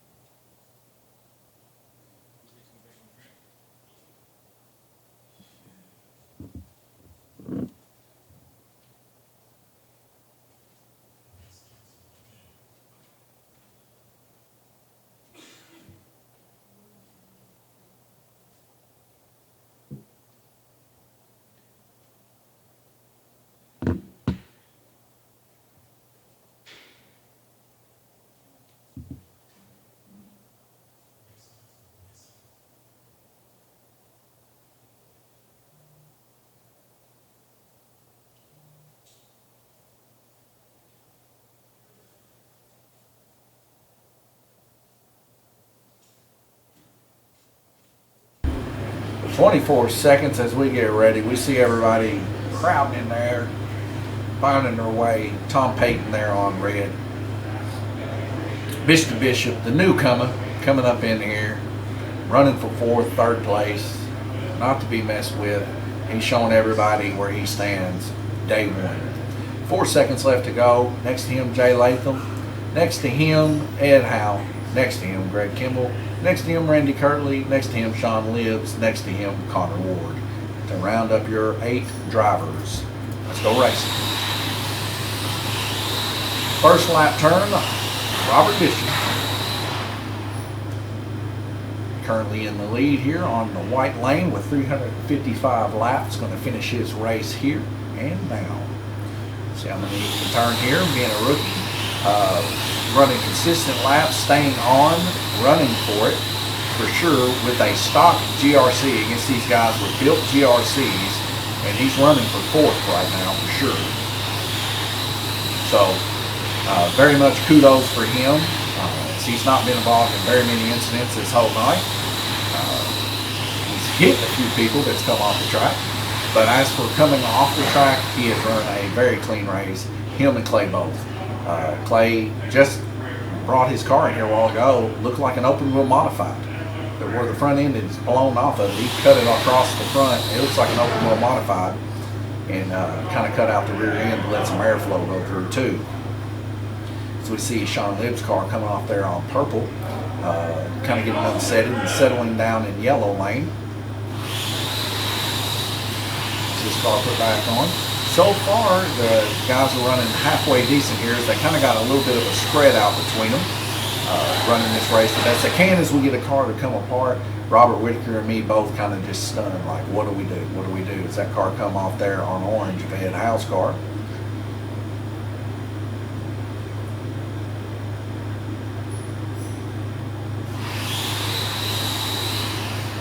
Connor giving a little bit of a nudge through the dead zone of the track there for himself.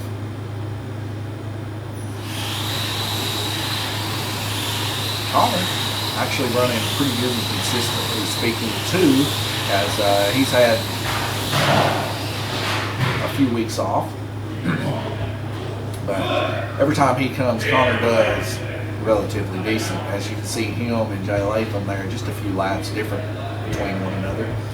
And Sean Lynn's also doing well for his first time here on the trial board at Lanes Raceway.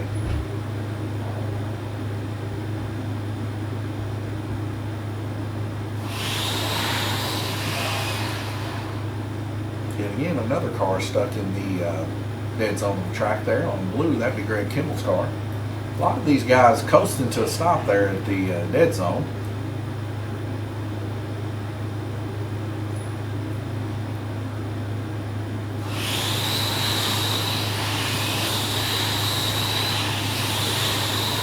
So we see Greg Kimball's car there on blue really quick. So he's running down black lane. It was Greg a couple weeks ago that chimed in on Facebook, let everybody know blue lane's the fastest. So he's definitely running a good blue lane here with a median of 1.96 and the best lap of 1.896. He is just somewhat bested just a little bit.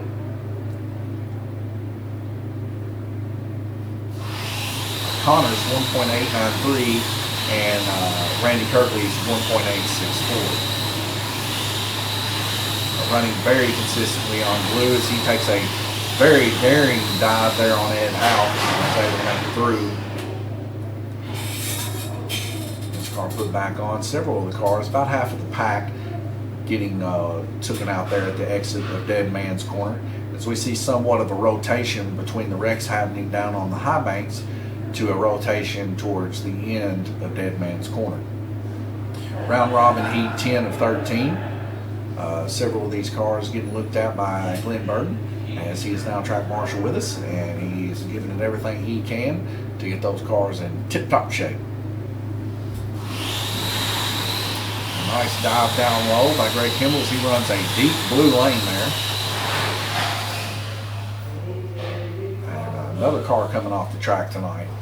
Probably the most cars I've ever seen come off the track since we've been doing GRCs. Several cars flying tonight.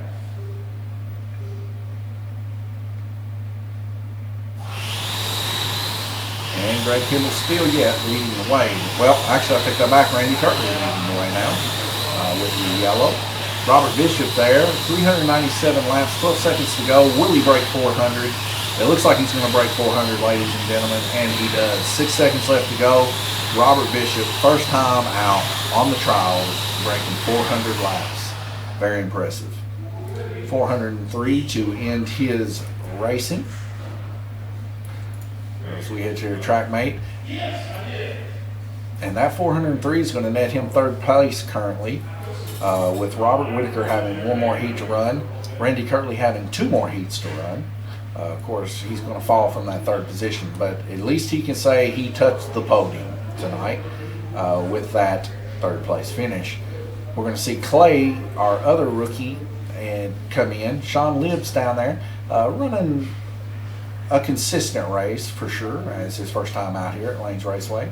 Clay, he's going to be coming in for 2 more heats. He's at 305, somewhere around the average of 50 laps is what he's able to run. So he should be able to be right up there at the 400 mark also. So we'll see how he compares with Robert at the end of this. Rookie for sure. Robert Whitaker, like I said, 390. He's going to be able to pass that pretty easily. Glenn Burton completely done with his race at 434. Bruce Bullington with 470. Randy Kirkley going to, of course, be nipping at the toes of these guys for sure, trying his best to catch them where he can. Oval camera shows and states these guys working hard as we finally see Gerald Suttle getting his car hooked back up on red. Another one of the fast racers tonight. His car really running good. As I'm about out of a brisk tea again. After taking a little bit of that bubble gum, it's made the brisk tea a little sour.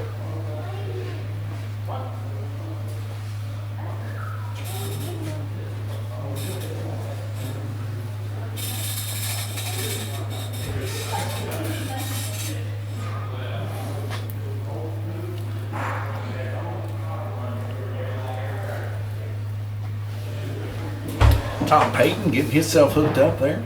Gabriel Kirtley running over with a little bit of Robert Bishop there, getting his input. Of course, I think I was very impressed with his first showing also on a GRC, especially a trial oval where it gets very, very hectic very, very quickly. Randy Kirtley rounding around the old high banks there. Always a front runner. Knows how to run a slot car for sure. Also knows how to work on them quite well. If I have questions, that's who I go to. He knows all the tricks of the trade, and he also is the one that when guys want to build a fast car, I go to, he'll say, well, how do I build a fast car? What gear ratio do you put in it? And he tells me, and then that's what I do. 6 seconds left to go, and we see Randy there starting on orange. It's going to be a quick lane here for sure, as we get 2 more heats to go after this. An orange crushing the can be just good. Oh, wait, what's the big one? Robert Whitaker there in the high banks corner of the track. Give me one of them. A couple of guys there involved in an incident there. Bruce Bullington quickly getting him put back on. That's Sean Libbs and what looks to be Tom Payton. Okay. Thank you. And that was true. We see there just out of the blue, that purple and blue car there on, or pink and blue car there on purple, Greg Kimball running 287. 192. I guess I play a little favoritism to it because I built it and it looks so good to me. I probably shouldn't be that way, but nonetheless, it's a very pretty car. With the white lettered tires on it, hooded down, just looks really good to me. So I'm sorry in advance. Let's get a couple cars off on the front stretch there. One of them, Gerald Suttle's car there on red, is he's going to be running really hard to try to do the best that he can in these next couple of heats to try to catch up with Randy, Glenn, and Bruce. I believe Bruce in first right now. So we get a track call there. Several cars coming off there. Red car of Gerald Suttle on red lane, that is. We see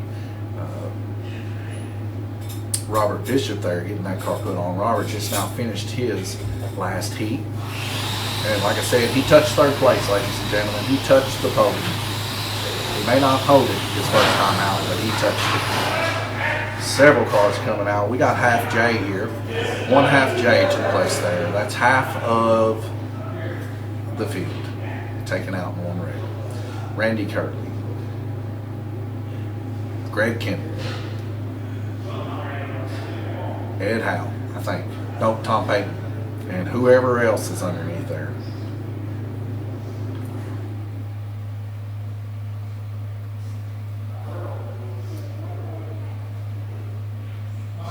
That'd be Connor Ward.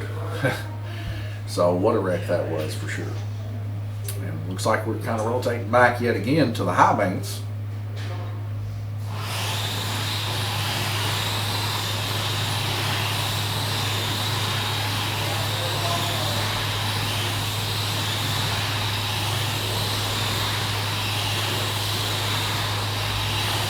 Greg Kimball's car just really shining bright. I say something when he comes off, but man, that car was just passing everybody there on purple. His median on 1.9, very, very fast there on purple. Actually the fastest around currently. Even faster than Sean Lips there on black with a median of 1.833 down on purple.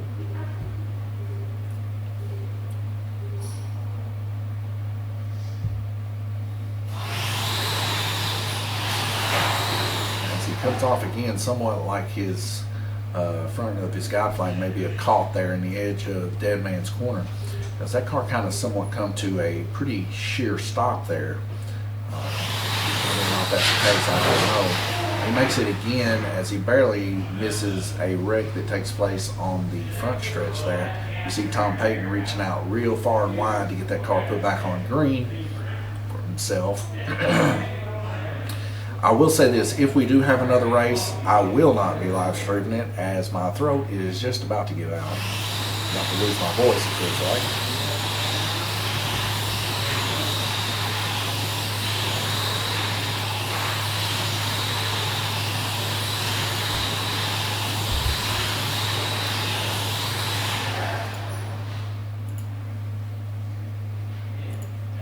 track call.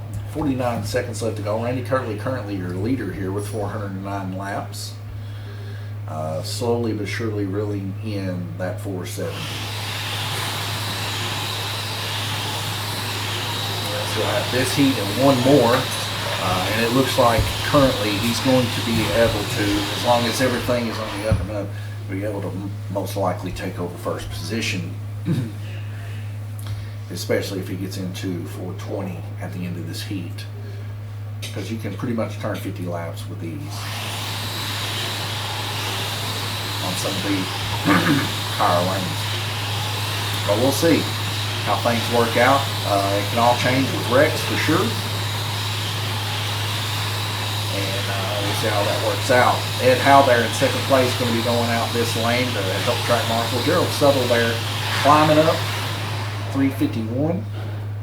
Definitely going to be in it to win it also.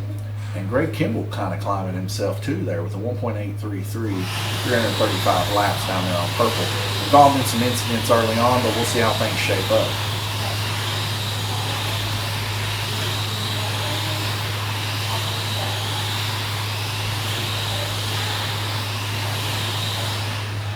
And we get a red flag rotation there to end your round robin 11th heat. So we take a quick look here at the track mate. We can kind of see Greg Kimball there with 57.2 as an average. So a little bit lower than what I was expecting there after such a nice purple run there of 61 laps. Gerald Solo actually running 64 total laps there on purple. Somewhat suffering a little bit here as he's got 59.8 laps average, but he's still very, very quick in comparison to the others. Randy Curley kind of an outlier here with 62.1. Really got a good rhythm going there on black with 64 laps. But the outlier here almost approaching 70 laps there on purple. Very, very quick. As he's got one more heat left to go, he's got to make at least 40 or so laps to be able to catch Bruce, and I think he's going to do that.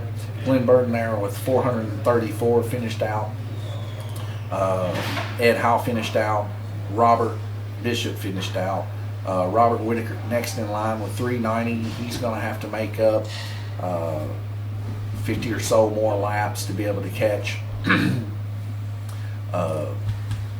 Glenn Burton.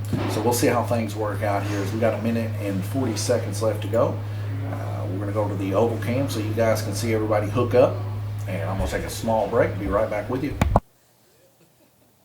Exactly right. I never learned nothing that way, though.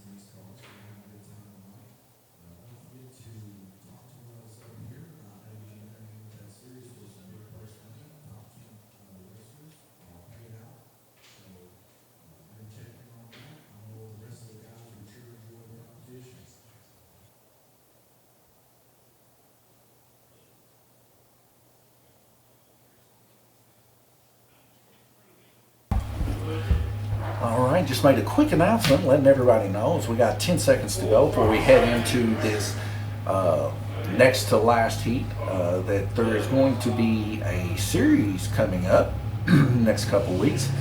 The truck series that we're going to run here at Lanes Raceway. It's drag and drift, or drag and draft. So you drag to get the position that you want, top 4 people, which will be a semifinals. Will get to choose their lanes that they start out. Of course, first place gets to choose first, and then it goes all the way to 4th, and then the other 4 are just going to be randomly selected, or if there's more than that in the series, of course, for that day, like if we have 13 here, the rest will just be randomly placed.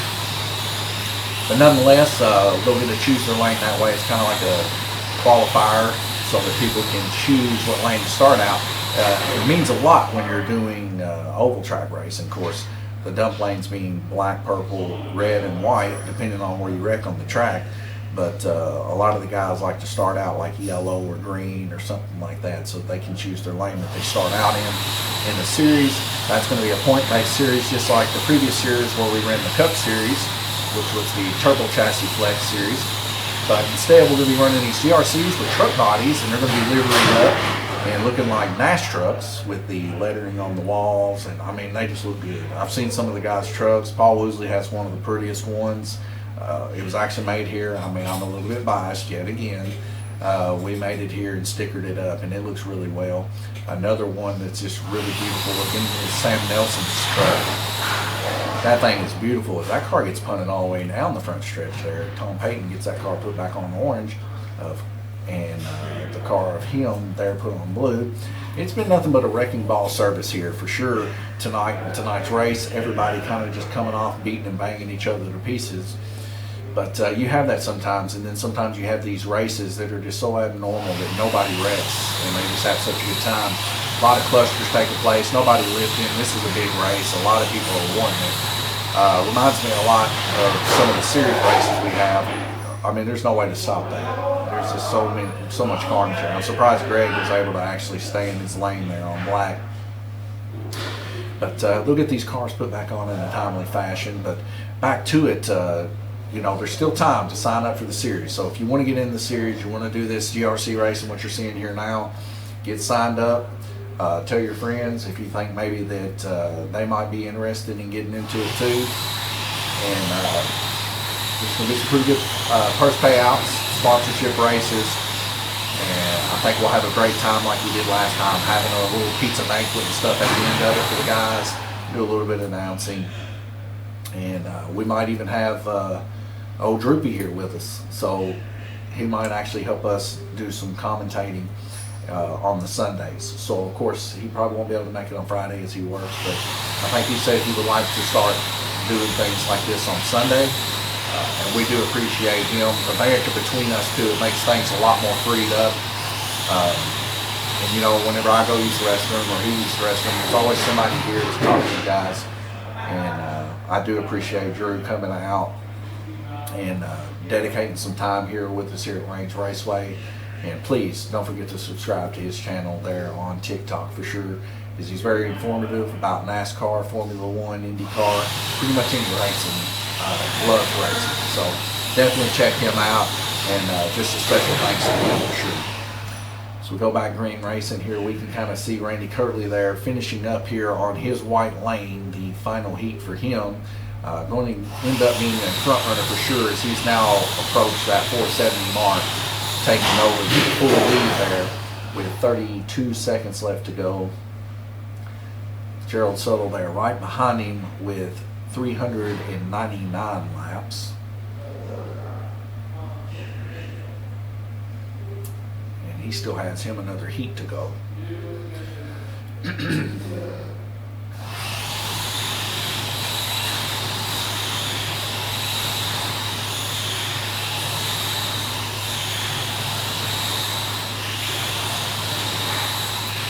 Clay Dane, though, even through all the debacle that has littered his race here on the trial tonight, the front end of his car completely missing, having all kinds of wild wrecks and stuff, still putting forth quite respectable numbers here at 348 total right now. But he's still got another heat to go too, as he'll go down on green lane. So, I mean, for guys that's never actually been in a full-fledged race here, doing quite well, didn't need a whole lot of help, him or Robert either, or Sean for that matter, when it comes to the rotation of the track. I'm sure they probably ask guys where they go to next, but not a very needy bunch. These guys, they figure things out on their own, real true men, really pushing it out there as hard as they can, running the best race that they can run. But as we wrap this kind of up a little bit, we can kind of see some of our front runners coming to light here. With Greg Kimball there with 401 laps there on black Gerald Suttle there on green with 413, and Randy Kirtley there leading the way, kind of walking away with things there towards the end of this heat on white with 489. He might actually go 500. Nope, he will not actually, because the race is over for him. 491 is now that precipice mark that he has to turn. Gerald Suttle right there with 56 laps for sure. Gerald's going to have to turn somewhere around 70 laps next heat to be able to do that. I'm not saying it's impossible, but it's going to be very tough for sure.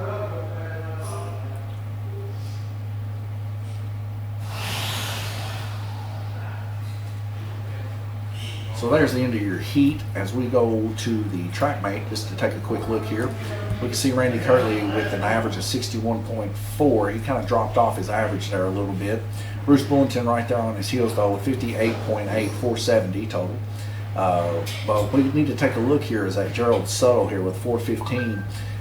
If he gets 50 laps, that'll make him at 460 something. So he's been mostly averaging around 60 laps. So that'll be 475. That should be able to knock Bruce out of second if he can still hold it up.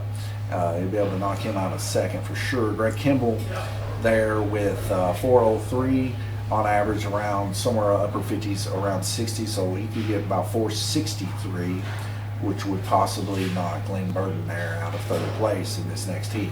So we'll just have to wait and see what happens as we progress through just a little bit more. But those are your two next front runners there. Of course, the 57.6 average of Greg Kimball and 59.3 average of Gerald Suttle. Gerald Suttle just here recently really been bringing in some fast cars here, working diligently on his car. Coming in yesterday, getting some stuff done. Had my wife paint a beautiful truck body for him. The design that he wanted just come out so great. It looks like yellow broke glass, like it just went through Chernobyl. It looks beautiful. So, minute and 28 seconds left to go as we go to the oval cam and check out some of these guys. I'm going to take a small break, let my voice rest, and I'll see you guys in about a minute and 20.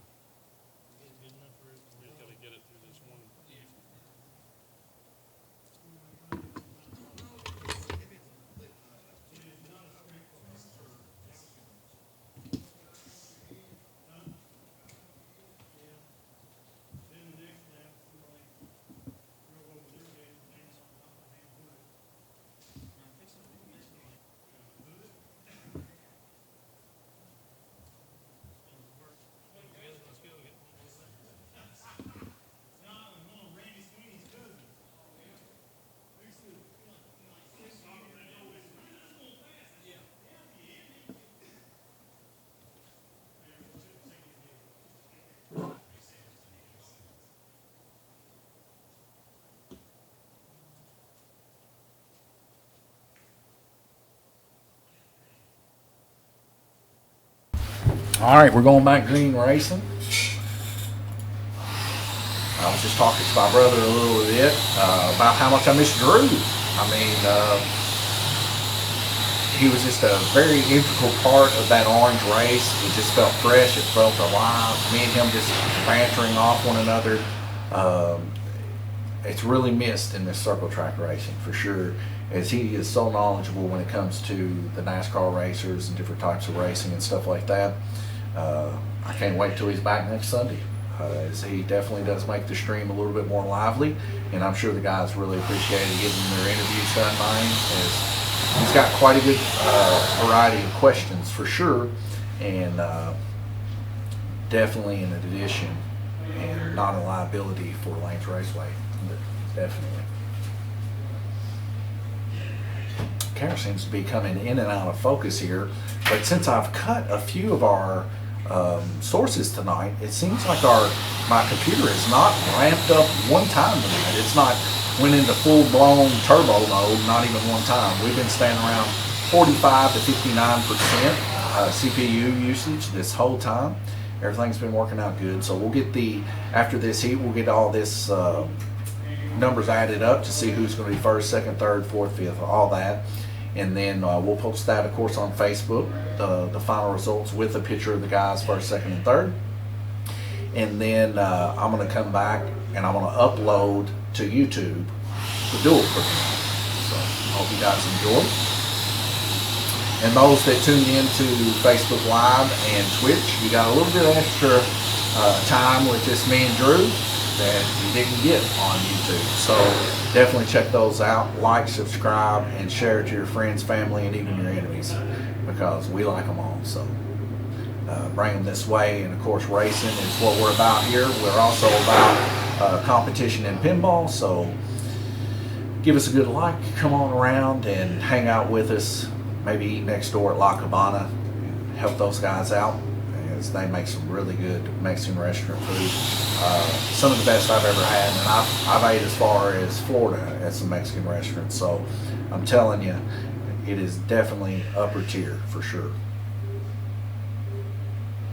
Those in the Owensboro area that watch this, if you've ever ate it like real hacienda, you kind of like the way their salsa tastes. Very similar, maybe a tad bit more darky, but very, very good. We'll go back to green racing. This final heat, people were racing like they got some heads screwed on. Maybe since Randy Kirtley had to dive bomb off there a little bit, maybe people are less intimidated. I don't know. But nonetheless, Gerald Suttle there out in the lead again yet with 448, trying his best to catch Randy Kirtley the best that he can. Randy Kirtley right at the precipice of 500 laps, so it's going to be tough to catch. Greg Kimball there trying his best to catch Glenn Burden there in third position. Very much in the reach. As we continue on here, Randy Kirtley with those quick hands. He didn't get that nickname Octopus Arms last season for no reason. He got that because he is quick at putting these cars on and efficiently doing so. So we get a car come off there. We see Bruce Bullington helping out with that car. Bruce Bullington yet again fast out here on the GRC circuit. Glenn Burden there at the crook of the track. We got three fast racers for tonight there, guarding down what they can hold on to, seeing if they can still hang on to their positions. Randy Kirtley having some issues there as he tries to get the car of Connor Ward back on white lane as we go back to drop those lights again in Formula One fashion. 33 seconds left to go. Gerald Suttle approaching that 470 mark to tick down Bruce Bullington into second position, or into third position. Let's see if that is possible.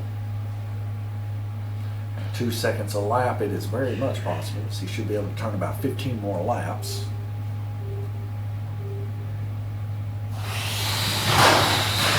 We got a high-speed come apart. Robert Whitaker playing basketball over there as the car goes right in between his legs like a net on a basketball goal. He catches that car with the simplest of ease. It didn't seem to be too much phased. And he gets that car put back on with Tom Payton's. Like a missile out of nowhere.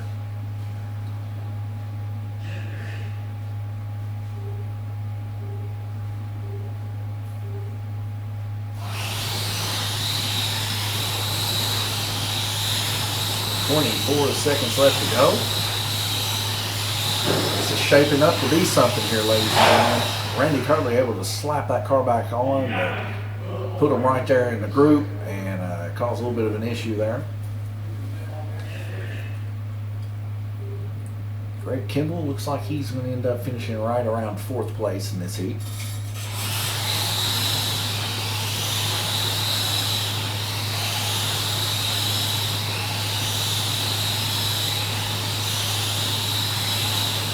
Gerald Suttle able to tick over that 470 mark and set Bruce Bullington into third place. As we end up this race here on the tri-oval, we head over to TrackMate so I can get me a picture real quick. Then I'm most likely going to mute while we do the math for all this, and then I'll get right back with you. So Randy Kirtley there in first place, 491. Second place, Gerald Suttle there with 478. 8 laps difference from that. Bruce Bullington with 470 and Greg Kimball in fourth place with 466. That's your top 4 there. The rest that you see, and I'll be right back with you as we get these numbers tallied up.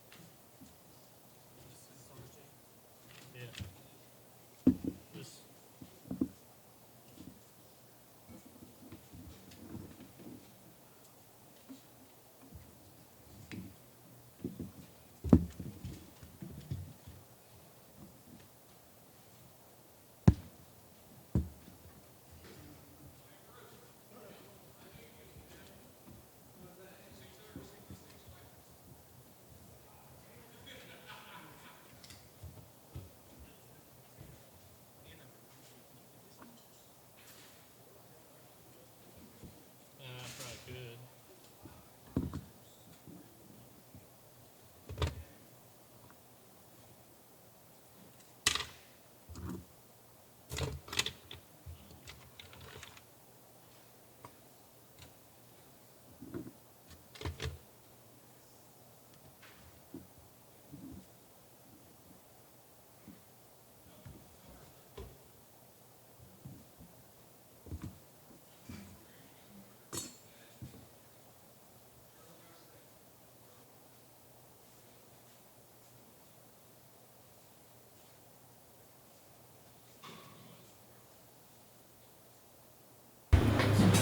All right, ladies and gentlemen, so here's your standings. Randy Kirtley first. Second place, Gerald Suttle. Third place, Greg Kimball. And Bruce Bullington rounding up your top 4. Thank you all for watching. This is Donovan Kirtley of Lanes Raceway, and God bless you.